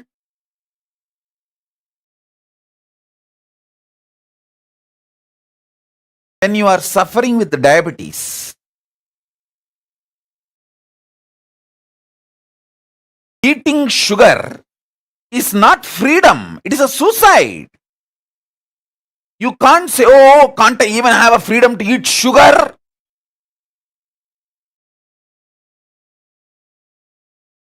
People cry, saying, are they kept in prison? Don't they have the freedom to eat sugar? Hey, listen. When you are having diabetic, freedom to eat sugar is not freedom, it is suicide. Freedom to have the food for your health in a tasty way is freedom.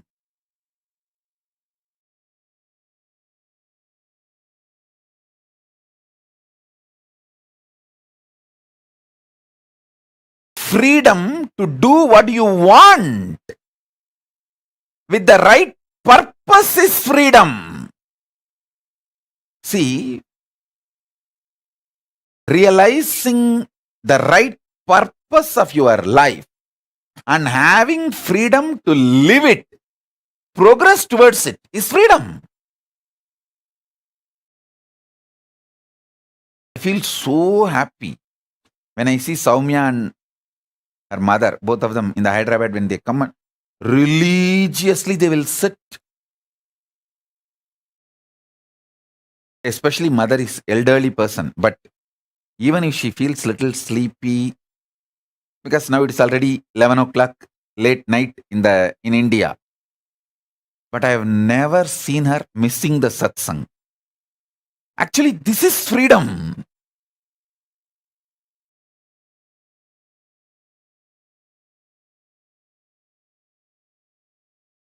Even some of the Adinavasis are not that regular. They try to crib, saying, oh, are we put in jail or what? Anytime the satsang, we will have to come and sit or what? 11 o'clock, are we not having freedom to sleep? Hey, when there is a satsang going on, if you have all the infrastructure and you are freed from all other work or responsibility to attend the satsang is the real freedom.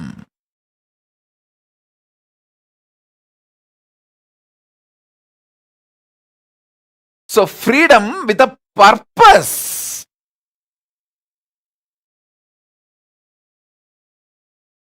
Understand? Freedom for your purpose is the freedom.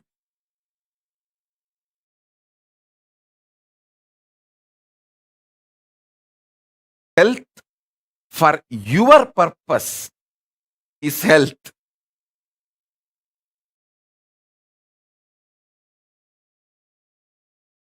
Wealth for your purpose is wealth. I tell you, last 3 years studying many different ideas about economy and many different countries' economy policies, how it is geopolitical centered, how it is the ideology like a communism or socialism or capitalism centered, and how various countries function their economy. There are some countries which gives high interest for deposits.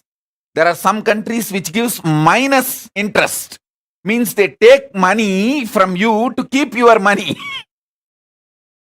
So all kinds of economies I studied.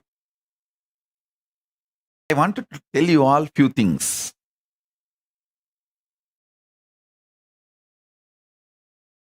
It is actually knowing your higher purpose, conscious sovereignty makes you really wealthy. I tell you, still planet Earth functions based on Varnashrama Dharma. Cosmos functions on Varnashrama Dharma. After studying so many countries' economical policies, how the economies are kept alive, to come up with the right economical policy closest to Vedagamas. See, I wanted to implement the Veda Agamas as it is, map it as it is.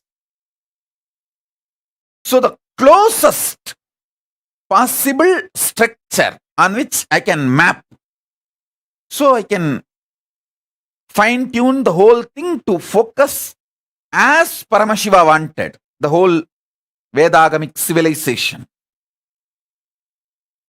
So I have spent huge resources, energy, time, ultimately Paramashiva's blessings and samadhi and revelations he gives in samadhi. With everything I thoroughly analyzed, I came to the realization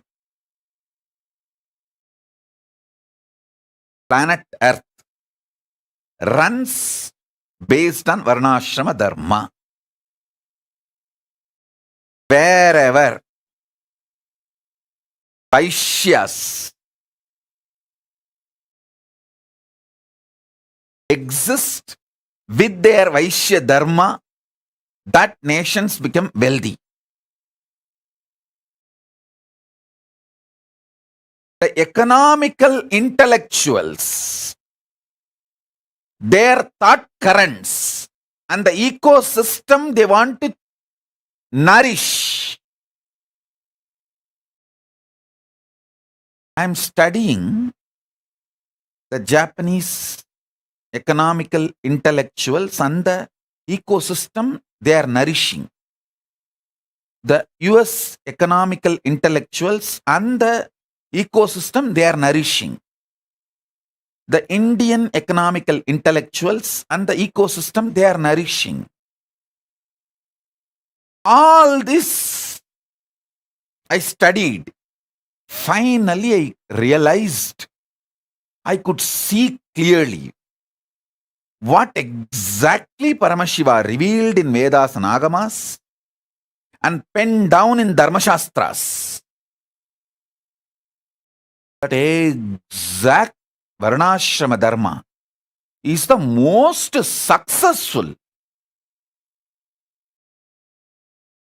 strategy for life. I was studying elaborately.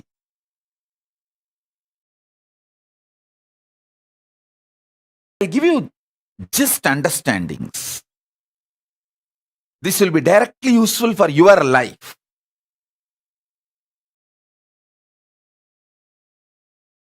there are many countries which attract the investments which is not needed for them. Those investments become load on them, and then they try to lend with less interest rate just to rotate that money and keep that money circulating because they don't know what to do. And those loans become NPAs, non-performing assets, in 3 to 5 years. It's a vicious circle. They are caught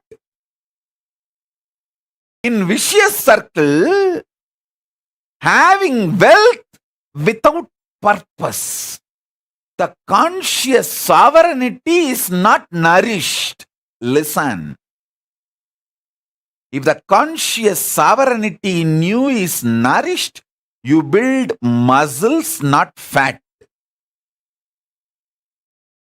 You build strength, not load. Same way in your economic principles. I am not saying money is bad. Be very clear. Money is good when you have the purpose. If not, you will not know what to do with it. I have always seen how the Indian middle class people think, first let me become engineer, then I will think what I want to become in my life. By the time you become engineer, you are already a fool and you don't know what to do with your life. And you don't even see, actually, after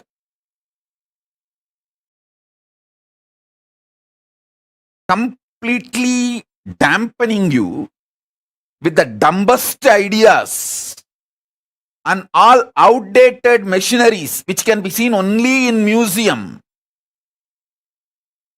Only those machines you will see in your workshops when you study engineering. The great museum pieces. Only after all this is done, the certificate engineer is given to you. So by the time you absolutely develop the mentality of extremely non-involving and lazy, and your expectation, just because you are here, the society should serve you. That mentality is the source of all corruption you find anywhere in the world. Anywhere in the world.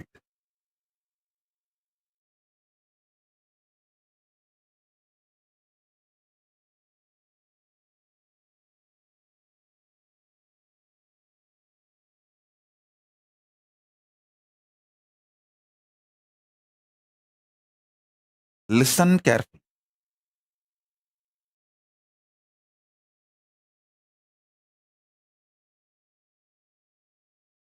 Many times,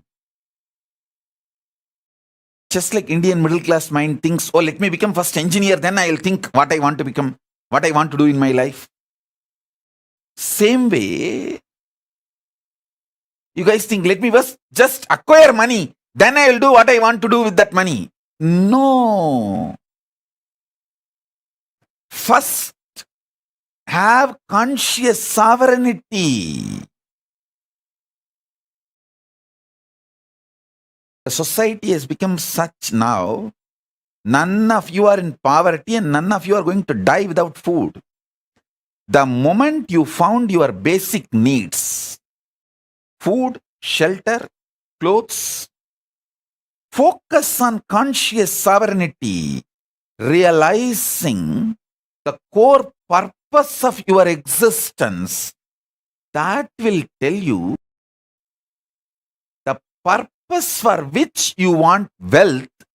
So when you start working for wealth itself, you will continue to fulfill the purpose. So your life itself will be a joy.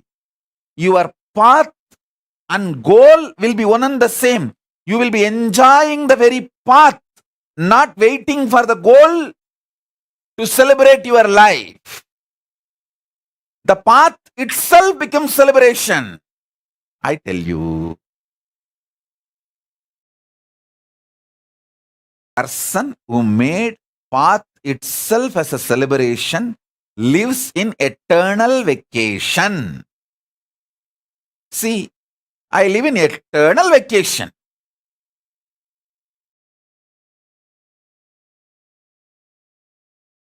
I work 24/7 and I live in eternal vacation.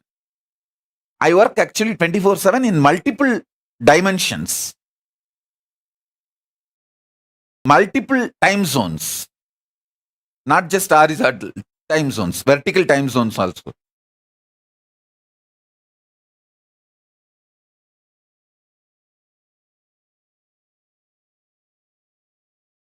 Understand,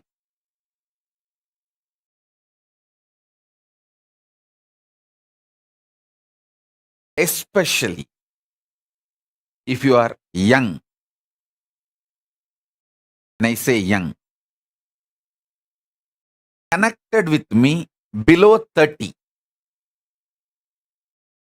If you have connected with me below 30, you are eternally young. I will never let you age. I don't like getting aged. I like getting matured, but I don't like getting old or getting aged. So I will not do anything to you which I don't like. I will keep you eternally young. If you met me before 30, you are blessed. This is the time to find conscious sovereignty. Focus on that. If you met me before 30, I make you 16 and keep you 16 ever. Listen. When you find the idea of conscious sovereignty, you will never do the stupidity of questioning your life. Oh, why can't I eat sugar? Eating sugar is not wrong. But when you have diabetes, eating sugar is suicidal. So you are not controlled saying don't take sugar. You are protected.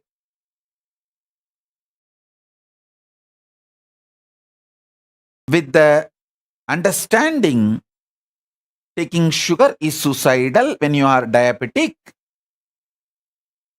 Even otherwise, taking sugar is not good for health. That is separate. I am telling you, listen. People think, let me find wealth, then I'll decide what I want to do. Hey, by the time you find wealth, you abused you and built a wrong mental setup. When will you break that? That breaking that becomes a big headache.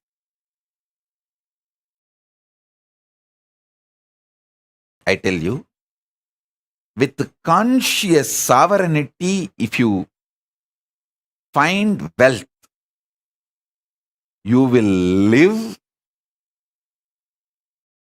in absolute aparigraha. I tell you. Listen, I have seen some of the most graceful beings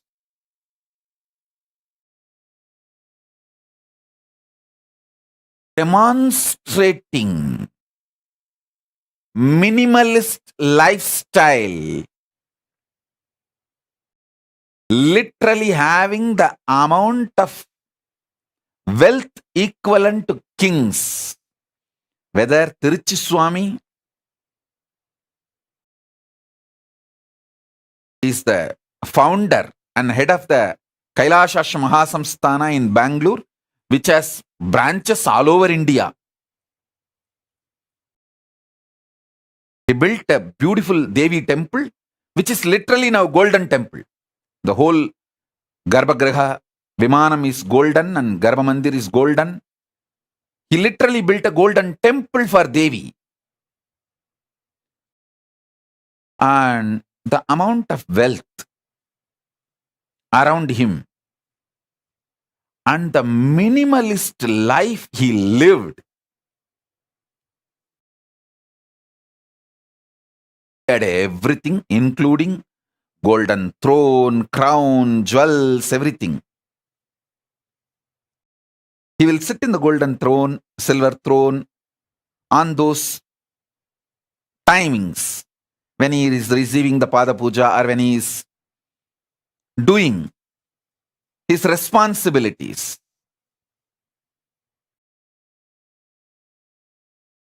But in his personal life, he will not take one more extra betel leaf from his own garden. He will not waste one betel leaf from his own garden. And he will not get the third set of dress for his personal room. I asked him once, Swami, it is all for you. Why can't we have the few more sets of dress?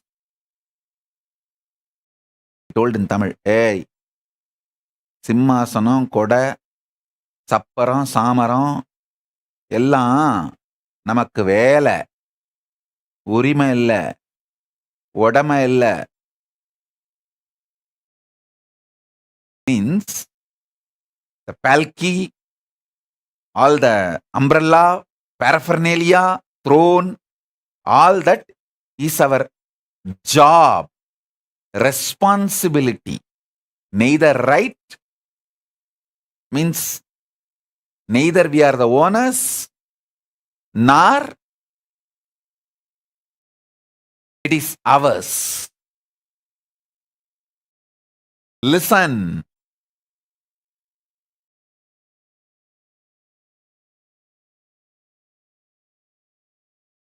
When you find conscious sovereignty, you will have the ultimate clarity about wealth.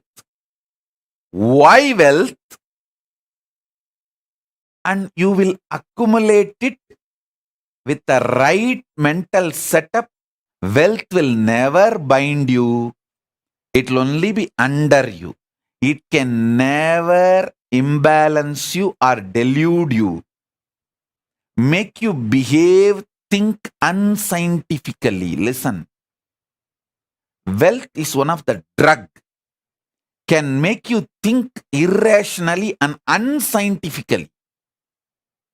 When the greed for wealth enters, you commit crimes which will not allow end of the day for you to enjoy the wealth, even if you acquire.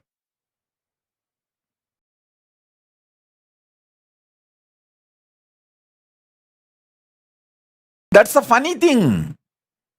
Listen, greed for wealth is nothing but unconscious lifestyle. The conscious sovereignty will make you realize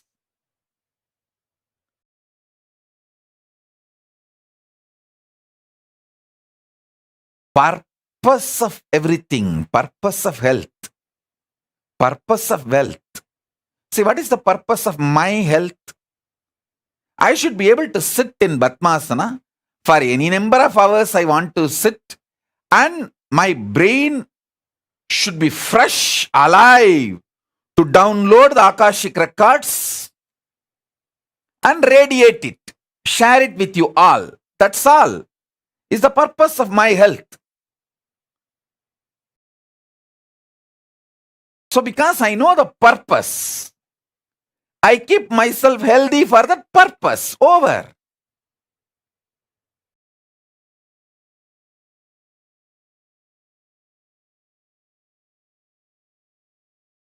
My purpose is my body should cooperate with me to be in samadhi continuously and sit and initiate people, teach people whenever I want to do. That's all. Because the purpose is clear. I keep myself healthy for that. Many times, people want to be healthy, they start building six-pack, gymming, bodybuilding, all that. But after a few days, that six-pack and muscles, bodybuilding, the showing, that becomes so important and addictive. People take the banned drugs, steroids to look and lose health. Please understand, there are many people who build body so unconsciously without knowing the purpose. They lose the body itself in the process of building the body. See how many bodybuilders die.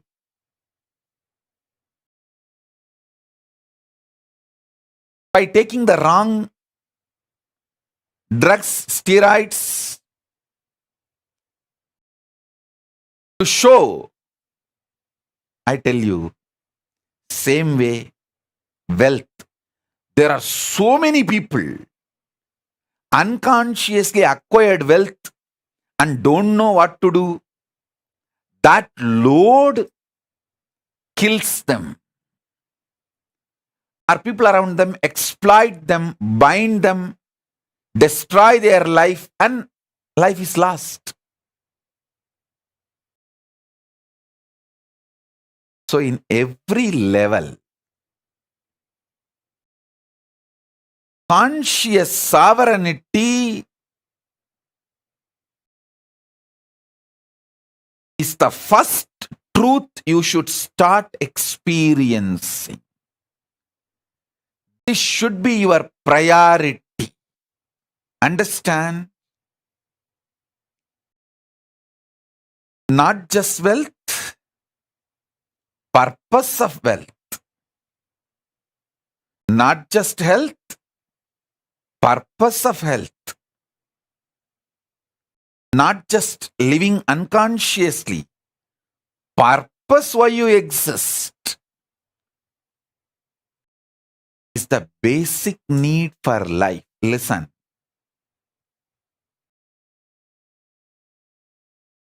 Delusion is suicidal.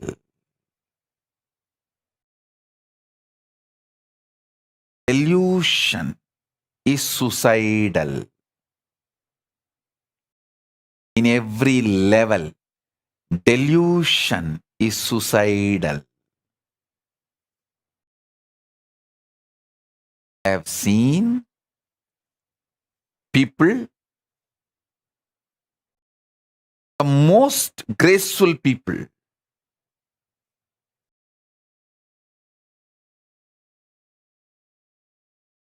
and I have also seen most stupid people. I have seen people not just talking something in the morning, talking something in the evening. Even in one conversation, the beginning they will talk some logic, and just in few statements they will completely opposite to the logic with which they started. I've seen sometimes people having one logic and talking for the other logic. I have seen that level loses. That kind of deluded people.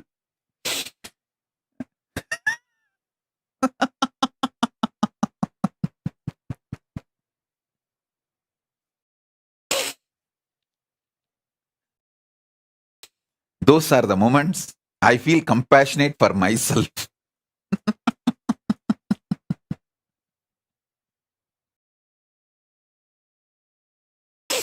I feel really compassionate for myself.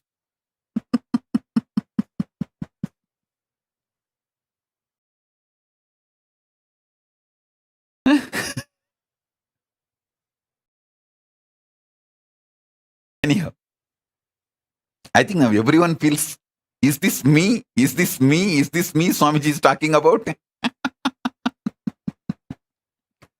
Is Swamiji thinking of me and telling this statement? Is Swamiji thinking of me and telling this statement?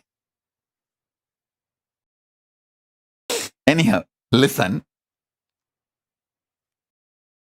I have seen all kinds of people. With my experience, I wanted you to know, time spent on understanding conscious sovereignty is the best time spent. Understand? Listen.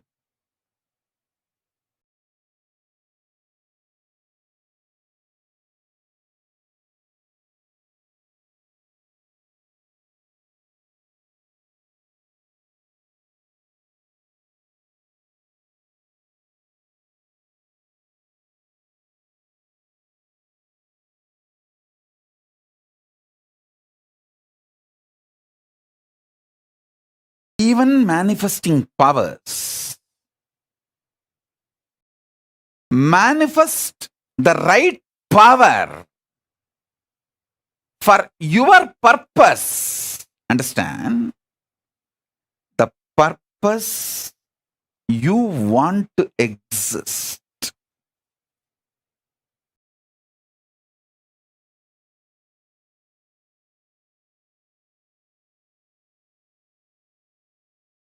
I tell you, if you find the conscious sovereignty, you will just feel eternally young. See, finding conscious sovereignty is not some difficult. You just need to know the larger purpose of your existence.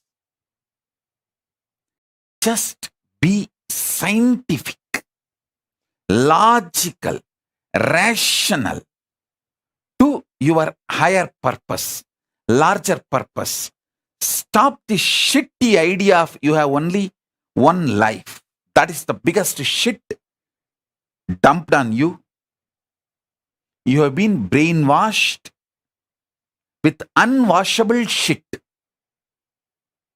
called you have only one life. Drop that shit. Your consciousness, assuming bodies after bodies, till you achieve your absolute conscious sovereignty. These are fundamental cosmic truths.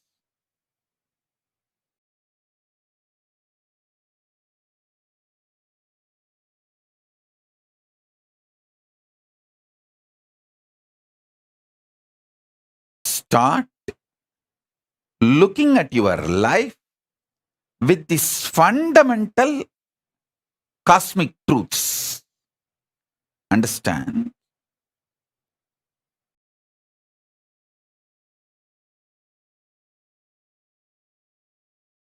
Stop associating yourself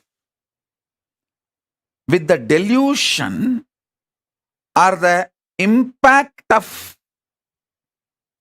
drug called delusion on your brain as you.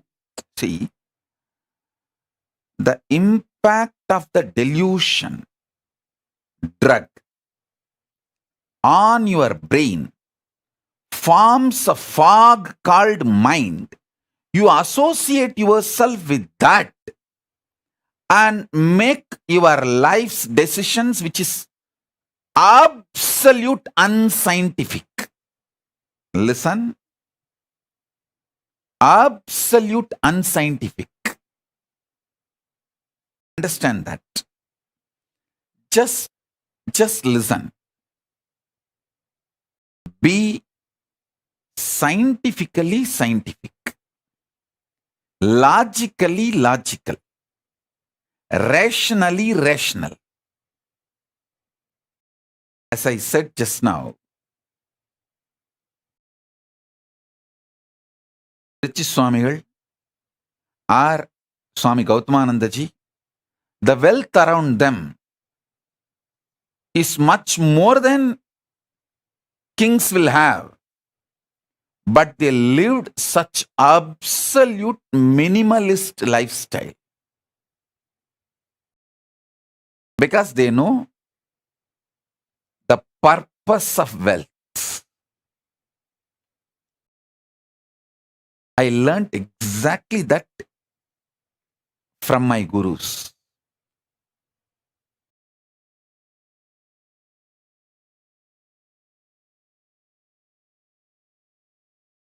Kings living minimalistic lifestyle is possible only in Hindu tradition. Because if you know the conscious sovereignty, you will know the minimalistic lifestyle is powerful. It's an absolute power.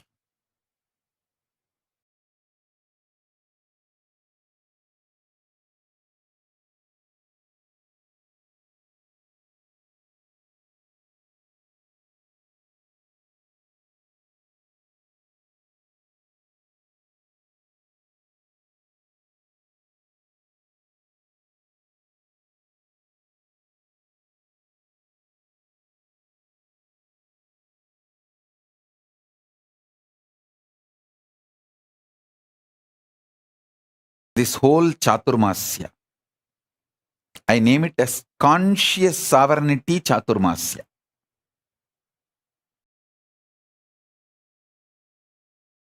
Manifesting powers through conscious sovereignty.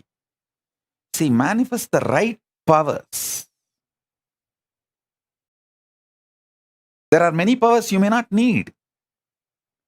That may just become load on you. Manifest the right power.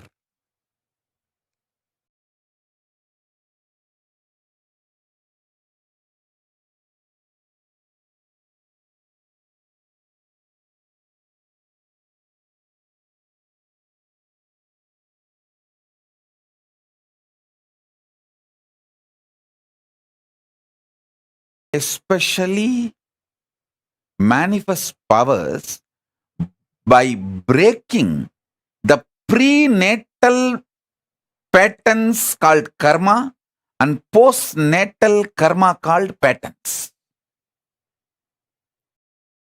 Break them and manifest powers. You will know exactly what kind of powers you need.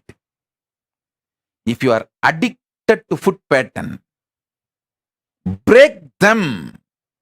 Then you will see the Nirahara manifest as a power, and not only you become healthy and you are free from addictions, you live long. Listen. If you are addicted to food patterns, I have a great news for you. Break those addictions through proper Nirahara Samyama step by step and manifest powers.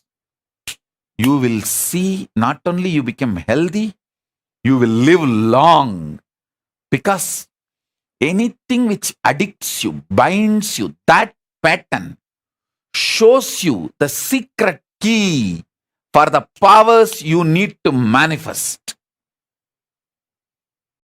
If you are greedy, bound by greed, deluded by greed,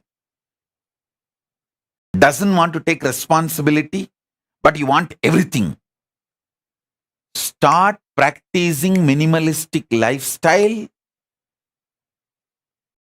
You will manifest so much wealth and you will enjoy the wealth, not wealth will be enjoying you. I tell you, many people just do watchman job, night watchman job, without sleeping, protecting their wealth. So they are not using the wealth. Wealth is using them. People who are not able to sleep due to their worries about wealth, they are not enjoying the wealth. Wealth is enjoying them. Like first few days, you smoke. Then cigarette smokes you. Understand what I am trying to tell you.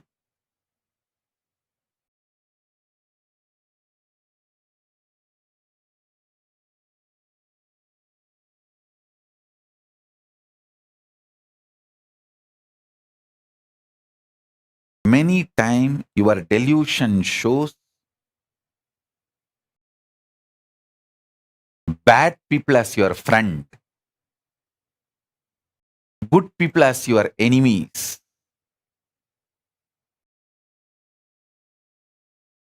The pressure of hormones, chemicals, frustrations inside you.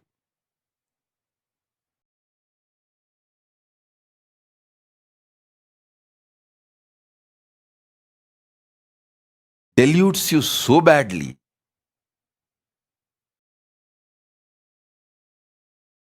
Conscious sovereignty is the only solution.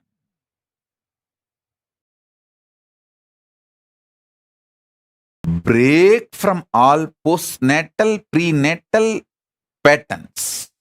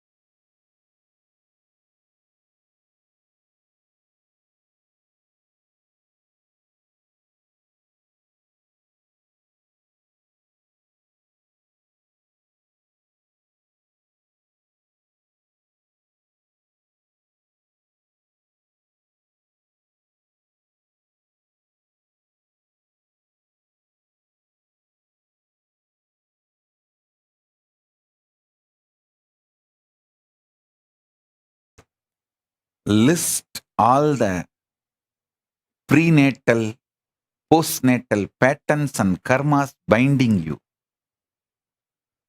Those patterns hold the secret key. What powers you should manifest and what kind of powers is right for you.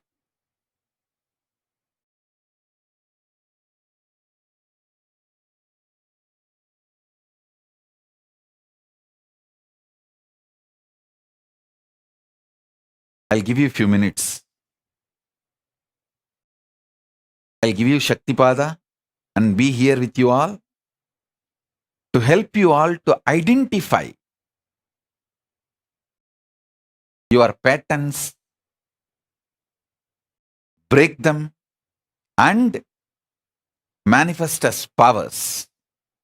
Let's start. First day. Conscious sovereignty, power manifestation process in this Chaturmasya. Get paper and pen, sit. Pen down all the patterns which chains you, binds you. Start writing.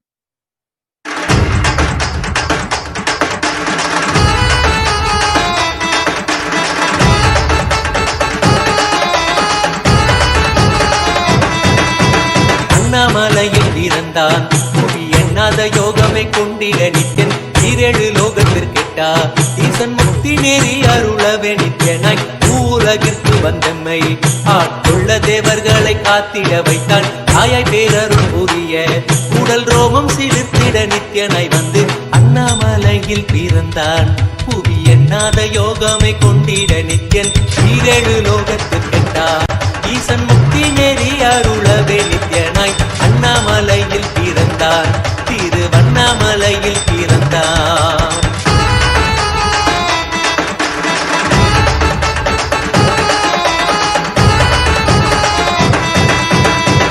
கிளப்பி விட்டேனில் பர தத்துவம் கற்பித்த பாரம ஞானியாய் ஞானக்கண் கொடுத்த தமக்கே ரூபம் காட்டிய மாய வித்தை செய்யும் நித்யன் வித்தை கிளப்பி விட்டேனில் பர தத்துவம் கற்பித்த பாரம ஞானியாய் ஞானக்கண் கொடுத்த தமக்கே ரூபம் காட்டிய மாய வித்தை செய்யும் நித்யன் அண்ணாமலையில் பிறந்தான் புவி எண்ணாத யோகமை கொண்டிட நித்யன் ஈரேழு லோகத்திற்கெட்டா ஈசன் முக்தி நெறி அருளவே நித்யனாய்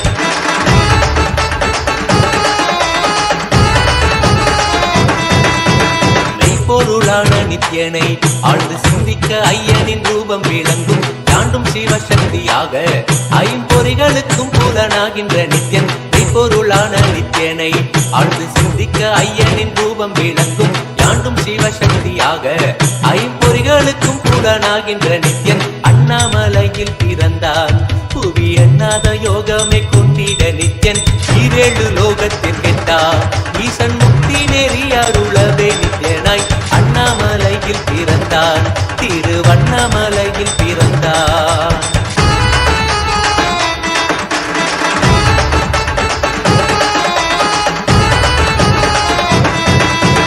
உள்ளும் புறமும் இருந்து உயிர் பக்குவமாக்கிடும் பரமனாம் நித்யன் ஞானப்பாடி தங்கள் ஏழும் கொண்ட ஞானமும் ஆகியே ஆண்டிடும் நித்யன் உள்ளும் புறமும் இருந்து உயிர் பக்குவமாக்கிடும் பரமனாம் நித்யன் ஞானப்பாடி தங்கள் ஏழும் கொண்ட ஞானமும் ஆகியே ஆண்டிடும் நித்யன் அண்ணாமலையில் பிறந்தான் புவி எண்ணாத யோகமை கொண்டிட நித்யன் ஈரேழு லோகத்திற்கெட்டார் ஈசன் முக்தி நெறி அருளவே நித்யனாய் அண்ணாமலையில் பிறந்தான் நித்யன் அண்ணாமலையில் பிறந்தான்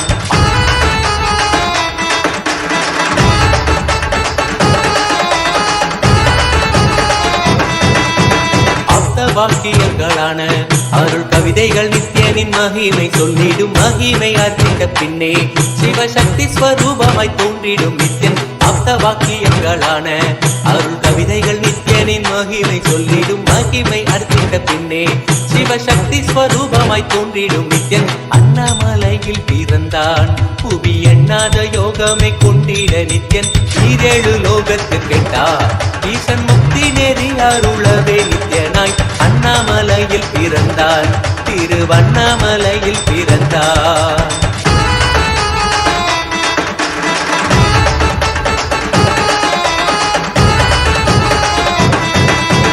புண்ணிய கேத்திரம் தனிலே நித்யன் உன்னத நீலை ஊழத்தில் வருமே விண்ணவர் மன்னவர் ஒப்ப அகிலம் ஆளும் கீர்த்தியுட ஈசன் நித்யானந்தன் புண்ணிய கேத்திரம் தனிலே நித்யன் உன்னத நீலை ஊழத்தில் வருமே விண்ணவர் மன்னவர் ஒப்ப அகிலம் ஆளும் கீர்த்தியுட ஈசன் நித்யானந்தன் அண்ணாமலையில் பிறந்தான் யோகமை கொண்டிட நித்யன் ஈரேழு லோகத்திற்கெட்டார் ஈசன் முக்தி நெறி அருளவே நித்யனாய் அண்ணாமலையில் பிறந்தான் நித்யன் அண்ணாமலையில் பிறந்தான்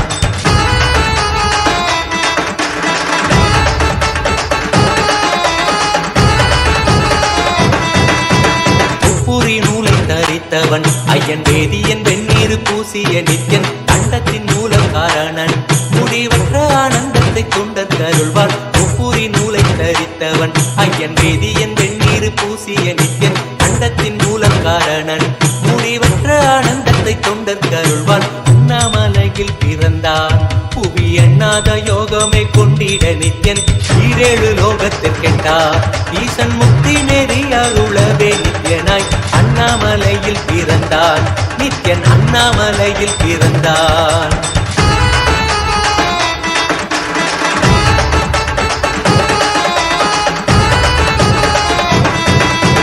பேரறிவு பொருள் நித்யன் உலகாளும் ஊரை மன்னவர் கழித்தவன் அர்த்தநாரீஸ்வரனாக அருள் செய்திட்டே எம்மை ஆட்கொண்டிடும் நித்யன் பேரறிவு பொருள் நித்யன்.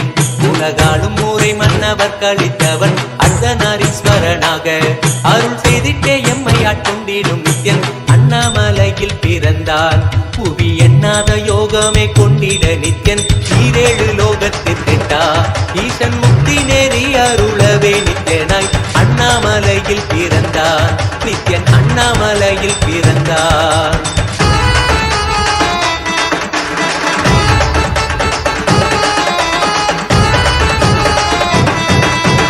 பிறவி பிறவியாய் தேவர்கள் பரம்பொருளான பரமனையை தேட ஈசன் பிறவாமல் ஆட்கொண்டு எம்மை ஒரு தத்துவம் தன்னை உரைத்திட நித்யனாய். பிறவி பிறவியாய் தேவர்கள் பரம்பொருளான பரமனையை தேட ஈசன் பிறவாமல் ஆட்கொண்டு எம்மை ஒரு தத்துவம் தன்னை உரைத்திட நித்யனாய். அண்ணாமலையில் பிறந்தான் புவி எண்ணாத யோகமே கொண்டிட நித்யன்.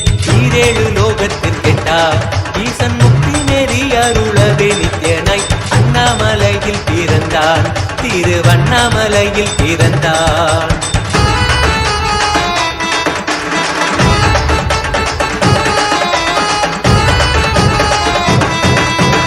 எண்ணிலா வடிவமுடையவன் என்னும் எண்ணம் கடந்த முதற் பொருளானவன் பிறவி எழுத்தே சலிக்க அருள் தாகத்தை தீர்த்தன் வினைகள் களைந்தான். எண்ணில்லா வடிவமுடையவன் என்னும் எண்ணம் கடந்த முதற் பொருளானவன் பிறவி எழுத்தே சலிக்க அருள் தாகத்தை தீர்த்தன் வினைகள் களைந்தான். அண்ணாமலையில் பிறந்தான் புவி எண்ணாத யோகமே கொண்டிட நித்யன். ஈரேழு லோகத்திற்கெட்டா ஈசன் முக்தி நெறி அருளவே நித்யனாய் அண்ணாமலையில் பிறந்தான் நித்யன். அண்ணாமலையில் பிறந்தான்.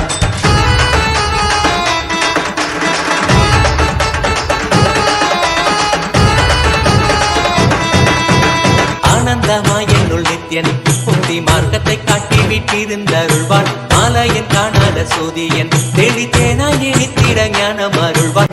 ஆனந்தமாய் என்னுள் நித்யன் முக்தி மார்க்கத்தை காட்டி விட்டிருந்தருள்வான். மாலையன் காணாத சோதியன் தெளித்தேனாய் இனித்திட ஞானம் அருள்வான். அண்ணாமலையில் பிறந்தான் புவி எண்ணாத யோகமே கொண்டிட நித்யன். ஈரேழு லோகத்திற்கெட்டா ஈசன் முக்தி நெறி அருளவே நித்யனாய் அண்ணாமலையில் பிறந்தான் நித்யன். அண்ணாமலையில் பிறந்தான்.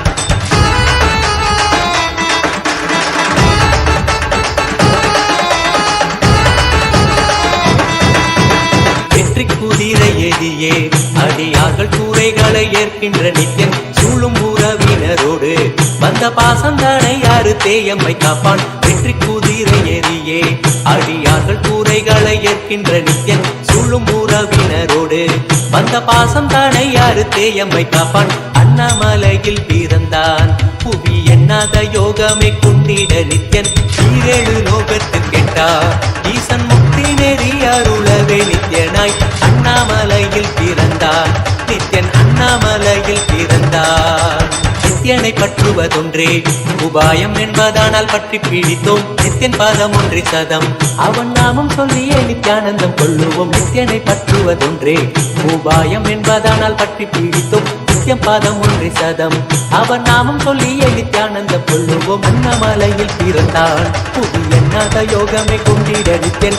ஈரேழு லோகத்திற்கெட்டா ஈசன் முக்தி நெறி அருளவே நித்யனாய் அண்ணாமலையில் பிறந்தான் திருவண்ணாமலையில் பிறந்தான்.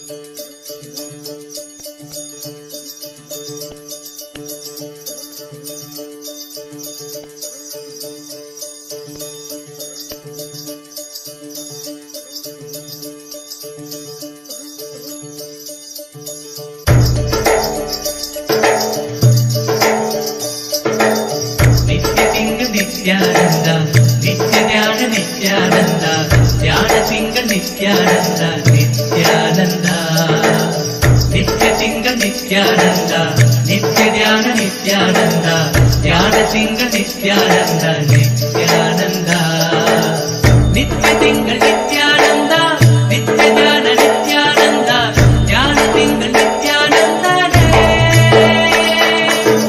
நித்ய திங்கள் நித்யானந்தா நித்ய ஞான நித்யானந்தா ஞான திங்கள் நித்யானந்தானே நித்யானந்தனே நித்யானந்தா சத்யவேதனே நித்யானந்தா வேத ரூபனே நித்யானந்தனே நித்யானந்தனே நித்யானந்தா சத்யவேதனே நித்யானந்தா வேத ரூபனே நித்யானந்தனே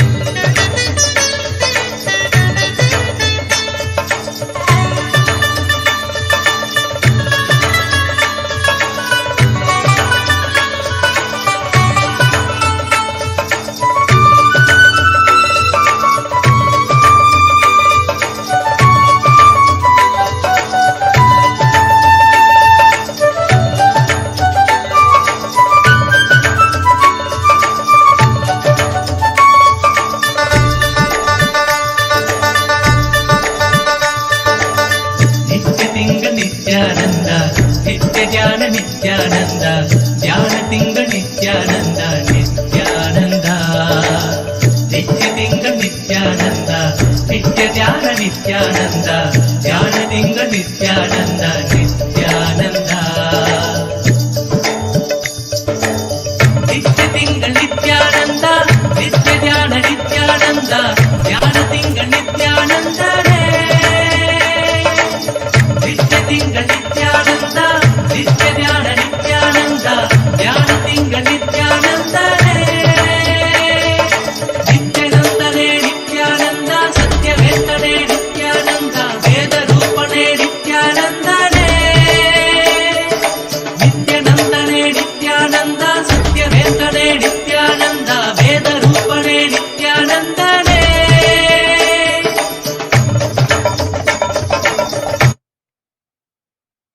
Bless you all as a living, complete manifestation,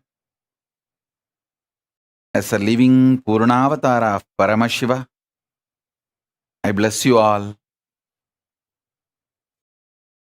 Let's all radiate with integrity, collective integrity, authenticity, responsibility, enriching, causing, living Paramadvaitam, Shuddhadvaita Saivam, the state, space, being, powers, superconsciousness and Kailasa of Paramashiva. Paramashivoham Om Nithyananda Paramashivoham. The eternal bliss Nithyananda. Thank you. Be blissful.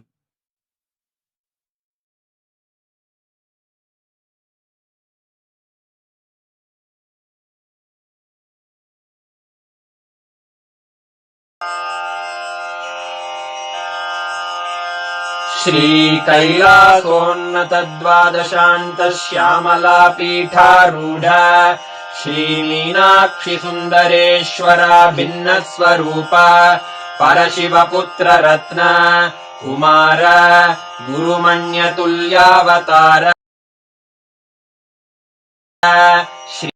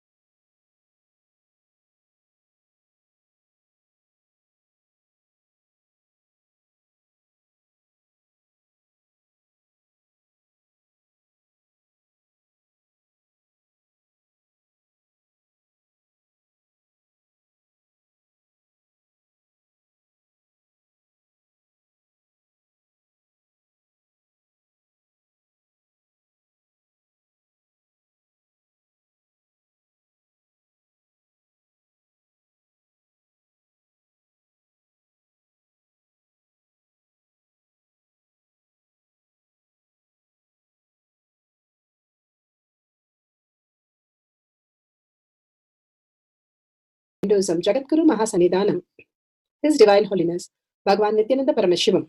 Let's start with the Sadguru Vandanam. Nithyanandam Paramasukhanam Kevalam Jnanamurtim Dvandvatitam Gaganasadushnam Tattvamasya Lakshmam Ekam Nityam Vimalamachalam Sarvadi Sakshi Bhutam Bhavatitam Trigunarahitam Sadgurum Tam Namami. Let's go through the disclaimers. Security measures. No photography, video, audio recording. Important cautions.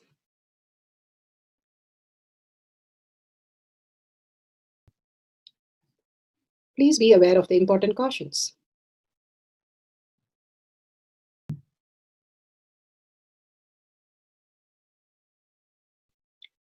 What is spa manifestation? Let's hear from Bhagavan himself explaining what is spa manifestation. All the 25 states of consciousness, when they happen in you, due to your chemicals and hormones ups and downs, it is powerlessness. When it happens in you, out of your free will and consciousness, it is powerfulness. That's all. When you fall into sleep, it is powerlessness. When you enter into sleep, it is powerfulness. When you fall into dream, it is powerlessness. When you decide to dream, it is powerfulness. So I have added the ultimate powerfulness, Turiyatita, in your whole being and doing. Manifest all the powers. Understand, power manifestation is nothing but cognitive shift. It is not work. It is cognitive shift. Understand? It is just cognitive shift. It's not work. Work is a 4-letter word. Power manifestation is cognitive shift. Playing life. Playing with being alive.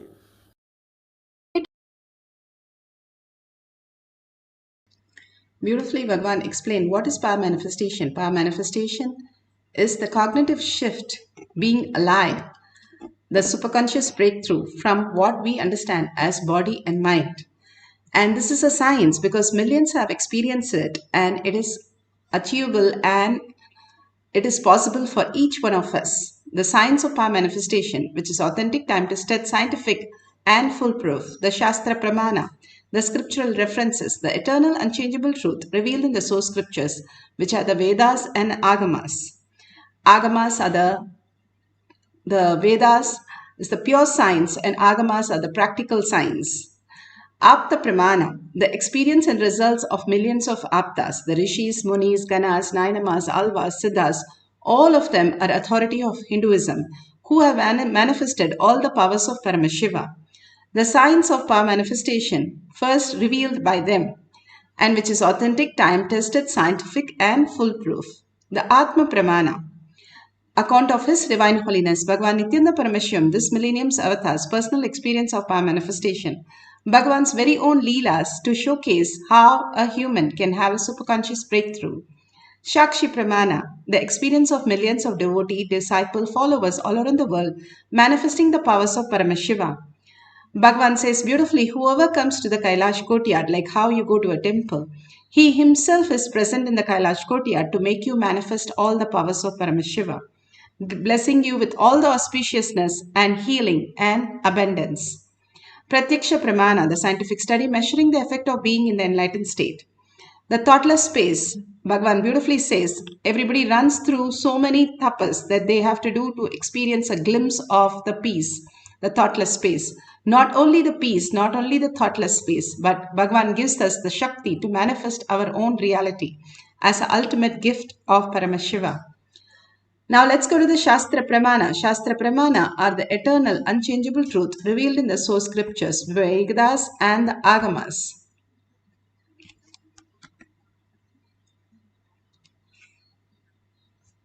This is from Vijnana Bhairava Tantra. Vijnana, consciousness, Bhairava, one who experiences consciousness, and Tantra, the method to experience beyond the mind as consciousness. Vijnana Bhairava Tantra, Dharana 95, Sutra 120. The Shastra Pramana for the power of consciousness over matter, silicon, is taken from the Vijnana Bhairava Tantra, Sutra 120, Dharana 95. क्वचित् वस्तुनि विन्यस्य शनैर्दृष्टिं निवर्तयेत् तज्ज्ञानं चित्तसहितं देवी शून्यालयो भवेत् क्वचिद् वस्तुनि विन्यस्य शनैर्दृष्टिं निवर्तयेत् तज्ज्ञानं चित्तसहितं देवी शून्यालयो भवेत्.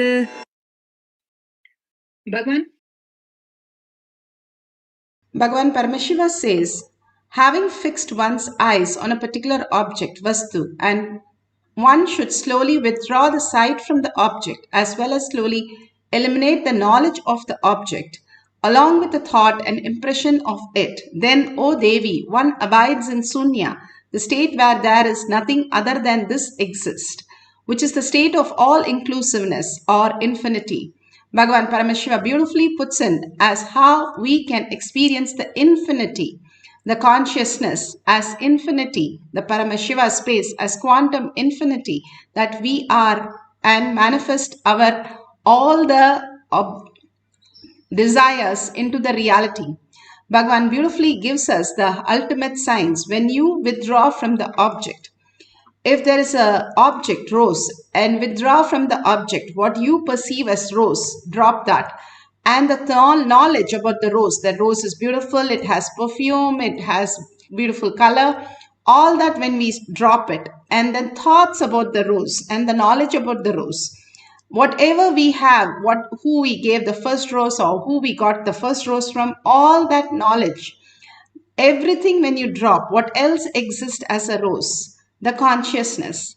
That is something which is what is manifesting through you as reality even now. If you're breathing, if you're seeing, if you're here in the power manifestation session, you are consciousness happening right now as the reality. And in materialistic world, you are sitting for the power manifestation session. Bhagavan says, if you start recognizing your higher dimension, that you are consciousness and understand the object is also consciousness, you are simply connected to that and you can manifest and manipulate in the way you want it, command over the reality. How we can experience that beautiful space of oneness is what is all about the power, science of power manifestation. Bhagavan gives a beautiful Apta Pramana. Apta Pramana are the Rishis, Munis, Ganas, Nayanamas, Alvas, Siddhas who have manifested all these powers. Ramanuja, who believed Dvaita, the Bhakti, how he lived as the ultimate Bhakta. One day, this is for the power of consciousness over matter, Apta Pramana. One day, the Mughal king had taken away all the deities and he had stored in her place, and he has taken Ramanuja's deity also. And when Ramanuja goes and pleads to him to give back the deity, he says, you call for the deity and if the deity comes, you can take him. And he calls him Chella Pillai. In Tamil, it means, dear my son. And when he calls, physically the deity starts walking towards him and comes to Ramanuja. The ultimate space of oneness that Ramanuja experienced, the ultimate space is the space how Bhagavan says conscious sovereignty as your reality. He could really start relating to that matter as consciousness. That is all requires how we can experience all that which exists as matter, as consciousness. We become consciousness. The conscious sovereignty is looking everything in the conscious perception rather than the perception of just the materialistic world. The more we understand that, what does it do to in our life? The more we are out of the delusion, we are not pained by it. The struggles that we go through, the impossibility that we go through, and all that we have the pain points simply dissolve and only auspiciousness and abundance starts flowing in us. The science, that's the greatest science. Bhagavan says India was the most richest place before the Britishers came, because everybody believed that was the science they could live as reality. Rather than go to work, they go to the Paramashiva space and experience the oneness and manifest all the wealth they want and all the auspicious. Bhagwan beautifully here explains about his experience with Arunagiri Yogeshwara, how he experienced the oneness for the first time, that Suddha Advaita as his reality. Bhagwan beautifully explains in the Atma Pramana. On the surface and so deep in the being. Using that powerful eyes, he was looking into me. Of course, that is too much. So naturally, sleep disappears. I'll describe the scene. The next word is Sami. That's the way he used to call me, because that is the way my whole family used to address. I had hundreds of names given and self-given. And it continues even now. But most used name is this Swami. Even my mother used to call me as Swami only. From the time I remember me, I never heard any other word from my mother. Even as a baby, as a child, I always heard only she calling me, addressing me as a Swami. Never I have heard from her the name my parents have given. It's only Swami. So, Arunagiri Yogeshwara uttered the word Swami.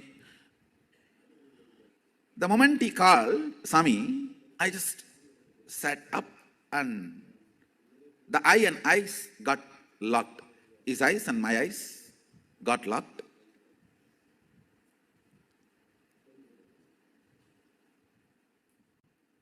He raised the right hand with a gesture.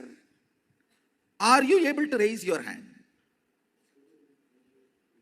So the meaning is, are you able to do what you want? It was not verbal. It was like a show. So naturally, I responded. Means I moved my hand and showed, yes, I can. Suddenly, Onada.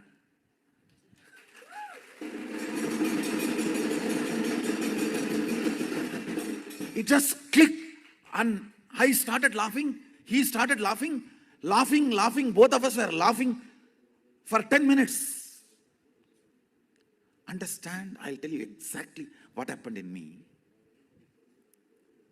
When you have a consciousness which can command and execute something that is one with ultimate, so you are ultimate.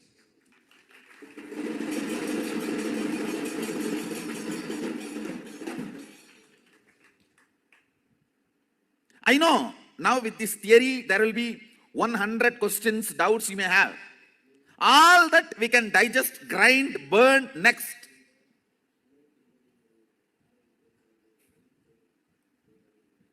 But the first click, he's right. That first click was so powerful.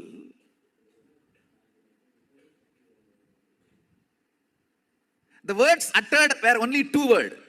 Swami.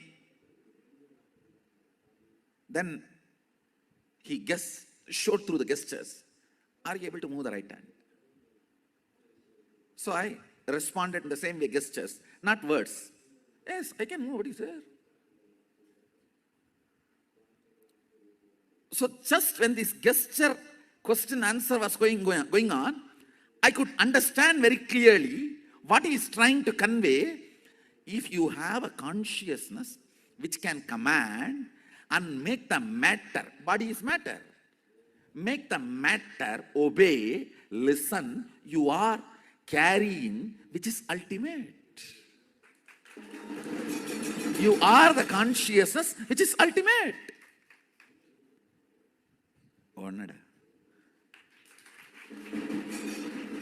Like something hit on my forehead. It was such an ecstasy blossoming, flowering.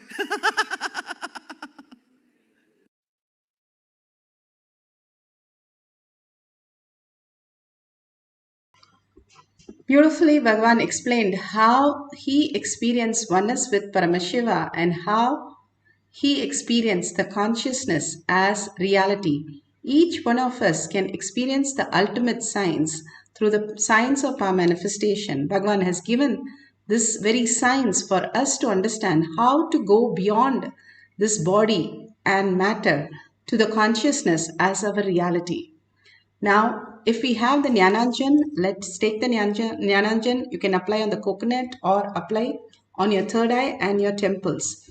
All the detox that Bhagavan has given, the Aushadas, the Vibhuti and the Kumkum, or the turmeric that you apply in your command center, this part of your brain, simply detox and clears it so much that you get ready for the receiving the Guru. All this he is doing again and again, asking us to prepare ourselves. When he comes, he gives all the darshans and diksha and initiation. At that very moment, we are so elated and excited and everything looks perfect. But after some time, it just drops and just leaves us. That's not our fault, but the frequency that we are not able to hold it. The Gurus only sees that how much are we ready for experiencing and holding that space. And continuously he initiates to see if somebody can hold that, and just for few seconds and extended seconds we can be enlightened. The Bhagavan says just for 3 to 4 seconds we can have a satori or power manifestation. But if we are in that 21 seconds, we can just become enlightened. 21 seconds. Yes, the thoughtless space, complete peace and complete surrender into Bhagavan's lotus feet. We can experience the ultimate, Bhagavan says. All this great science is given to us again and again. That is why the power manifestation has a purpose where we can experience as our reality when we manifest as Shakti, not just the Sunya, but he has added one more level for us to experience as Shakti, as manifestation, where you become the command over reality. So you become solidified into the consciousness, conscious sovereignty as your reality. Now, let's get into the meditation. We are going to have the coconut or object on your hand. You can keep it or you can keep it on other's hand. If you're comfortable doing the coconut rolling on your hands, you can keep it on your gadget.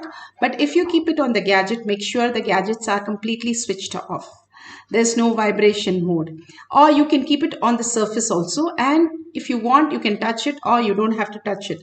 It is up to you. If you feel you're connected as consciousness, simply you can command over anything. All that exists, Bhagavan says, if I am here and I am consciousness, the air around me is also consciousness, the rocks around me is also rocks around the air is also consciousness. The Arunachala hill is also consciousness. So I can move the hill also. It is quite feasible and quite possible where Bhagavan says we are consciousness and manifest as reality. Now all those great signs, we have seen the Siddhas and all the Alvars, Nayanamars, millions of them have manifested all these powers. If you read about so many yogis, they are able to manifest all these powers just by declaring their conscious sovereignty. That only the inner space, bring your focus back and again. Bhagavan's beautiful instructions. Sit straight with your head, neck and spine in a straight line. Bring your visualization, verbalization to your third eye, only Paramashiva. Whatever you remember of Swamiji, just bring that to your third eye and continuously cherish. That is where your bhava comes in. You sit as Parashakti, Paramashiva with 25 heads and 75 eyes and 50 hands to bring the awareness and cherish what you cherish, you become that. Constantly, if you cherish Paramashiva, then you become that. Constantly, we cherish only all our delusions, pains, and sufferings. For a few minutes, drop everything. How in the deep sleep you drop everything. For a few minutes, tell very clearly, I do not want any thoughts. I'm going to unclutch any thought that comes with Paramashiva as my Mahavakya. That is the weapon that we have. When we chant the Mahavakya loudly, we are so engrossed in chanting that we forget there is any other thought that can happen. And also visualize and verbalize only Paramashiva's cognitions and visualization continuously in your third eye and bringing the awareness of your 25 heads. Holding that, witnessing that awareness, you become the conscious sovereignty and manifest the powers. Let's entangle with Bhagavan, continuously chant and just deeply melt into the chanting. Don't bother if it is manifesting or not. You don't have to peek, you don't have to do anything. You can set up a camera and continuously fall in love with Paramashiva. Merge in Paramashiva to his lotus feet. All that we came here to celebrate Paramashiva. Be that oneness and experience that oneness of Paramashiva chanting the Mahavakya. Let's get ready for the consciousness over matter. So let's start chanting the Mahavakya intensely from the navel center. The navel center which connects the whole cosmic consciousness. So from your navel center, start chanting and vibrating with that and entangling with Bhagavan to experience the deep oneness with Paramashiva.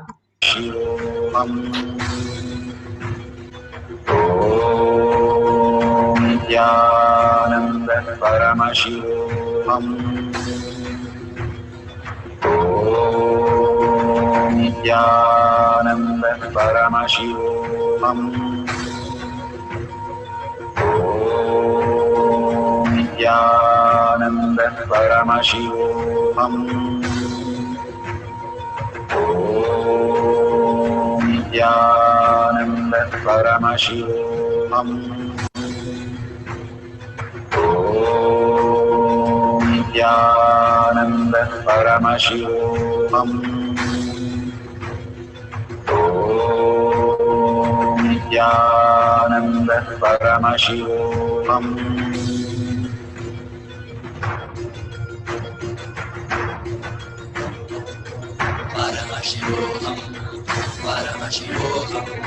Let Paramashiva's third eye manifest in all our third eyes.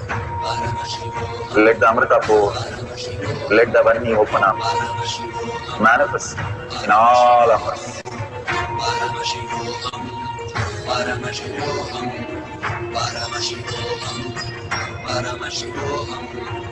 Let Paramashiva overflow, manifest the powers in all our third eyes. Om Nithyananda Paramashivam. Om Nithyananda Paramashivam. Om Nithyananda Paramashivam. Om Nithyananda Paramashivam. Om Nithyananda Paramashivam. Om Nithyananda Paramashivam. Om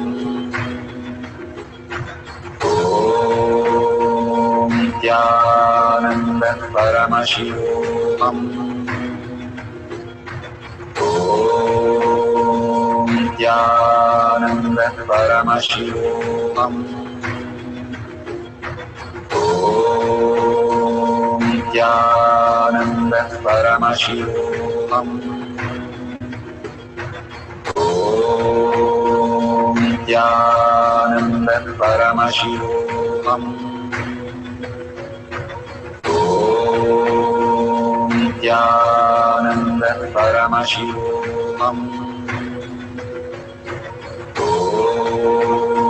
Nithyananda Paramashivam.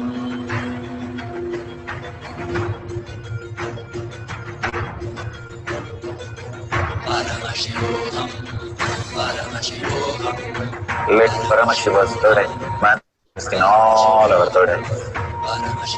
Let the Amrita pour, let the Vani open up, manifest in all of us.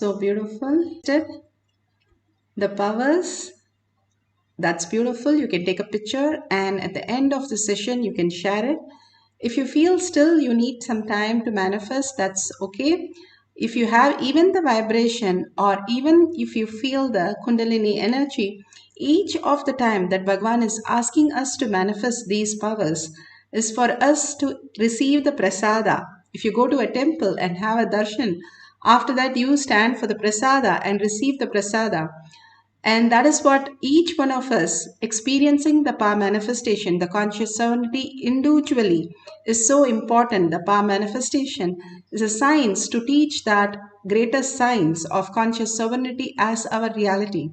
Again and again, Bhagavan is asking us to experience that is the only reason to make us conscious sovereignty. At least for a few minutes, we are in the conscious space. If you make a coffee, you don't think that Paramashiva is making the coffee, Paramashiva is drinking the coffee. If that is the space, that's so beautiful. Living as Paramashiva, walking, talking, and experiencing, you are the ultimate. The conscious sovereignty says, Brahmanya Bahuputratam. You are the favorite inheritance of the cosmos, sitting as the consciousness itself, the ultimate reality, who you are. The auspiciousness, the abundance. When you sit in that space, simply you start manifesting the higher reality. What you believe is what you are. What you eat is what you belch. The same way, if you start believing that you are consciousness by all these simple things that Bhagavan is giving us to experience, because it is too simple, we think it might not be the important thing. Just by rolling the coconut. In South India, there is a Vellore Golden Temple. You can Google and check. Such a beautiful temple. He was just a school teacher going in cycle, but all he had is conscious sovereignty. And then he started rolling coconut and showing people how the conscious sovereignty as the reality itself and healing people. And he built a golden temple right in this century, not the past. He still lives. Such a beautiful space each one of us can manifest and make it reality is why Bhagavan is asking us to manifest the powers of Paramashiva again and again. Living that and experiencing that, becoming oneness with that and manifesting that. Continuously holding that as the primary cognition is the very purpose of why we came here to experience the ultimate and manifest as ultimate. We are not going to lose anything but gain much more that we can't even imagine. When Sudama went to Krishna, all that he did was just fall in love with Krishna, and simply he was showered with all the auspiciousness and abundance.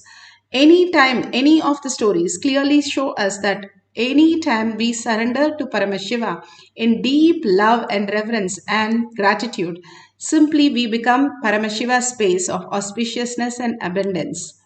Just beautifully experiencing the ultimate. So let's have one more cycle. Sit straight with your head, neck and spine in a straight line. Continuously chant the Mahavakya, raising your frequency. It's all about frequencies.